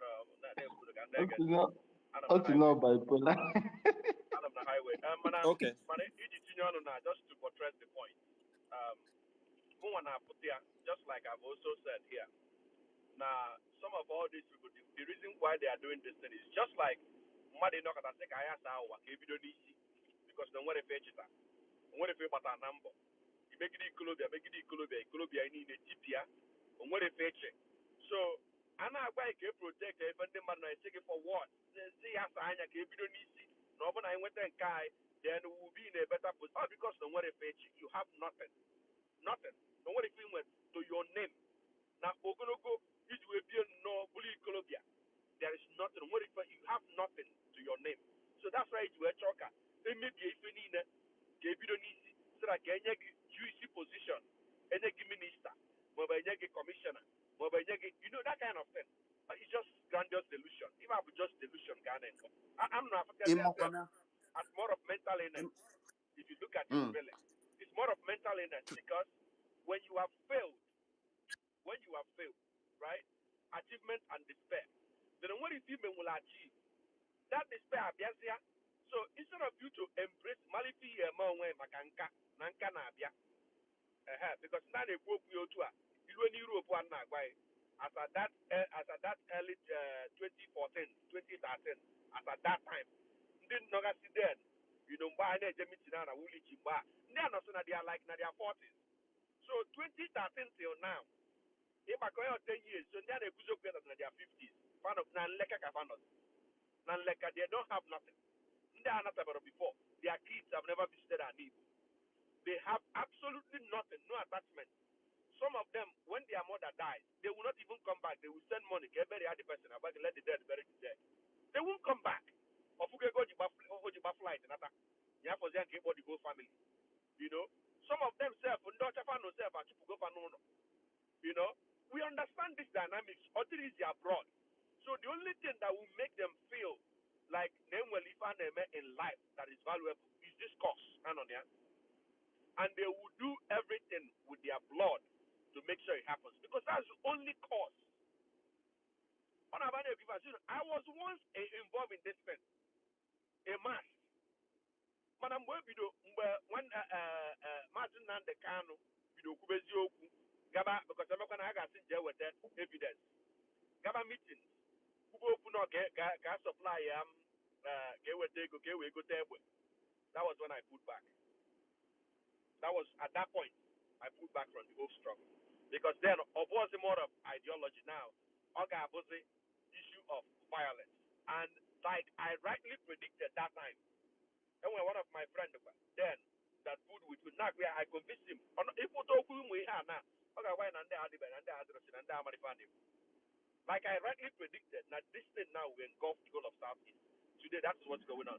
Everyone knows everywhere. Nobody is happy. Everyone, no waka. Every now and then, if they get different, paraphernalia, and I'm out. And they hear Even children, even You know? teenagers, they have teenagers, they recruit teenagers. In fact, there is this also idea of now enwete Biafra eke ọwụ na ị nwere ụlọ ise eke ihe ụzọ na ese nye ndị mmadụ Yeah, you if know people now, appropriate just like Starman, Simon Ekpabian my space, right? Bobia, late last year. So I was at that question. I didn't want to engage Starman in that because he was misrepresenting things. Because in that space, kind of Simon Ekpa, what is the difference between Prime Minister and the President? You couldn't answer that. All you have none of that space here could attest to what I'm saying. Some of these people, and I work if I get the anything on your Na chief that day can go yes, sinegodo onye upon ndị getting mmadụ a na-ege upon ntị. getting you are Mụ na interested. jụrụ ya dị ajụjụ ọkpọ m illiterate. Anyway, let's move forward. I don't want to drag us to that. Let's engage in the arguments we're having. Okay, could the next person, Daniel, you just came in. Let's have Vin. After Vin, we will look at if Neka is here. Then after that, we'll go to maybe Ngene. Ngini etego never. Let's have Vin. I don't know, you are not mentioning my name. Otegokwanụ nnọọ. You so bad the rock. I be done have Vin. Hello, Uche, can you hear me? There, Yes. Dalu. there. You're welcome. Otego. Yeah, Otegokwa. Yeah, Longest time. yeah, and thanks. So, ekele m unu na space a. Ihe mụ achọrọ ikwu na ihe gbasara na insecurity na Southeast bụ na ọ na-eme onye ọbụla affect, and nke kacha nke ndị ọbụla nwere nkwado ma wee nwere business ha na-eme n'ala Igbo, ọ na-eme anyị dum affect. Now, anyị bịa na space a kịta onye ọbụla ekwuo the same thing, enweghị ihe anyị na-ekwu. We should learn how to listen to diverse opinion and submissions. So the problem I work this somebody mentioned Samuel Eba and so forth and so on. I went in conversation with Samuel Eba some time ago, and Nigeria only so many times he promised people now get declare Biafra also so date. Have you come back to also tell those people why you have not actualized that? And even at that space, all of them will all group mentality, you know, so 3 times, a kidnap them 3 times. 2 of them Unaba, my own village. And one in the Fulani kidnap from. The first one was in the Niger Delta in the oil rig. That would be that one understandable then. But the other 2 would not leave. The trauma, I can get through the trauma up to today. And when so many of us when businesses actually with an label, you can't do it because of insecurity. So, Anacho was recommending here, or a lot of young Igbo children, men, Muniani, Amushia, Mandemuna is river, Mandemuna River Niger. I'm here, Wundi Igbo. Oh, Martin Namdekalo, somebody Korea here, watching a minute Korea here now. Oh, okay, Okuroku gone. I'll be here na US, I'll be here na California. Who could have gone that time? This is no. This one I got in label. So now this other man the same thing. But then Guinea what the difference between the Nigerian army.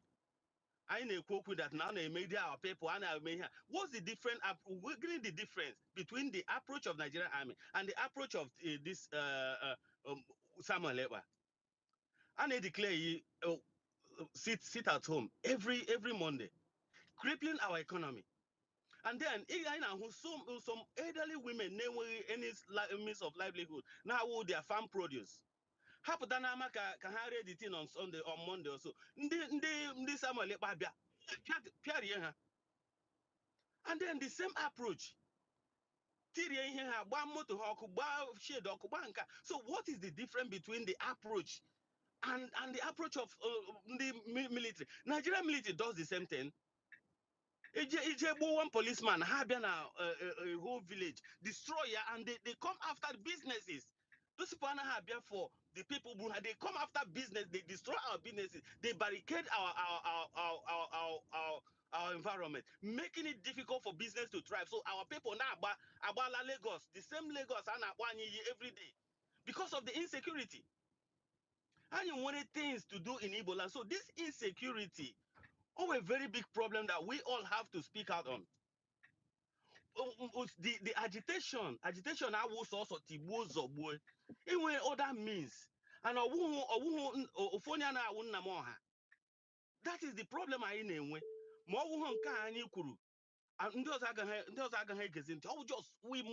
it must be the way we say it. And mama dane follow the way you insult, you castigate, you malign. That is the problem I in. And look at how we are. The most sophisticated tribe in Africa.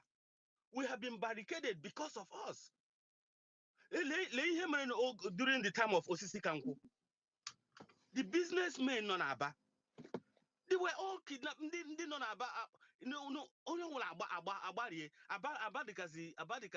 the here ghost town.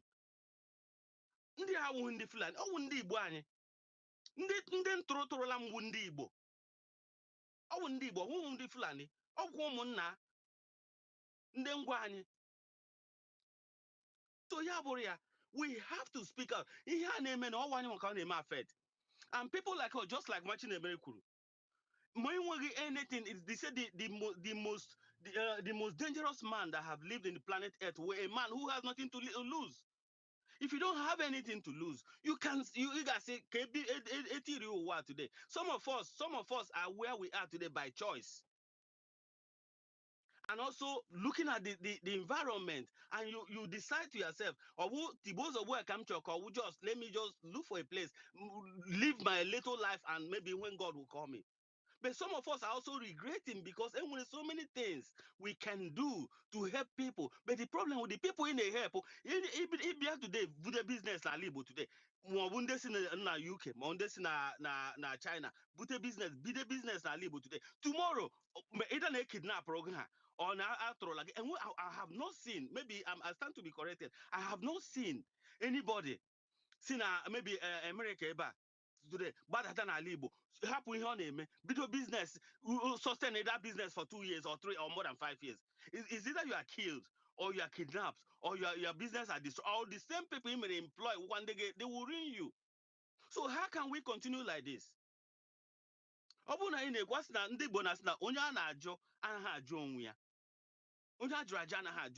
Why should we be enemy to ourselves? Ha na-emere anyị anya ụfụ maka ihe Chineke kenye anyị n'ahụ. Oke anyị nwekwanụ ndị Igbo a na-emere anyị ụfụ a. Anyị na-emekwuru onwe anyị anya ụfụ ka anyị na-anabata onwe anyị. Lee ihe ndị Israel mere. After the Holocaust, gịnị ka ha mere? Ha ezute ọnụ. Engineer V, just round up. Yes. Thank you. Yes, eruru m n'office himself anyway. So, ndị Israel ka ihe ha mere. Ha ezukata onwe ha ọnụ. Ofu onye Israel today who a millionaire get produce another 10 millionaires. That's why they are very minute, but they are the richest in the world. Ndị Igbo nwere that kind of threat. I nwere that kind of that inherent DNA in us. We can do the same. Onye Igbo ibe ịkpọrọ na onye Igbo ibe ịkpọrọ kịta gịnị igosi ụzọ. Tomorrow onye a ga-achọ ka ọ ha ka gị immediately. Ha ga-eje in politics. Esrom General Ike Nwachukwu all ha drum oge m ga House of Rep run House of all ha ese makpa politics. You follow people, give way apprenticeship. But nke akida anyị here na-ekwu na nwachi na-eme nọ n'ụzọ na-eje ebe ọ na-eje mụnwa nọ n'ụzọ na-abịata anyị na-ekwu ihe gbasara ndị Igbo. But ndị a na-ekwu okwu ha na-ewetukwa n'obi. Can you let us begin by us? Let us start. Let this charity begin. Starts at home. Insanity will imagine one thing over and over again and again and again, and you thinking that you have a different result. Okay. So I would like this conversation, and also watching on your own side too.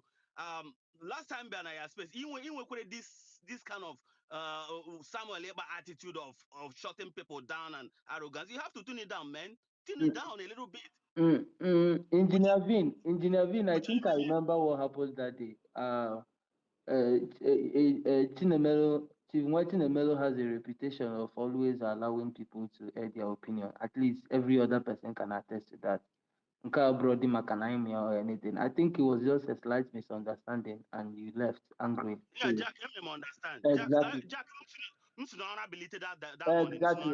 So another day, I'm here, so it wasn't entirely He his had fault. to tone it down. John, don't shut people name down like that. So, I will hear that arrogance of Igbo. Don't shut people down. If they must say what you want. Thank you, sir, for your contribution. Before you talked about. I'm aware that you are into renewable energy and you visited China companies, and I know that you are talking to Abia State government on bringing some of these things down to our region. So, are you saying that there are no plans anymore? You could go about this. Just Oh, Jack, I turned them down. Appointment, maka insecurity. Ndị China mụ na ha na-eme ihe ma ndị nọ na ebe a m nọ mụ na ha na-eme ihe m usuru this protest to tune it down because they are still on me today. Uche ka ebe anyị ga-ebido just ka ebe anyị ga-ebido where do Jack ka ebe anyị ga-ebido where do we start? Engineer Vin, ihe m ji ajụ gị bụ that na enwere m ana for you, and I will provide security as well. We need that whatever thing you have in mind. If you want an in Owerri or Enugu, I can secure land for you. I'm interested because I believe that now we need as much factories as possible in our region. Because I am interested in what you are doing. Thank you. All right. Sorry, before another person, I got Jack. Vin, thank you for your submission. I'm na highway, so I'm going to each on the mountain if I know. Mana, on your banana space in the host, mana. The only way I'm getting a shout to get down, nobody disobey rule of the space. And interjecting people, I probably may lose a one wagon. Chigibiko. Also, I'm going to need a my like her. Know your opinion, provided none on the topic.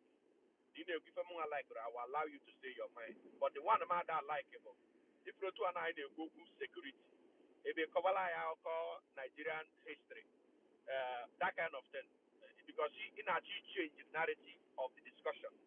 So in that essence, I call your attention back. It continue because imagine everybody put that now a couple. But if based on if I need discuss, which is fine. And what I'm problem with it? If I go now, no bro Simon. Last week I put open na security or the politically motivated. We discussed extensively, about it. Mandi kwenye na mandi na ekwero. What on your share opinion here? At the end of the day, we provide some, suggestions for the things we need to do. So, Otra called it today. I think at the point you want to put that now Simon have my character. My name and Simon in the same sentence is actually an insult to me, and I don't like such things because only the book we undergo at the same environment. I mean, at the same space, and you could see now what I'm going to we have similar attributes. So maybe now we but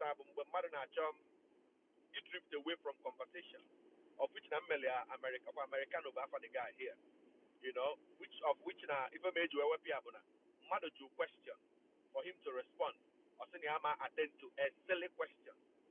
Why how can you say a question mother to give a silly question? But you people are just them mother. Only have a comment section. They degrade in them mother on a space. I don't have block on you. What I never asking I block here. If not, you won't see the space. So you just to put it out straight. Even a space in the host. If you always turn again, I will not stop you. The only time we just stop you, but when a time we get go, ring a look bell, ring you again. Even sometimes it may take 2 more minutes. Obviously, I will meet the mic, meet you everybody, and that's the only time I do it. So just to put it straight, one. Meanwhile, if I sell that business, and we're interested. Next month, I put a next month. We'll delve more into business and finances. So that kind of conversation is something we would like you to come. How it will help. Jack has offered you and provide security. Make sure I bring the such thing down to South. That is what I stand for. as far as my president na Twitter, it's about to develop an Igbo. I will provide a platform and my time. I don't get back now for 10 hours. In the next 10 hours, actually. 10 hours, I have to go here. And we need to round up in the next 1 hour. Dalano, put you over to you, because. Daluvin ikwulu nke ọma, ana m ekene gị na mgba na ọlụ niile na-alụ towards the development of ala Igbo. Asị onye asị jide nke oji ama na oji siri ike. Daalụ. Nwa Chineme, ana m ekenekwa gị. So anyị ga-eje na nke Ngene Ebele ka anyị nụ mmiri okwu nwanne anyị nwoke Ebele nwere ike ịgwa anyị. Ebele, ọ bụrụ na ị na-ege m ntị, biko unmute your mic. Uche, biko wepụ m na speaker space ka m banye office. I was still listening. Just wepụ m na speaker space. All right. Ndị be anyị ekene m unu kụrụ echiri ya zara. Izizi bụ na ebe akụ onye dị, ebe akụ obi ya na-adị. Nke bụ ọ bụrụ na onye fụrụ mmadụ n'anya ma ọ fụ anything n'anya ama nchọ ka dati mmebi. Na iji wee bubata ya n'ihe anyị na-ekwu. Ndị Biafra government in exile na recently IPOB through okwu ọnụ ha na akparamagwa ha egosigo na akụfa dị n'ala Igbo, egosigo na ha fụrụ ala Igbo n'anya. I leave everybody including Hawa nọ na this space ka ha na-enwe ha anya na mkpụrụ obi saa ajụjụ a. Yes, nna Maazị Nnamdi Kanu bịara at a time I needed that. It was a necessary evil. I needed it. As at that time, na ndị Fulani ekwere mmadụ kpagharịa ekwere mmadụ mee anything, killings kale. I went to the government. That is, ana m ekwu about ihe leading up to insecurity nke anyị nwere kịta. Ana ayọ ndị ana Igbo after ndị Yoruba emepecha Amotekun ha mepee something they did not. Ayọ ha enu yọ ha ala fekwere. So Nnamdi Kanu wee mepee nke ya. It was a necessary evil at that time that enjoyed the support of Nnebai. Mana agagidezie ya gagide ya afụ na ife aka inu na-adazi na ntị abụrụ ife ọ na-atọ n'ọnụ. I think na Maazị Nnamdi Kanu were a victim of his own ego, vainglory, because I believe when a leader ya dey humble enough. Enwekwa onye support ndị a mụ support kwalụ before na-eti isi ego m ike. Ndị mụ m na Facebook ọfụma mgbe m na-eme channel alụ mana I think I am #1 cheerleader ndị a. Mgbe e kwuru okwu sit at home eso mbuli ya n'isi na-ekwu na o nwere prize dị too grave anyị nwee kwụ. Mana mmenata apụzie m n'afọ ụmụ nwaanyị gbachaa ahịa bush na-enwere ego esuo ngwa afịa ha ọkụ mgbe ụfọdụ egbuo ofe egbuo onye ọkada pụta egbuo onye bọọsụ pụta egbuo onye. I was like kedizi ife dị iche ibe a na-eme na ibe ndị Fulani herdsmen na-eme. Then I started advising some of them. I called Paul Achala, their lawyer na London. I told him one na ibe awọzụkwa ihe ekwu ka a na-eme. Ọ bụrụ ihe ekwu ka a na-eme. Then again,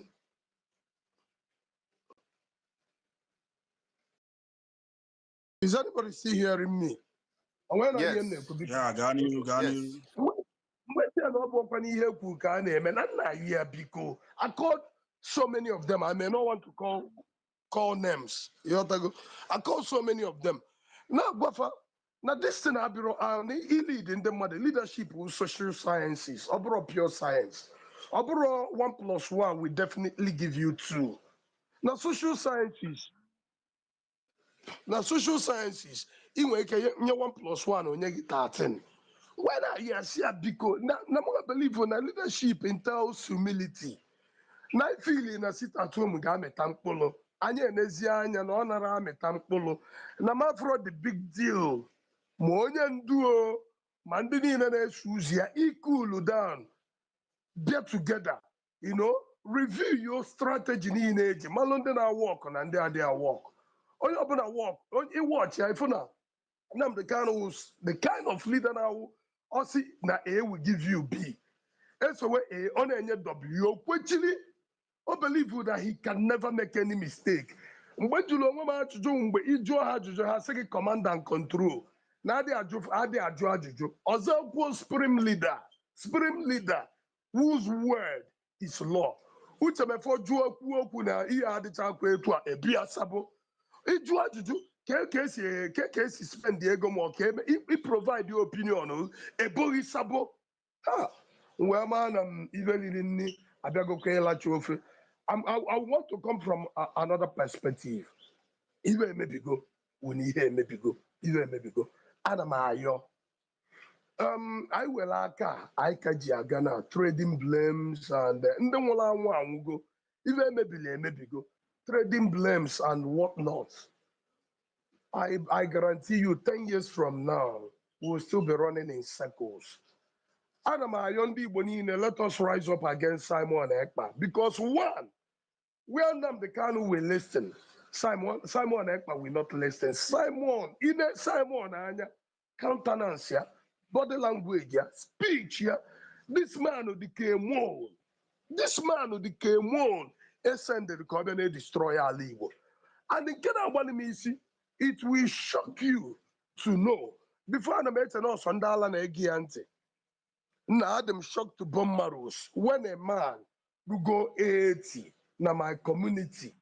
This man were a former controller, customs. So it's a highly placed man. No diabona. When the man na agwa anyị okwu as youths. On our site, Simon Ekpa as an example that we should emulate. Makachukwu, Manka mana fire, there is fire on the mountain. So Oburo Sandala, the danger is no Oburo Sandala nege this idiot onte. Adama yunu.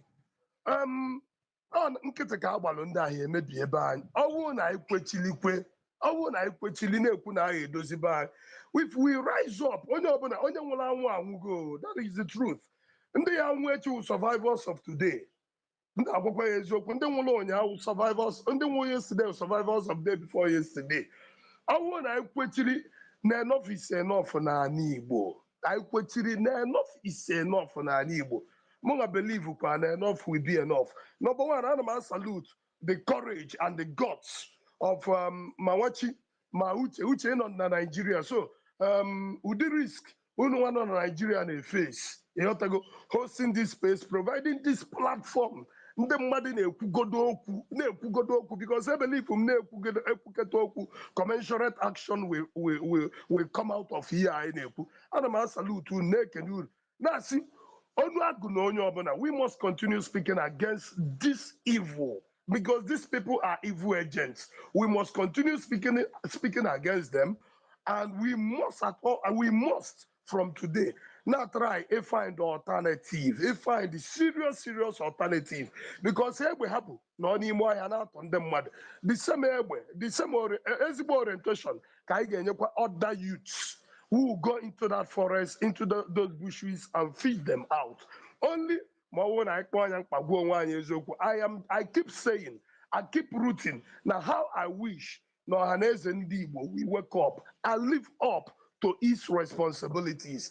A platform, these political leaders or political wannabe leaders in Igbo and in Igbo, Petros in Igbo, yeah, bring together, discuss what things. Because some believe in such platform, raise a security outfit. Let me round off. Raise a security outfit. Yeah, enjoy goodwill in Igbo. These patriots will go into the bush.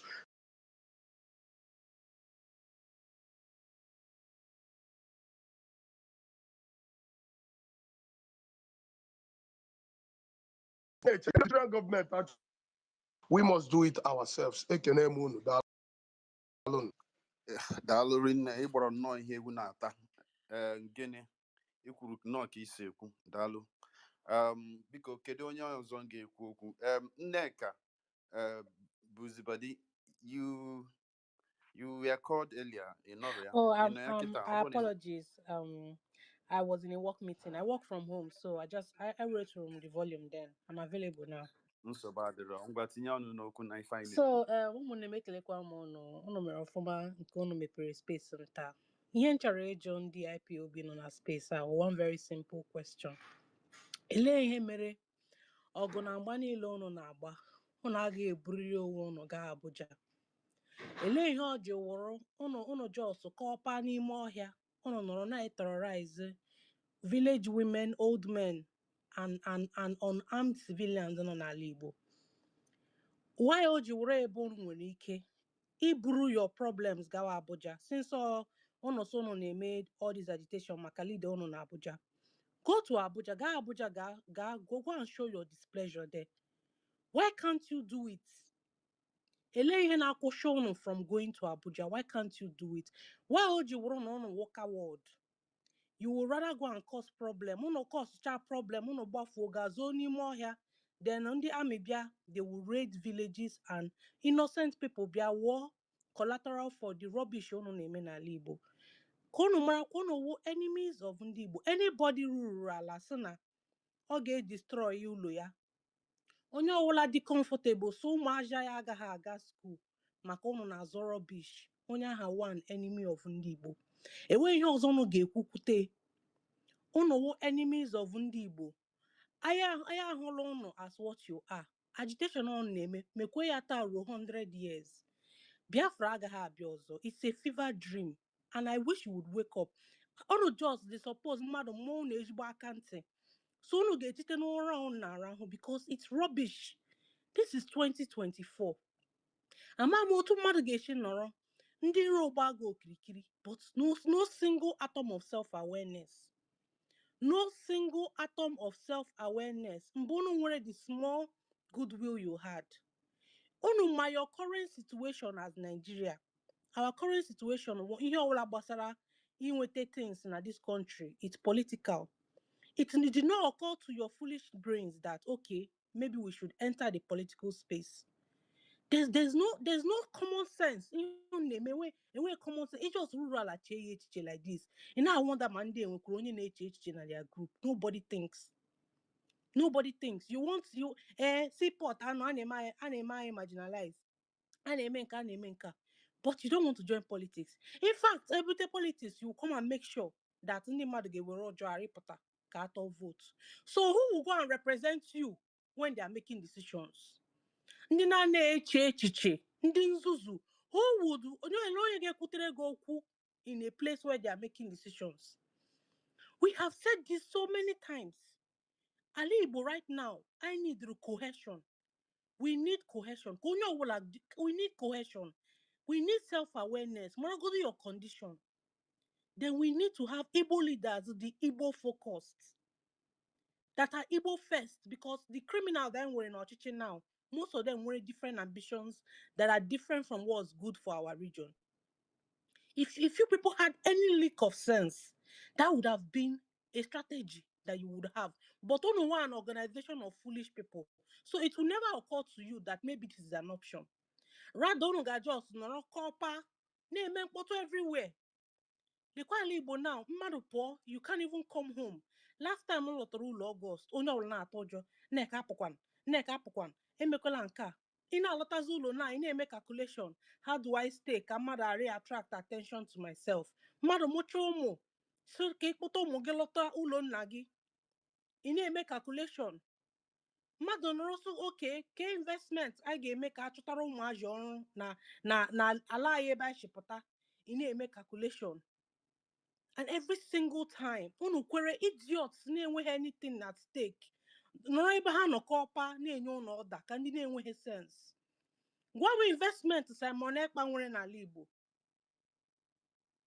Our children go to school, ha agawa Lagos, ha agawa Abuja, ha agawa Port Harcourt. A na-akparị anyị sometimes ị gaghị enwe ọnụ okwu because ihe a na-ekwu eziokwu. Mmadụ agụchara m school. Etoro m na Benin gụchaa school mpamosu Kaelawi Imo State. Achọrọ m ọrụ n'Imo State enweghị ihe nwetara. Less than 3 months ịchọ ọrụ na Lagos ka m nwetara ọrụ. It is an embarrassment that some of us can ege ntị ihe gbasara IPOB, that some of us anaghị eche echiche chere. So ele otu a ga-esi na-abusa gị agha ị na-alụ agha na ala nke gị. Where is it done? Ele ebe a na-eme ya, where is it done? Ihe na-ekpe ekpere wụ unu niile so n'ụlọ ala Igbo ga-adị ụtọ n'ọdị suppose Chineke mee ebere ka agbụfushi unu niile unu nwụọ. Since unu achọghị ka anyị nwee peace, unu niile ga-aba n'ala, so that I ga-enwezi time ruo kọọ ihe a ga-eji eme onwe anyị ka anyị mma. Maka unu ekwensu esendụrụ ka abịa tinye anyị ọgbaghara n'ebe anyị chịpụta.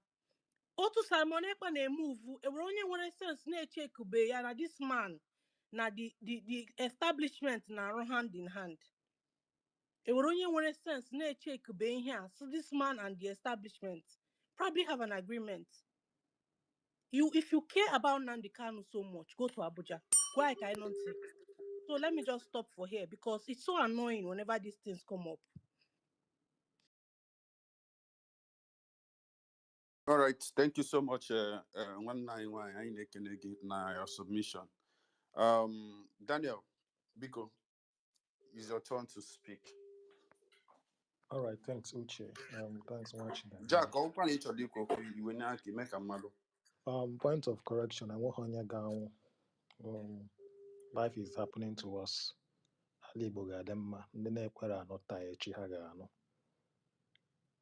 Because I still maintain my stand that when people are radicalized, it's not about shouting. You can shout from now till eternity, you're not going to solve the problem. So, but I don't want to complain about that anymore because nowadays I'm more focused on solutions and actions I get take. We have been doing this since 2021. I remember when the news filtered in, I think on the 30th of June or 28th of June, now Lucano. And then this idea of sit at home started. We had a series of spaces, Ogunamba. We have been doing it for 3 years plus now. Have we addressed the problem? The answer is no. Have we made progress? Yes. Many people are beginning to see that that route is not working. They can't follow for if I get better. Because there are plenty. There are plenty. And again, there's a statement Otumba made. I think it's not right to call people bipolar because of what they believe in. In the society today, we have a lot of political differences. You have the far right, you have the far left, you have people with extreme political views.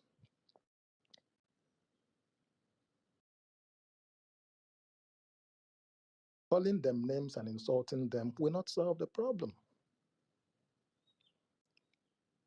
It might be fun, but why you are saying it? But you don't also know that you are contributing to the radicalization because the person will never listen to you. So, but I've picked out a number of solutions, actions I take. I think no, Onyekuloku before NECA, that we need to de-radicalize the people. We need patriots, those who can speak in the language these people can understand. We have to look out for them. We have to support them. Maybe those people will be able to convince them. Mmadụ gwara Nnamdi Kanu okwu na 2017. O kwetesi oke na ọ ga-abịa mee meeting with governors. But before, we used to assume that he doesn't listen to anybody. Mmadụ gwara ya okwu. O nwere ndị nọ n'ala Igbo that he respects till date. Now, nke a na-eme kịta na-eme. Who is going to lead? We all have radical people in our families. And we name all of those people. And we're in Hanegant.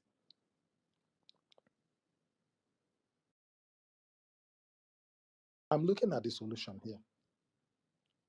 There must be series of conversation. There must be series of negotiation. There must be plenty of de-escalation.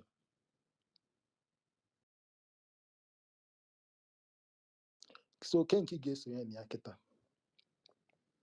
Aneku IPOB. Many of you were chanting in your family. Mandy they go radicalized. You go to the village, you know them. How many of them do you speak to? And your community, how many of them do you talk to? Because it's part of solving the problem.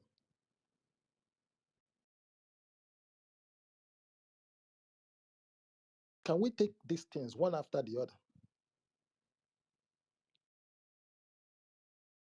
It's part of de-escalating this crisis so that it would not repeat itself again. Starman Beleba Akuoku, first time I met him was in 2022. That was, April 2022, in our clubhouse. He shot me down, insulted me, removed me from whatever. I only told him then, see, we'll be back to have this conversation. Today, his tone is changing. I know many of them that said the election will not happen. Election happened. I still remember many of them then who were like, and when they make an election, I say, you remember, but don't worry, time will come. Okay, many of them now, they are here. Some of them are nagazu, they are no longer speaking. You no longer see them in the conversation. It's part of the escalation process. Ndị kafọ ọnụ kafọ. Enwekwa ndị bụ na with criminal mindset, and those ones should be dealt with. But it requires multiple approaches. Ọ bụrụ na ị maara onye dị radicalized, engage the person. Because a na-ekwu ndị anọ n'obodo Igbo, unu ncha niile nọkwa obodo Igbo, unu na-afụchakwa ha ncha, unu ncha niile na-eje meeting, unu na-emekọ meeting, unu na-erikọ ndị na meeting. December na ha abịa kịta, a ga-eme end of the year, ha ga-abịacha meeting na. Take it upon yourself to start the radicalization process. And it's not going to happen via this argument and him fighting here and there. It's not going to happen. It's not going to happen. People have spent thousands of dollars that they could have used in addressing some of the problems I want to buy.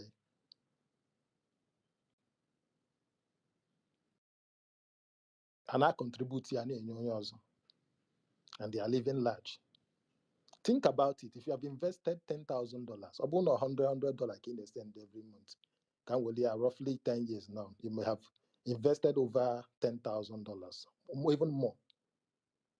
Think about either $10,000 again. Na Southeast, na ọ bụ na itinye ya in a course, a ga-eji maybe zụọ mmadụ na school, ma ọ gote kọmputa, nye ndị na-enwere kọmputa, ma ọ dozie ya as bursary, a ga na-enye ndị mmadụ, ndị ma isi akwụkwọ. Think about it. Starman, I'm talking to you. Starman, you are learned. Egwula akwụkwọ. I've seen you. I've seen where you talk on spaces. You understand a bit of history. Egwula akwụkwọ. Think about it. You and your goons, you are in a better position to understand this. Mansi na egara akwụkwọ. Ịgbajilo pen. So anything that we are doing, we should be looking at long term. Every action you are taking today, think about long term. Will I be proud of this in the next 5 years? Will I be proud of this in the next 10 years? Mbosi Simon Ekpabiana space. I want you to know this year. I think this thing happened around March or so. Or this year, or about the last year. I guess we're hosting the space that day. Let's count the cost. Mega agitation now. I'm not against agitation.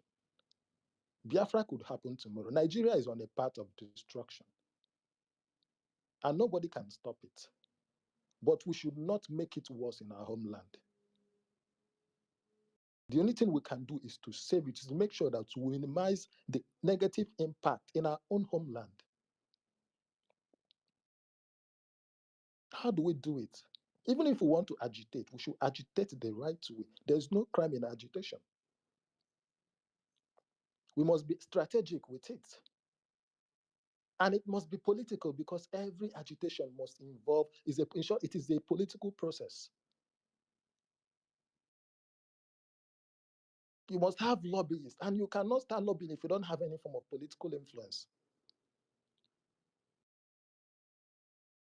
Even if Bacha goes also from now until 2050, the children after you, if the need for Biafra will happen, it must still follow the same process. And not that here again, not with Egbe. I know in a 1930 or 1950. Even Nigeria's Zik Fazota, Obure Egbe ka eji wee nọtịa.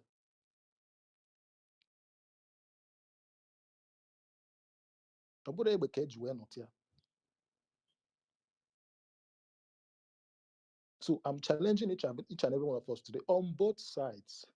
If I make it, gini gabo the impact in the next 5 years. Gini gabo the impact in the next 10 years. Opening a agitation. How close are you in getting the effort you are making now? How is it going to make you achieve your goal in the next 3-4 years? The route you are taking, people have taken it before. It has not yielded any results. Go and look at other countries. Go and look at other clients. It has not yielded any positive result. So why are you following it? Is that the only process? Is that the only solution? The answer is no. So why are you not challenging yourself? Why are you not learning? Why are you not relearning to make sure that you do it right? To make sure that you protect the lives and property of your people, both home and abroad. To make sure that you don't bring shame to your homeland, a place, in short, it's still a miracle. Just 10 years after the war, they were so shocked. The history is there.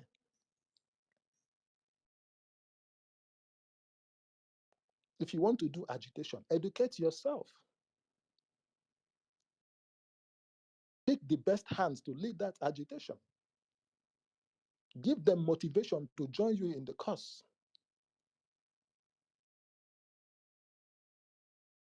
That is the only way. That is the only pathway that we can. That is the only way you can do it, and then you do it right.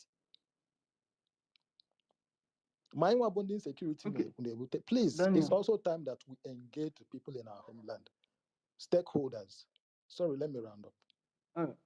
We need more stakeholders. If any we have neglected a number of people.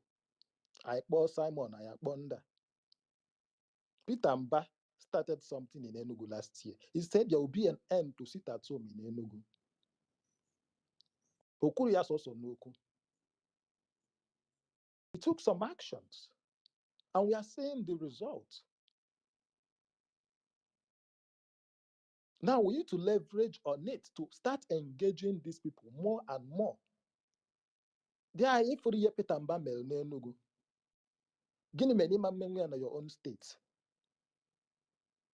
Okay, open an aputa Enugu. Gini men ada aputa Noka. Gini men ada aputa na this city. What is the problem? Keka geshu address here.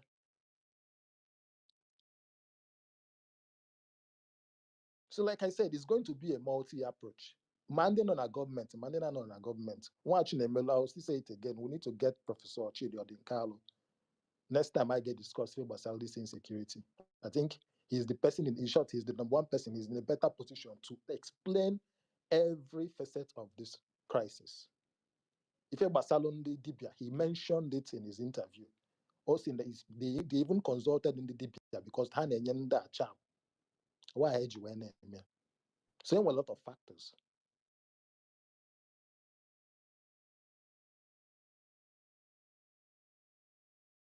I will do come.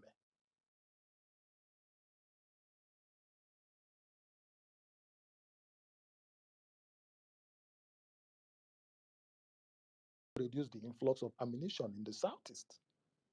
I'm able to say from Niger Delta and Cameroon. How do we reduce it? How do we monitor and stop those things? Because if you cut it down, then only it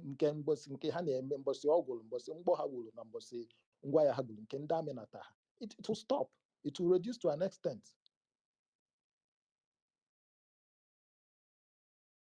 So biko ayo ka na ya ncha niile iwe na-egbu onye ọbụla. People have made a lot of losses. People have lost their family members. People have lost their businesses. People have lost their money.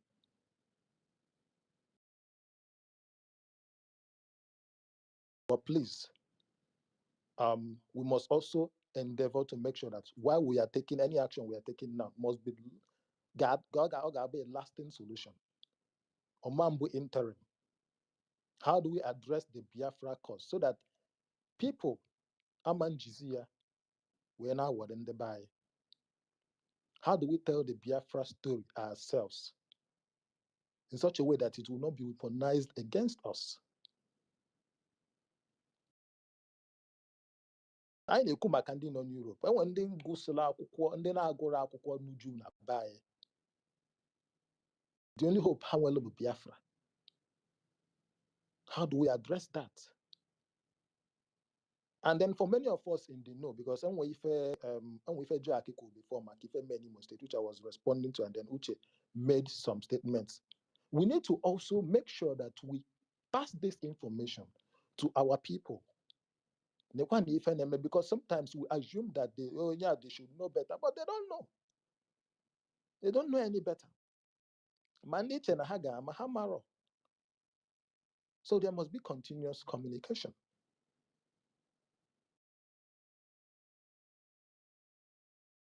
That is the only way we can radicalize this. An election, I think not next year.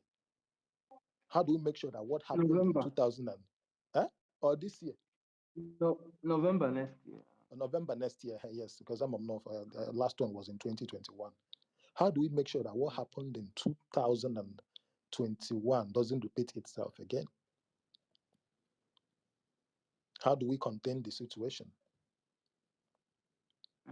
Ndị be anyị na-egwula akwụkwọ oge elugo mgbe anyị contain Simon Ekpa.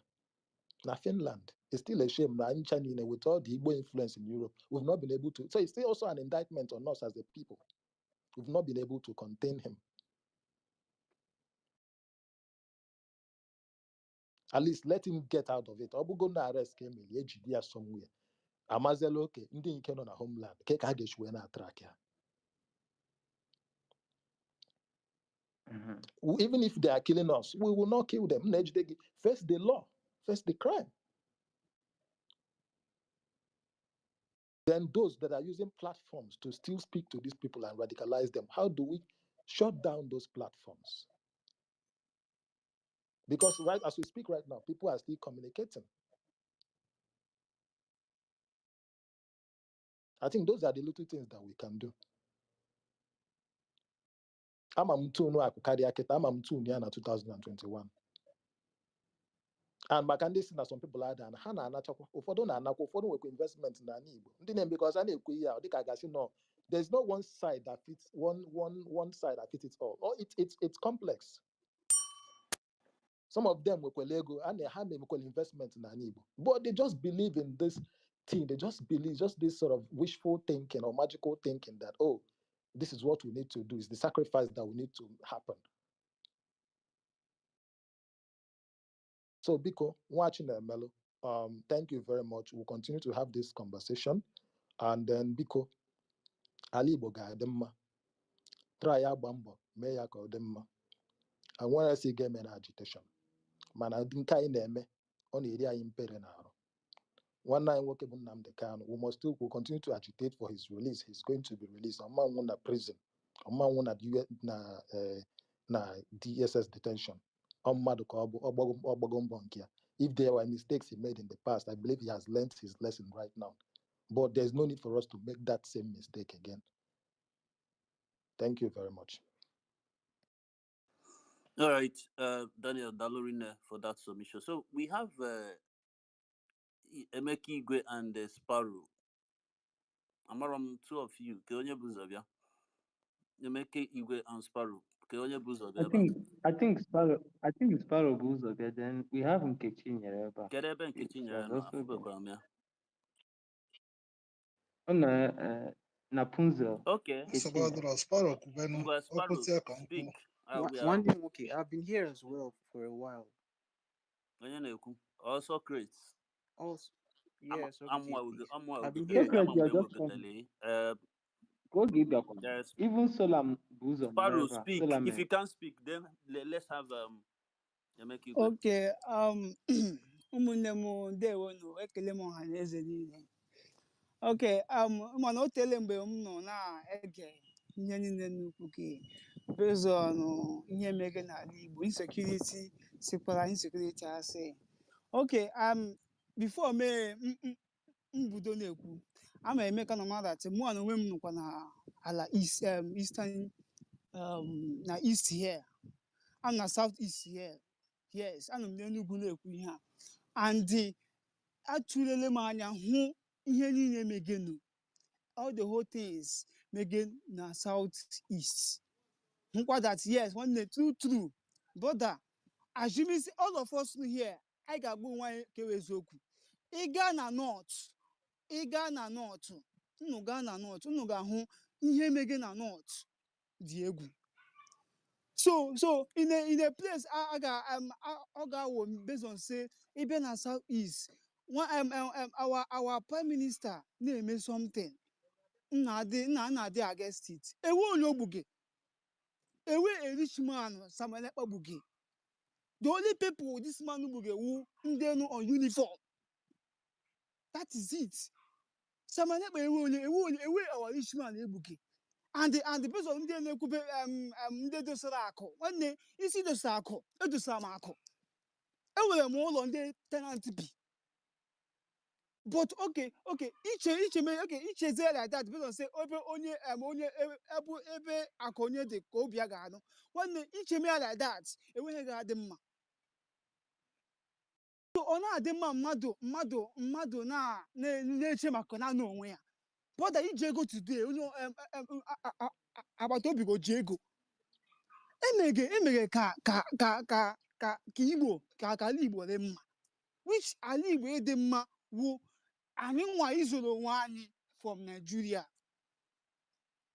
ewu onye na this space na-ama the solution ga-eme ala Igbo dị mma akpa this our chief Chinemene this our the host mepere say okay ndị asị that ndị federal government apụta si okay mgbe eme referendum that Biafrans ga-eweta 30%.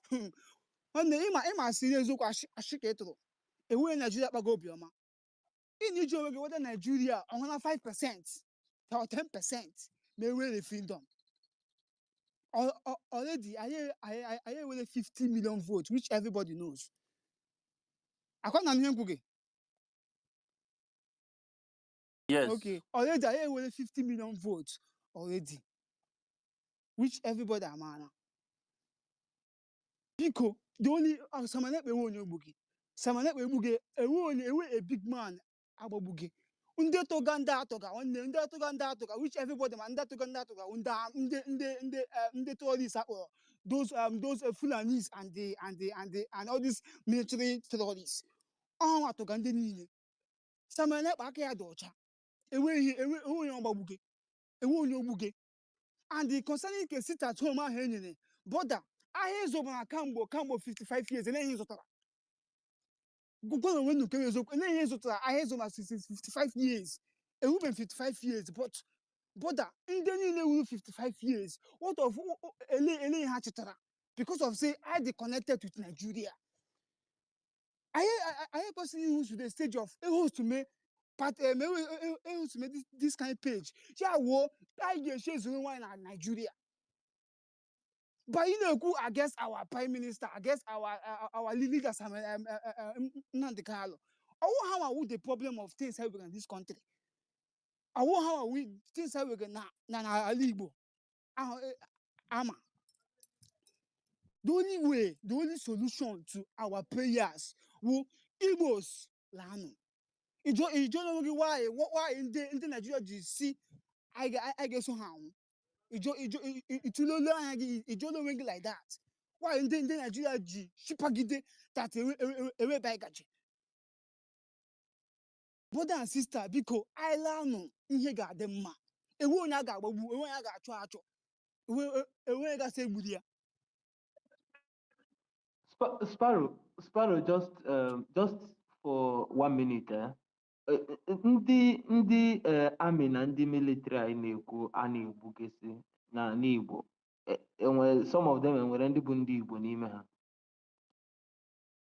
the best of your knowledge. Okay, brother. Yes, I must say yes. Most of the army and the police, most of them so Igbo. But to akwa prime minister agwara ha, ba ha si ha ma ha biko zuru onwe ha ka ma nda fight da. Gịnị onye mere elect prime minister anyị Prime minister mana kpakwuru ya that even as you as an Igbo man, why will you be serving as a ị ghọtara ihe m na-ajụ gị? Nsị gị gịnị onye mere ya? Prime minister ndị ebee ka ọ bụ? Prime minister ndị gịnị ka ọ bụ? Prime minister ndị ka onye mere ya elect? Our prime minister, which is Samuel Ekpa. Oh, okay. Yes. Ngwanu nwanne round up in 30 seconds. Okay, biko I can explain anya ihe ga-eme ala Igbo ewere onwe ha. That our agenda. And when you talking with Nigerians, nobody wants to be a Nigerian. Even give that Nigeria will future for him or her. That is why sometimes I'm on one on a hospital. Once some people are on Nigeria, people but this is not a laughing matter. I go like you is Biko. I love brother. I love you got them man. You got them man, brother. All right. You was got them man. You got them man. Thank you. Sparrow, biko kwa anya nwerekwa prime minister na Igbo. Point of no. Daniel, ọ ya mere m ji wee jụọ ya ka m mara onye bụ prime minister ndị ebe ka ọ na-ekwu, mana aghọtago m ihe ọ na-ekwu, nsogbu adịrọ. Simon Ekpa bụ prime minister ndị ọ bụ prime minister ha, and ha sị na ha nwere 50 million votes. Anyị afụbekwe, it has not been transparently shown to the people otu unu si wee arrive na the 50 million ndị tụrụ the vote afa ha and everything. Is there a directory where some of us ga verify some of those things? Ndị throw the vote, ebe hashi, and all those things. I mean, some of us are also in the tech industry. I might the possibilities ihe nwere ike ime, how numbers can be manipulated and all, but that is by the way. Thank you for your submission, my brother. As in uche onye adịghị njọ. I'm happy that at least ihe okwu ga-eji ha na-ewe m iwe bụ na ịnọ n'ala Igbo. I'm glad that na ibi Enugu and ị nwere ụlọ n'Enugu, so obi na-atọ gị ụtọ na a na-akpọchi Enugu on Monday, ndị mmadụ anọrọ n'ụlọ onweghị ha a na-eme. You're happy the way Enugu is at the moment. Nsogbu adịrọ. Ka anyị na-aga, biko let's quickly give other people a chance to be able to speak. Na-enwe ndị nọ ebe a for a very long time. Chief Emeka, Chief onwe ihe ị chọrọ ikwu? Emeka nọ here. Emeka, go ahead. Yes, Chief, don't worry, I get in 30 minutes we close. All right, Emeka Ngwa, go ahead because I'm gonna monitor it. Thank you. Ndị be anyị ekene na m unu ga-edisi n'ike ife na-eme ọ dị mma, whether it is on the positive or negative side. Emeka, this is not the key away from your phone because tinye tone na phone gị ka anyị na-anụ ihe na-ekwu ọfụma. Biko ama m ke na ife na-ekwu. Ọ dị better na, go ahead. Okay, asị m na-ekele uru ncha. Ọ na-abụkwa m na space chief, last time, and I made a contribution, and after not chief be host to this space, and see can become a similar contribution. Okay, so mobile. The question is, or Mazi Nandikano or Simon Ekpa, the HNA cause or persistent insecurity nani Igbo buying. Now, the question now, insecurity are doing nani Igbo before Mazi Nandikano and Simon Ekpa. So it has been. And if I should reference Daniel Kuroku, see that and other people Kuroku, see Ememina, Simon Ekpa, and other people now struggle for Biafra. So I want to ask you, people that are with that opinion, Igbo Simon Ekpa, Nigeria that we are in today, is it an alternative? Is it a better option? I am not going to Nigeria for more than 60 years. If Nigeria love us, why are we in these states that we are today? Okay, because I will tell you very solemnly, the insecurity that I need, but Abuja Kosi. Abuja have sustained the insecurity in Igbo. It is not caused by Simon Ekpa or Nnamdi Kanu or other people that are agitating for Biafran states. My dear people, all of us, we love Igbo land. We love it with our hearts, and that is why we are deliberating on this issue. Iburo, a businessman, I'm a core businessman. I have people that are working for me in our place. Now, it transport or goods either from Lagos or from Onitsha. Inana, the police na army akwụsị gị napụsịa gị maybe na-asịa gị n'ụzọ ebe ahụ. I don't know if many of you are buying goods from Onitsha or from Lagos and transporting it to Biafra land to want to sell or to other places where you do your businesses. Hapụsị gị, focusịa gị up. Tell me what is running in your mind, when those things are happening. Not once or twice, it is happening perpetually on daily basis. Tell me what is running in your mind if you're a businessman and you're going through those things. Now, if you're not causing insecurity in Nigeria, I'll reference Amnesty International reports, okay, which is a public document for all of our consumptions. When you've been at Jago, several reports from Amnesty International. Now, on the police, on the military, or SAS, or DSS, or Ebubago, or Asari Dokubo, or the boys still Ifan Yuba, late, unknown gunmen, the Fulani, on that cause insecurity na Igbo. And even the way with na Abuja being a sustain insecurity na Igbo is because now look at the struggle championed by Nnamdi Kanu, a very brilliant and wonderful man that we love so much. Who are the people that are demonizing the effort of Nnamdi Kanu? Kedu ndị na-eme ka effort Nnamdi Kanu ka ọ bụrụ a thing of ridicule? Or Nigerian government, or DSS, or ha na-eje ememina ndị mmadụ so that it will be attributed to Nnamdi Kanu. You want to go? Now, let me tell us, data. Has anybody been able to collect data about the hectares of lands that have been destroyed by Fulani herdsmen? About the value of crops that has been destroyed by Fulani herdsmen? About the human lives that has been destroyed by Fulani herdsmen in Igbo land? Has anybody been able to collect such data? Now, let us juxtapose this at home. Okay, before I go there, anyway, economic insecurity. Since I know an Igbo, since some Umarife na Nigeria, things keep moving from bad to worst every day. Things kept deteriorating. Not only in Igbo, in Nigeria.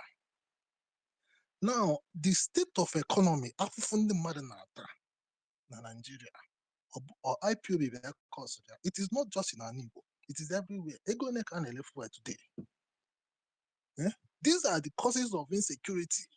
Everywhere. If you had like 1 million naira in your bank account, like 5 years ago, today is barely like what's value on.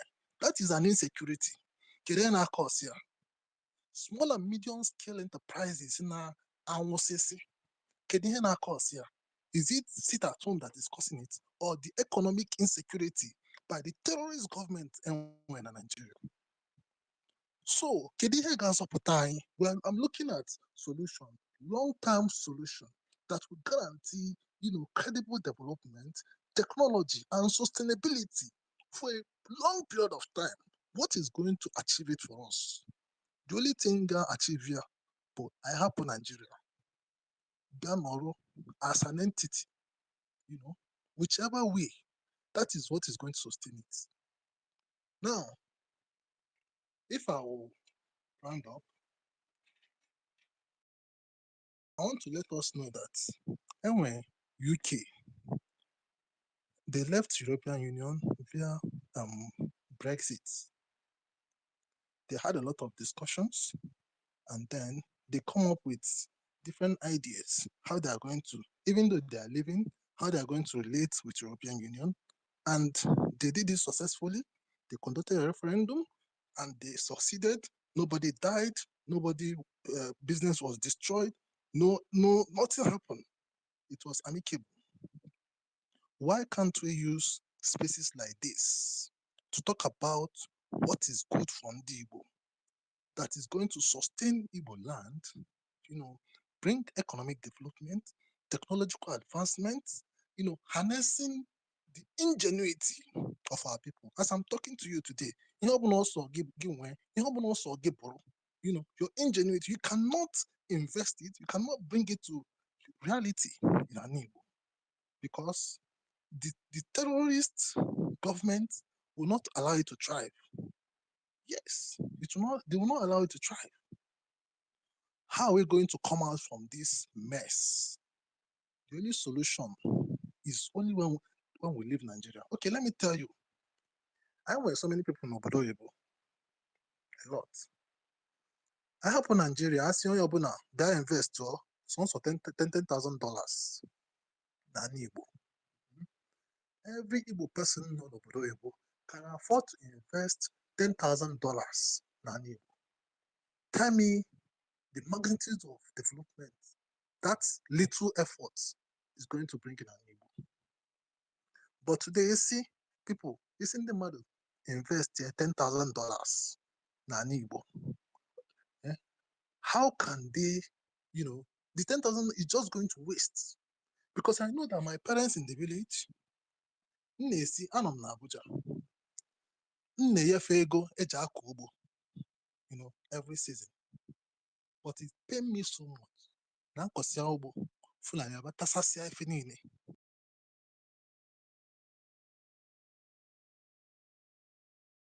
Ugbo na that plot of that area of land. Next year, you crop rotates, you crop other things in other places. And that's how we farm. So whatever expanse of land that you can farm, you are free to farm it.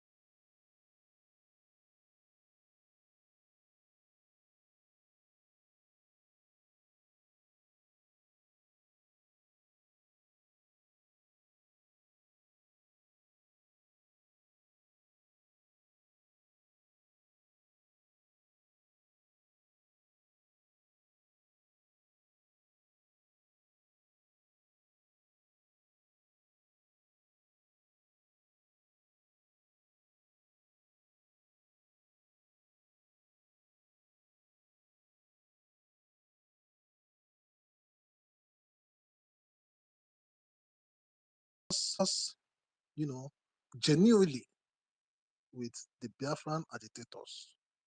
Okay, let them remove every Nigerian presence, military or whatsoever, police, SARS, DSS, and all that. Hand chap one on Igbo. Because even our village, onwe FM, I am Ande Bondi na each of our villages. Ebensi, we know who is, we know when strangers come into the village. I believe that Utako City, that every other communities in Anigbo, Ande Bondi, except from the cities. So if we can remove those people, Yeah, all right. I am 20. Ande Bondi. Yeah, thank you. Tell me how we cannot take care of Mana insecurity in our land. a na-adịrịkwa mma ka anyị na-adị realistic. Ị na-asị wepụ onye. You are in a space governed by a government. Nigeria is still a country. You understand? Even the government in Ukumaki, Okwa government in Dosalondawa.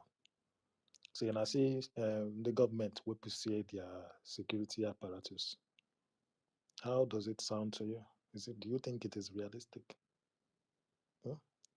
Or why not say No. Or hold on. Or why not say that these people have been mandated to protect the lives and property of the people, that they should do that, they should do their job.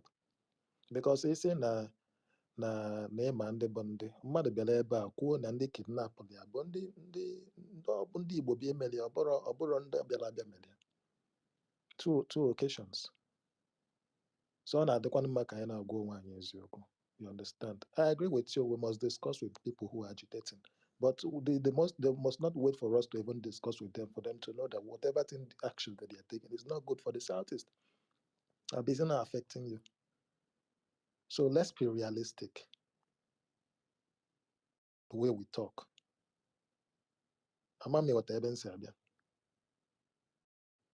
Anyway, let's go over to Afrom. Don't worry. We'll continue this conversation later. Don't worry. I think Kaije to Napunzel. Okay, thank you. Good morning, Unu, from my side. Thank you all for the space, Chief. I'm with you since Ibodo space. It's been hours now we've been here.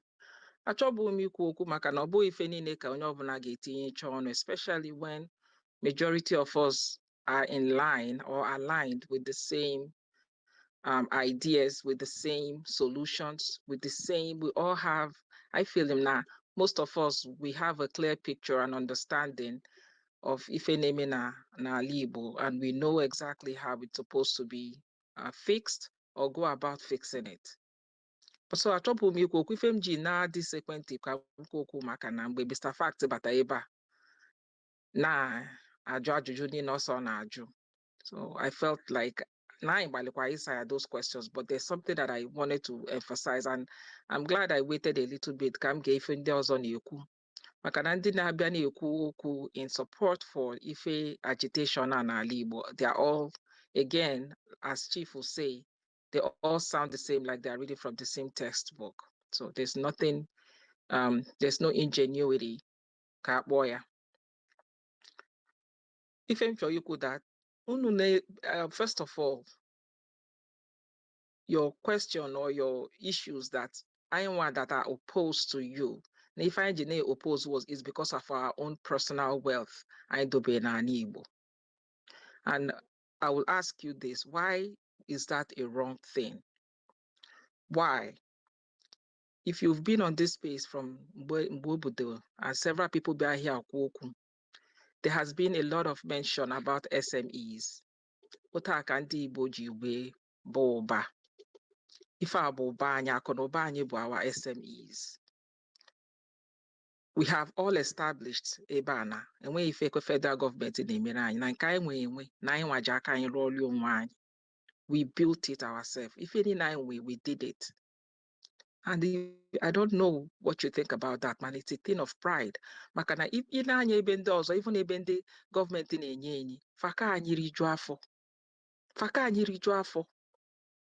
Yes, before all this agitation, before Itibos or Bundia, we still have lowly people in our midst. Yes, we have been marginalized. There's no question about it. But We have not sat down. We've been doing it. So it's a thing of pride that we have been doing it and carrying our economy and holding down our region that used to be the most peaceful region in Nigeria. You will get peace. But even that has been robbed from us, from Umunne, because you feel like that peace is not enough. Now too much. Who are you to tell us that the peace we enjoy is not enough for us? So you come and question that, oh, why we're opposing you is because of our personal wealth. If we don't build it, who will? But put even our personal wealth. What about ordinary people? People sell from the street side of the road to main markets, to big markets, to village markets. Those things, they might be minute to you, they might be minor to you, they might not be anything because you're busy trying to demonize people that are outside of Ali Ibn for any kind of business. And so you don't regard these little businesses that also contribute to our region one way or the other.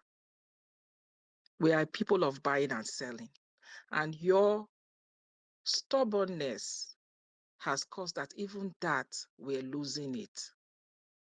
If you've been on this space, you will see Chief had cried out, especially about health, which is his own field. That we're losing talent, we're losing so many things, and now we're losing trade. But still, you guys are so dogged in your, so blind in your fight. So my question to you guys, to put it back to you, is what is the use of the agitation if you're not carrying along ihe jiri mara anyị? If you're not agitating to protect that is ours, what is the use? What is the use of say ka aghasasị obodo, ka asị na aghasasịrị ya? So that you that is so good in destruction will now come back and rebuild it? Somebody came and asked, that's the question I came here to ask, specific answer. Why did Peter Obi not become, why is he not president? Why anyway they be president in Anib? Now I'll tell you why. It's because of this kind of a thing, this little us versus them, little agitations that has even been before this IPOB and the MSN and SMN and whatever. It's because of Anyuma Hapu to stand gidibam na zonye nke anyị. Your opportunity, you're blaming us and Nigerians. Now, why unable to Peter Obi? You don't know that you were the cause. I will bring it and lay it completely on your doorstep. Because gara giri ni nunume. As that truly have our best interests at heart. Unafugo na onye nke anyị has been accepted nationwide, even voted for. Unakari no. Still a mandate Peter Obi where you guys are there. Eba kam gara si, oh, ndị a serious. They are fighting an Igbo cause. But you guys sat back trying to make mockery that you're mocking us. Because you again think that to build the society of Igbo that has always been. Because I don't know what you're talking about. Even though we have been marginalized federally, that Igbo has not been progressive, that is a lie. We have been progressive people before your agitation. We have always progressed. We have not starved, we have not hungered, we have not gotten to that point. And what you have succeeded in doing is to continue to try to tear it down. That this is not the right way to go about this. When you agitate the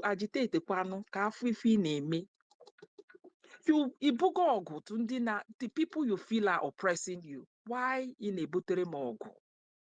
Am I the one oppressing you? You go about Yoruba spaces to try to convince them to support you. Name embarrass the guy yourself to support you in your cause. And then in Orona and Igbo, try to sit on our own heads. Elderly people that we revere so much. Who is it just so that you can be a prime minister, so you can bear whatever name that you can ascribe to yourself.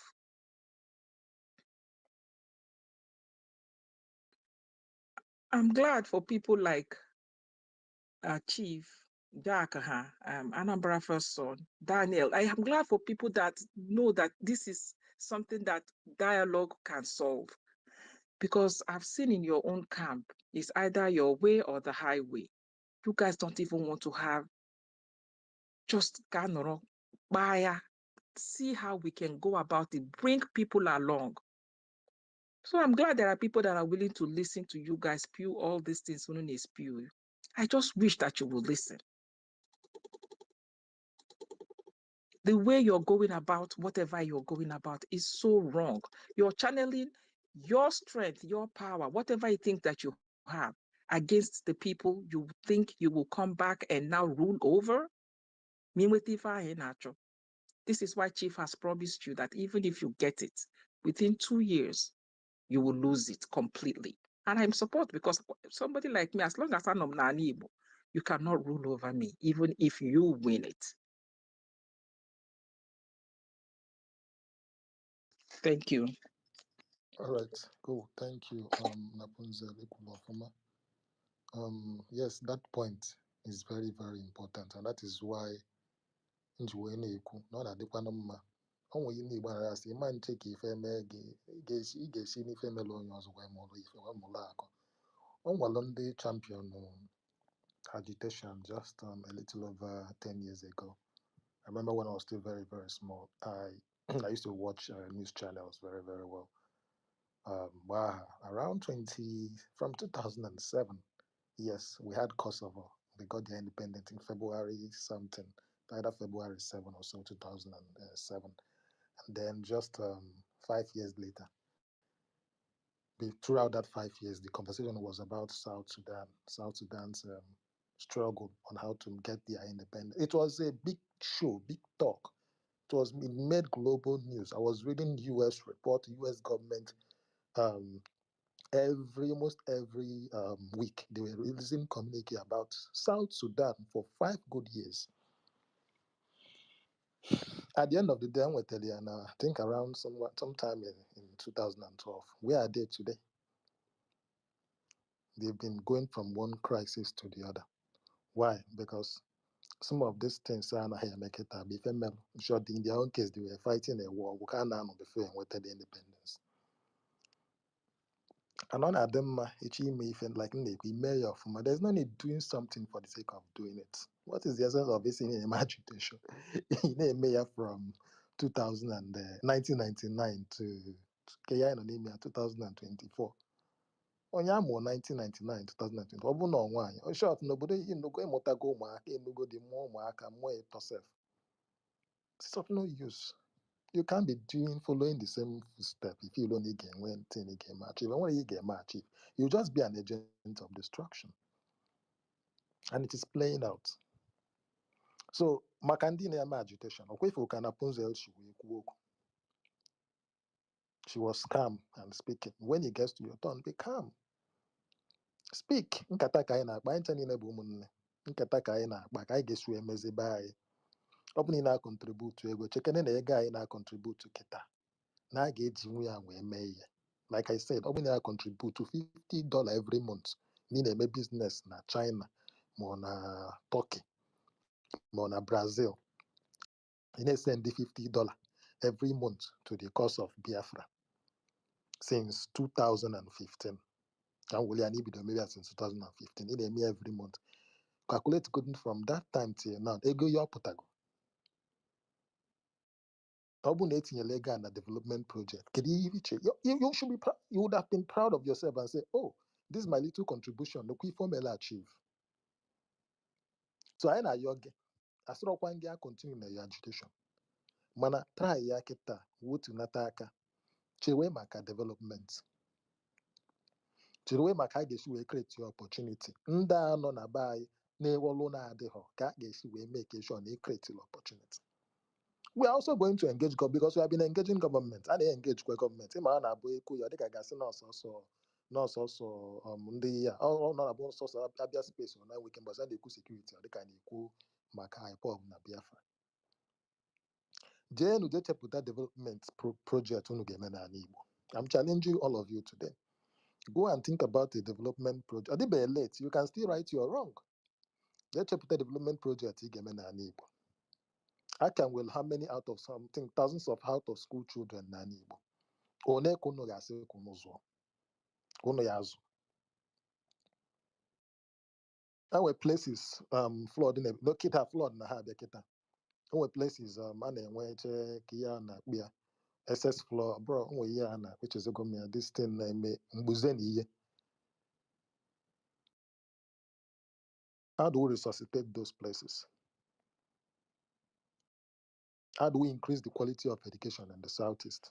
Ebe ahụ ị nọ na Europe, ị nọ na America, gịnị bụ ife ọma na-eme ebe ahụ ị na-amụta ịgasị ka e replicate ife a n'ala Igbo? A sị na Igbo bụ ike. So chee ya chepụta ya. $5, $10 ga-emenwe ya. The concept of Igbo bụ ike maka na ya bido since even before the 60s.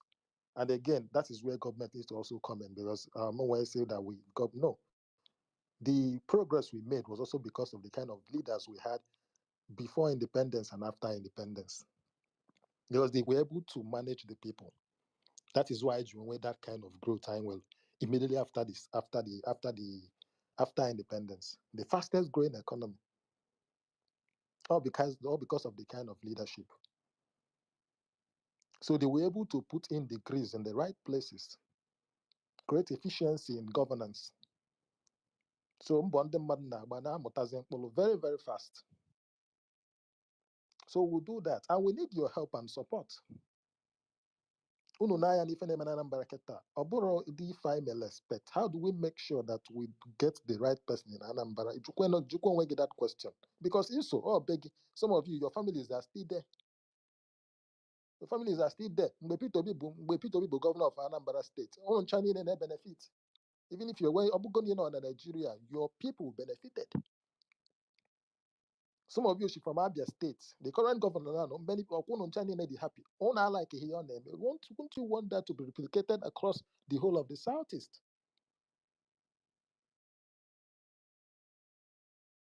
That is part of fixing the problem. Agitation and then now complain every day. I will feel bad about myself. It means I'm not doing it right. We don't hate you. I don't hate you. I want to never hate it. Most of the Igbo spokespersons na Twitter bugoli an issue before protecting each and every one of you. And when them na Hannah still today, we still don't talk to ourselves because around 2021 I say okay, fine. She may go to just allow go to just sit at home for once.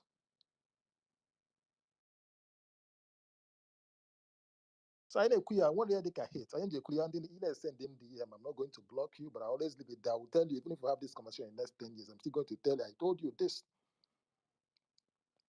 I hope you will not be regretting it then, but I don't want you to regret. Because help us curtail this. Stop sending money to Simon Ekpa. Because in the Southeast.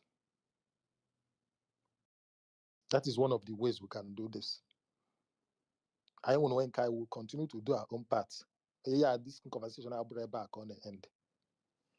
But then let's go over to UAL. Amazim, I think UAL goes away. Yeah. They were one the buy and make below. Again, onye kwuru ka ndị kwuru ka na space kwuru and some other species na join. Enwere two things na afọ na-emekọwa ndị buy. Enwe onye na-akọ ọnụ but my own observation. One or living in denial. Ndị a na-azọkawa Biafra na-achọ ịnwere onwe ha. To me, ha na-agwakọ onwe ha eziokwu. Ime mkpam ibu ya ndị Fulani, ibu ya ndị Hausa. To me, no. Like na by ndị na-azụ efi dị ya, ọ ndị na-ere efi ụcha ndị Igbo. But ndị ha bịa kpọrọ ndị Fulani, ha na-achagharị efi ha. So now somebody kwuru ya here that now most people nwe efi ndị Igbo. Even in North, most people nwekwa efi na-azụ afọ efi ndị Igbo because anyị na-ata nwa anụ. So ị na-achọ ya problem ka ibo ya ndụ obodo ọzọ so that ị ga-ede oke ka ede ya enwe ihe ọjọọ na-eme ndị Igbo a na-eme ihe ọjọọ ndị Hausa na-emebiri anyị obodo ndị ọtara. Yes, enwere ke ndị Fulani dịrị maybe doing boundary towns and that side Enugu and ụmụnda.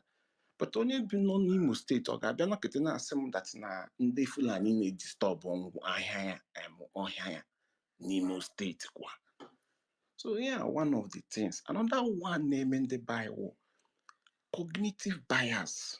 I nwere that cognitive bias mostly Downing-Kruger effect. No black here. Downing-Kruger effect. Most times, I may believe they are the best. Why they know nothing about the topic they are talking? To me, that's the thing. Most times, KG 1 minute speaks or 1 minute speech in the can. Or history, no historian. Kara a professor not into history for 20 years. Yeah, you don't know your history. The next thing you challenge in academic challenge. Yeah, what idiot, what Yoruba, so to me, they don't know what they are doing, and it's very difficult for you to radicalizing that person because he knows nothing of what he's doing and believing that he knows it all. So to me, one thing I have to tell these people is to do things that are akin to your culture. Ịchọghị ịmata onwe gị, duogodo onwe gị ihe anyị na-eme ọwụwụ ihe ndị agbụrụ anyị ọ ihe eji mara ndị Igbo. One, the title leadership of Nnamdi Kanu and Kafaya Simon Ekpa, that is not a typical way of life in the Igbo. Igbo enweghị eze. But people don't understand that philosophical statement. Igbo enweghị eze. People thought literally it means that ndị Igbo a na-enwe king or ndị Igbo a na-enwe eze. No. I nwere isi obi, I nwere Iwubiz, I nwere ancient kingdoms bidogoro kamgbe Igbo ji bụrụ Igbo. But what that statement means that Igbo enweghị authoritarian or a dictatorship in their mix. Because anyị na-eme ụzọ onye agwana m. Ihe ndị Igbo iji mara Igbo nkata nzukọ, which is the British learned from the French people, the palais, ha jikwa nke ha parliament. Ebe a na-agba izu enwe ihe a na-eme. So that is ihe eji n'ọchịchị ndị IPOB and ndị ọzọ a na-agba izu. Onye ọbụla na-ekwu uche ya. Ọnwụkwu uche m ọmụsabụ. Ọnwụkwu uche m esi m na enwe ihe mma na onye isi ekwu one. But ihe eji mara. This is why I'm a student of Nnamdi Azikiwe. He said that no one kata chọta inwere onwe Nigeria with ọgụ na mgba. Onye ji mara onye Igbo ya sị gị na ọ ga-eji nkata dialogue nweta ya and o mere ya. Onye ji mara ndị Igbo. We have to be doing things akin to our culture, not I say I ga-eme ka ndị Gabon, I ga-eme ka ndị US, I ga-eme ka ndị America, I ga-eme ka ndị Germany. While it is not what eji mara gị and ọ gara gị ahụ before gị nweta onwe gị ihe aga anaghị. And another thing nye anyị nsogbu mgbe na ya na-eme accuse gọọmenti na ya achọghị iji nwere onwe ya maka bad governance, bad government. Awụkwana Igbo ama Igbo asị ndị nwa ihe. Biafra is a child of necessity. Biafra awụ maka bad government. Mgbe ị nwere Biafra maka pogrom. Maka pogrom otu esi egbuga ndị Igbo na North na West na Mid East na Middle Belt. Ojukwu ji gbasị na ọ chọrọ isefu ndị ya wụrụ na aga echekwanwu ndị kem. Tatina ka anyị nwere onwe anyị ọwụ maka bad governance. Bad governance Igbo nwere ndị ga-ekpute nwụọ na anyị na gọọmenti. Bad government ị na-achịkọwa m tatina ndị Igbo anọ na gọọmenti. Onye na-akọ how many senators, senate president ka enwegoro bụ ndị Igbo? Ọ Igbo anọ na gọọmenti. So a na-ekwu ya ọwụ ndị Hausa na-achị na South East. Onye gbakwudin one project the South Eastern Region government nwere ekwu ya na ị ga ndị Biafra ya na ha sịrị na ndị Hausa ndị na-agbara ndị Hausa odibo dị n'anya ahụhụ ndị Igbo. The same thing enwetakwa Biafra otu ka nna Simon Ekpa ga-esi achịgbu anyị sị gị that na-aga enwe Catholic Church na onye ọbụla ga-asị gị omenala ma asị gị na anyị ga-enwe Jew one night nwoke biko anyị atry round up a na-achọ imechi space a ka anyị mee ya sharp ka ndị na-ekwu. But co-host I were time ndị mmadụ. I'm very sorry for message I just want to let you know. Thank you. To round up from what to me one association can we form a collective voice?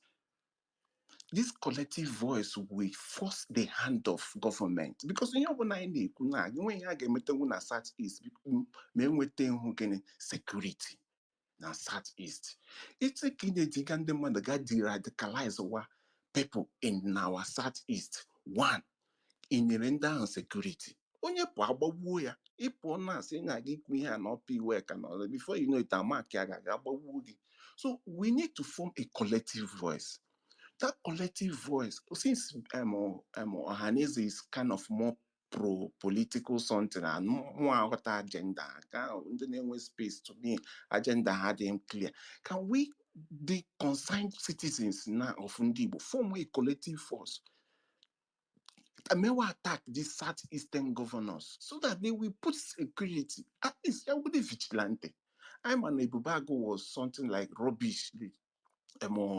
Ka fan Ebonya or one Tigadia, it didn't work. Let us have a voice. Since Nnamdi Kanu can make institute something like ESN, Haga form or Kanfire Ebubago. Let us have a voice and force them to give us security. Gacho pushing me Ndojo Mande ESN Mande Fulani. Let a non because the I say ESN I work on because all a non-state actor me peria. Now let us force them security so that when you want to bring something inside it will be sustained. So thank you everyone for listening. But kaikawa mewe makode Monday bo agwagi ikwesịrị ikulu dan chee echiche ma kwuo onye ọbụla mapụta ka ọ bịa zara ọnụ onwe ya ka ọ bịa defend ya nke ha kwuru.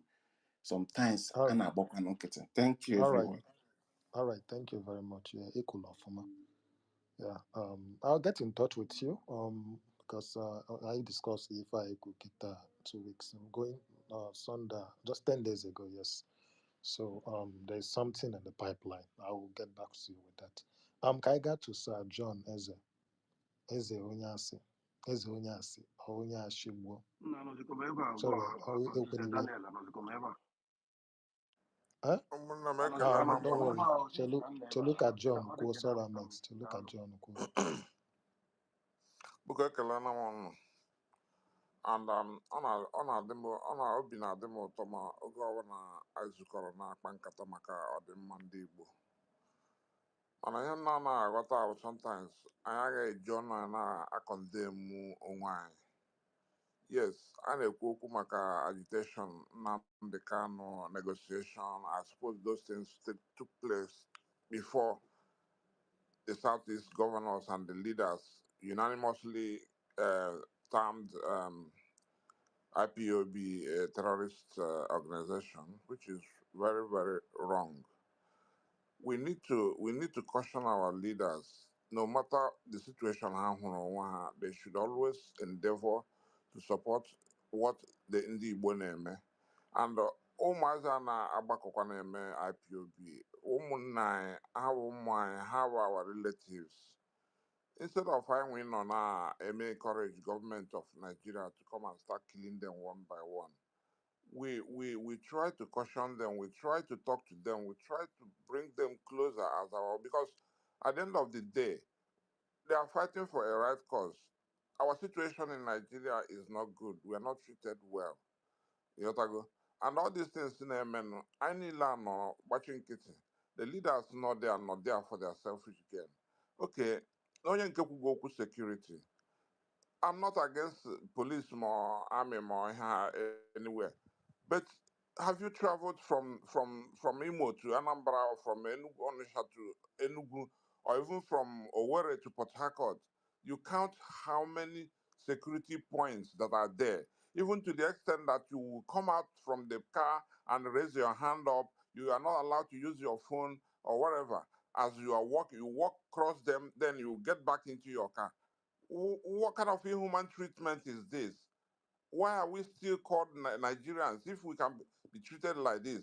I don't think this thing has existed anywhere outside Southeast. Why? Why is it like that? And all this insecurity in Southeast has been the most secured area in Nigeria. All of a sudden, everything changed. Whether we like it or not, unu kwere, unu ekweghị, Eastern security served Nigerians because the way Fulani people wanted to come down to Southeast, if it wasn't for Eastern security, they should have been in our forests now, and our life would have been even in more danger. I know what is happening in Southwest. They are all over their forests there. We don't want that to happen in Southeast. Yes, the issue of sit at home and all this Simon Ekpa being distant, you cannot kill the same people you want to protect. That is very, very wrong. You have to find a way to balance it. I remember when I went home, is it October last year, September, there was a further sit at home that even school children have to go to school by 1 o'clock in the village. They can't go to school in the morning because as now the thing which is Monday to Friday, they cannot even apart from the Monday sit at home. Then which is further sit at home, which is imposed by Simon Ekpa and his group. And these children are obeying it. They have to stay at home. Okwa one, Haga be dressed up Gaba school. Can you imagine that kind of situation? It is affecting our education, it's affecting our business, and all these things is coming and is deteriorating. It will come to a stage where most of the people living in Southeast are practically depending on people abroad because there is no business going in. Okay, look at the situation. Why can't we have a seaport in the east? Why can't we have international airport in the east? Why do we always have to go to Abuja or Lagos when we have airport in the east? What is all these things? All these people that are representing us, have they been pressing up this case? Why can't we have a regular flight going to Port Harcourt, Enugu, or any other eastern distance? What is wrong with the on airport? Obviously, we know that Lagos is overcrowded with the Apapa Wharf and the Tican. Why can't we open more seaport to accommodate these things? And on top of that, they come up and say Igbo must go, Igbo must go, Igbo must go. Okay, can the Igbo allow una chọọ ka ha laa? There is no other reason why we are in Lagos. The only reason why we are in Lagos is because my traveling abroad, your airport is there. If you want to import your goods, you must come through Lagos. So most people end up staying in Lagos. We all want to go home. We all want to go home. Agwa m onye na-ekwu okwu maka is development. Development is good. But do you have people you can trust? Let's assume, listen now, every month you send like 50 pounds or whatever into that project and get sure that what your money can do for you. Story. These are the fears most of the people abroad have. Because, say for example, you are working here, you're sending money every month. You send like 50 pounds or 100 pounds. towards the development of Southeast. Yelwata, where did your money go? You don't know. That is the problem. If we can have a reliable group that can say, okay, if I go home, this is, you come and show me, say, this is where the money is sent all this time. No. Instead of system without money or pension or anything, I can put my money down there and say this is my own pension. And then if I build an industry, or even if it's a small scale industry, it is something that you can enjoy at your old age. And that is what we all want. We want a peaceful Southeast. And what can we do to establish that peace? Because at the end of the day, we have lose go confidence in our leaders in the Southeast. Let's be honest. We have lost confidence in them because none of them is coming out there All right, to sir. stand for us. Can you round up? Yeah, I don't have much to say, Gordon, but I've just said my mind. Gordon. All right, thank you very much, sir. So if any imetulaka has to do with governance and politics, from the issue of insecurity, even the and the military and more police in the southeast. Yes, it is true. Many people have been talking about it. Man, yeah, political solution. So about a year,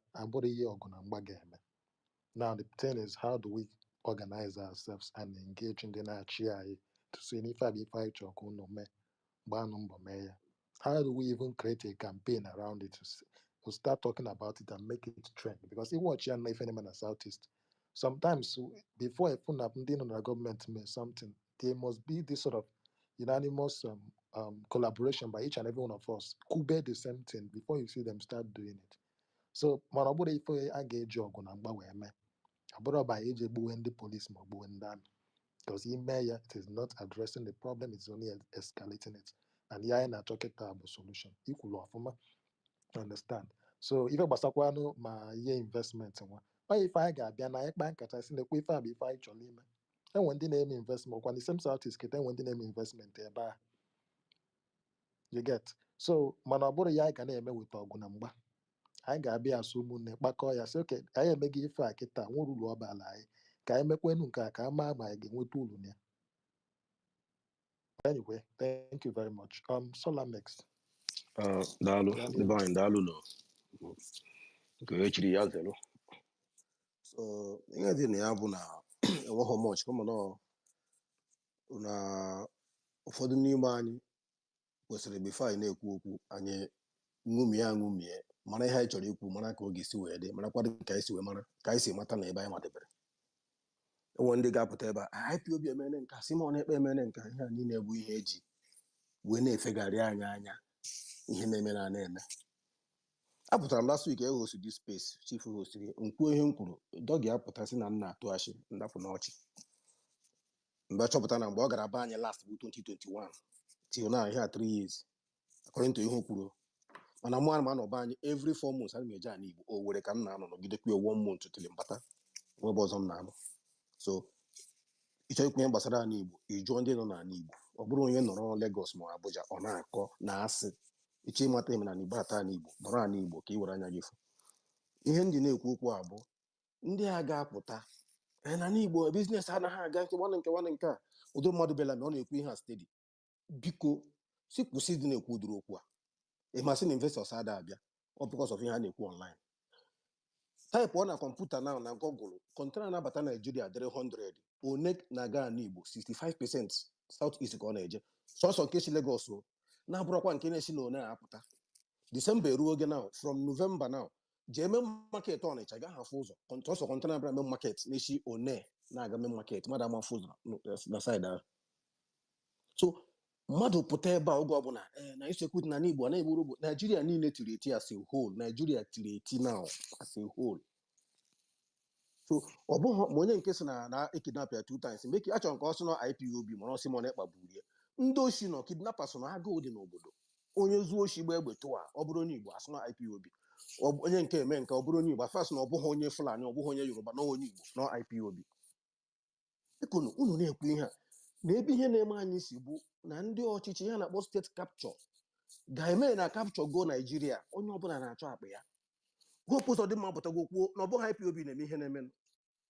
Ekede ahịa Soludo apụtago kwuo ya, then ordinary citizen bụkwa onye Igbo pụta na space gị na-eti IPOB ogbu anyị, IPOB eme nka ka onye ha gburu enwenugwu ụbọchị apụtara na midia ebupụta ozu midia ma ndị gota midia Yoruba na akọnfam mụọ ya nọ IPOB gburu onye ma nọ Simon Ekpa gburu onye unu ekwene ka ha were ihe a na-agasasị anyị ka ha hapụ ịchọta ebe ihe na-eme anyị isi ihe awụ midia jos were ihe a apụta eputo the news anyị nwabụkwa ndị Igbo eburu ya anyị amaghị nwumi ya nwumi mee investigeshọn mara ma ihe a news a kwuru ọ bụ eziokwu anyị eburu ụzọ kpagharịba anyị na-egbu onwe anyị na-eme nke ha nwa na-achị na-eme ihe ha na-eme ndị Fulani egburu na Rivers steeti ama Rivers steeti ka ọgịnị wazite within this week mmadụ 12 a ndị ahụ gbagburu ndị Fulani ahụ ha chi efi oge ọbụla sị na ndị na-achị efi gebe ntị ha na-akpọ ndị na-achị efi mana abalị ha eburu egbe jebe ihe ọzọ ndị agha gbagburu ndị mmadụ 12 ndị Fulani ahụ ha gburu wazite this week ndị sekuriti ahụ gbagburu ndị ahụ gịnị ka ha chọrọ bịa ebe ahụ eji gbagbuo ha enwere ha ajenda ha ji bịa ebe ahụ ndị a ji wee sị mba wee gbaa ha ihe agbara ha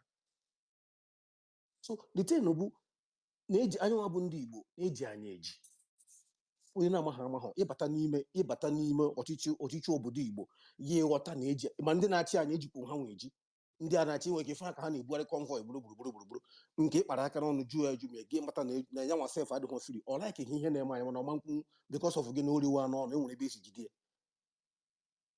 so ihe mgbe anyị ga-agba bụ anyị apụtakwa na space insecurity na Igbo investors ka na-abatakwa ruo echi investors na-abata na Igbo ahụ investors na-abata biznes na-aga mana anyị pụtakwa online anyị were ọnụ anyị na-achọ ka anyị werekwa aka anyị tipịakwa aba anyị esi m Lagos gba ọsọ enwere m ụlọ na Lagos enwere m ụlọ na mgbaga ebe m nwere ụlọ na Igbo n'aka enwere m ụlọ ahapụrụ m ya na rie mgbe a na-eme Igbo mosigo tim wee m iwe abụghị onye Igbo akpọzọ m ụmụazị ihe a wee m iwe sị enwere mbe nna m ka m ya ka m spend dị ego kọntena m bata Lagos m were trọkụ buru ya naba n'Igbo ihe jaba kọntena gịta bụ 18 million ọ pụta m kwụ 18 million ma werekwe trọkụ buru ya tinye isi ya n'Igbo ihe ga-emenume ya nne eluzu dị ego ka ndị zuo ebe nna m so ihe a na-ekwu biznes anaghị aga nwanne iche ime biznes na Igbo bute ngwa ahịa gị n'ala Igbo biznes na-aga mmadụ apụtasị na soshal midia na-akọ ihe na-enweghị isi ịnọrọ Lagos si nso ụwa ịma ihe na-eme na Igbo na-akọ na asị na ndị bụ unu gwara gị onye bụ unu na-eme biznes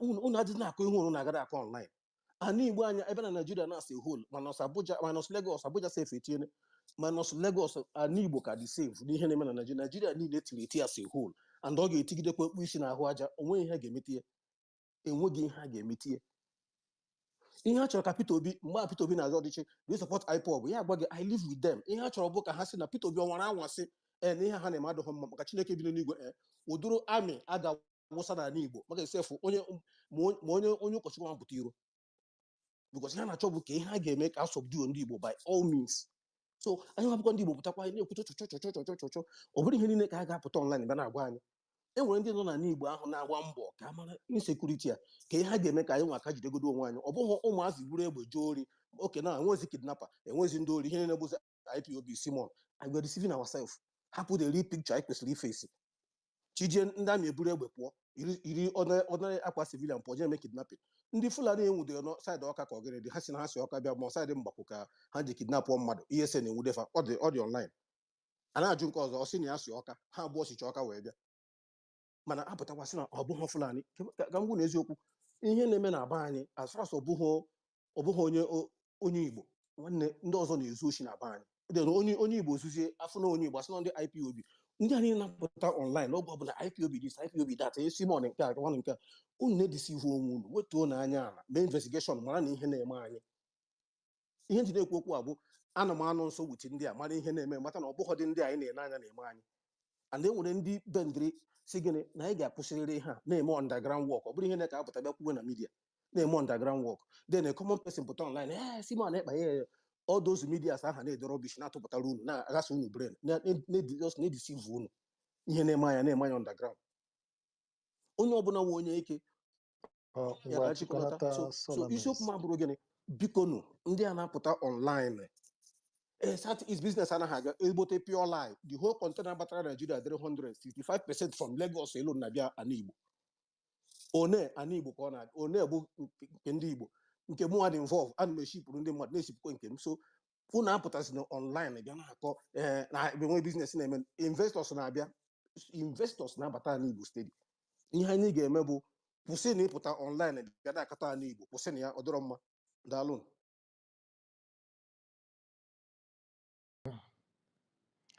ewa All right. So Lames, amasịkwa na ndị mmadụ na-akọta n'Igbo. Kama nọ onye ọbụla nwere experience nke ya. You understand? Mana ofu iyi kwuru dị mma bụ na ọ bụrụ ife niile gbasara insecurity bụ hype, which nke ahụ bụ eziokwu. Mana nke bụ eziokwu bụ na mba ya adịghịzị ka ọ dị before. You understand? So onye ọbụla na-eje onye na-eje ọ na-ezo ezo. You get. So imagine maka na inweburu terrible experience wee dismiss your experience ndị ọzọ. Get. Many people na-ekwusikwa okwu ike m na-afụ na space a bikwa na Southeast too. Ọ bụrụ na ha bi na Lagos. You get. Ha bi na Southeast. So they are also sharing their own experience. Go and enyekwa your own experience. So we must also learn to accommodate different views or opinions. Mana the most important thing bụ ihe na challenge anyị bụ anyị ga-agbazi mbọ address ya problem once and for all. Biko ọ na-ebido through communication. So ka anyị na-achọzi imechi space, I think onye ọbụla ekwusigo. Biko ndị na-eme request biko na ọ ga-adị next time. Ama afọ na over 15 people na-eme request, ọ ga-adị next time na watch na-emeluchi imechi space. If you can only dey like it, be make sure na I will nwaanyị nke bụ eziokwu ịmala ebe si eri mperi chegharịa. Anyị nche niile nwere akọ na uche, ọ nwere ebe nwatakịrị. You understand? Ọ bụrụ na enwe ka isi akpa agwa, na enwe ka isi ekwu okwu, nwe ka isi eme omume na-adịchaghị mma, tee ya eche, wepụ aka enwe n'ofe maka ọ na-awazi aka mmadụ. Ọ bụrụ na enwe ka isi wee na-eme agitation, ọ na-enyezi ndị ọzọ moral, ejila afa gị na-commit crime, then marụ na time ego mgbe ihe change strategy ofu ihe aka anyị ekwu. Maka na ịmara ife gbasara security ọ dị very very dicey. Ụkwụla anụ one place ihe mefe ma ekpaka m, ụjọ ga-abụ onye ọbụla ahụ. Anụ ụjọ bụ onye ọbụla ahụ, then enweghịzi ihe ị ga-akọ from now till eternity anyị ekweta gị ma ọgụ amịa mana ọ bụrụ ọgụ amịa. So you must learn to protect whatever thing that you are pursuing. Protect it. So it's your responsibility to protect it. You understand? Because you create a bad image for yourself. And what if you get from now to tomorrow, get on your own like him. But at the same time, I ain't telling anyone look and all. We need to engage those in government to do the needful. She with government will bambo waiting attack a she when I the buy. If a basalo treatment, police and army. Enwe peace talk, enwe means negotiate. Because soludo bidoli fa mana amaz mi eneme soludo anakatazi no onyoko. What we must continue. Makana buy ali bobo buy incha ni na belong to each and every one of us. Obugo ne da bata umunne gi na ebe a. So kwesịrị ka ọ dị mma. So biko ndị emeli ihe ọjọọ emego ndị akpọgbugo on both sides. Biko ayo ka nna yogi mma ka ọ dị mma. Because of the future ones, let's trade cautiously. I'm among the able na experience ha with the police and army. Ma ụmụnne Igbo if you lose na ọ ga-abụ ọgụ na ọgba ya. But yet, please, I may you na then onye ọbụla ga-anwụ sisi. Nwere ya survive ya. And man this because your man were this but no boro ọgụ a ga-asị shaga na man ya once. If you get na-eme na for how many years? Oh, ọgụ na mgbata Igbo ozugbo. So on both sides, we must trade cautiously. We must learn to listen to one another. And one monopoly of violence. Government in Africa and Hungary, in short, now it is very clear to them that they no longer have monopoly of violence. But we ourselves must not trade towards violence because on rule waga balai.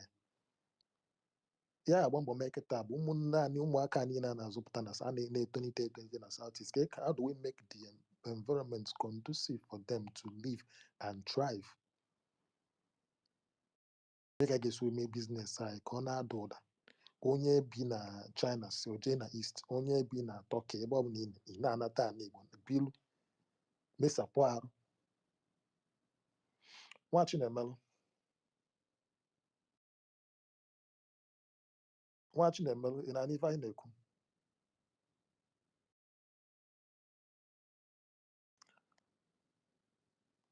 I'm sorry. Okay. Not sure anybody that I can't add anybody now. But I think we need to end the space. That's why I'm watching a mellow. I'm going week away. Make space because now Chijigo and also not cholo pop. But actually you can also speak while watching the melodies coming mazum on alahola. Nwata kwacha. Yeah, Chidubem ikukwelo.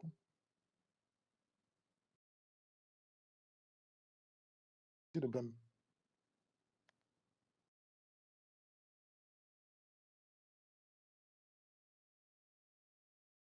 Sorry, Solamez in Yeah, anything. yeah, no, if you know, so the thing no So come to this okwu now. no, sorry, nwata kwacha na ati ikwu okwu. Nwata kwacha iwepụ ihe ọmụtụ yourself ma anụrụ m ikwu. Solamez in anything na-ekwu. Mba mother kwa ni phone ekwu, mother ni phone ekwu. So nwata kwacha ya da na ife ị na-ekwu. Chidubem ị na-ebe a?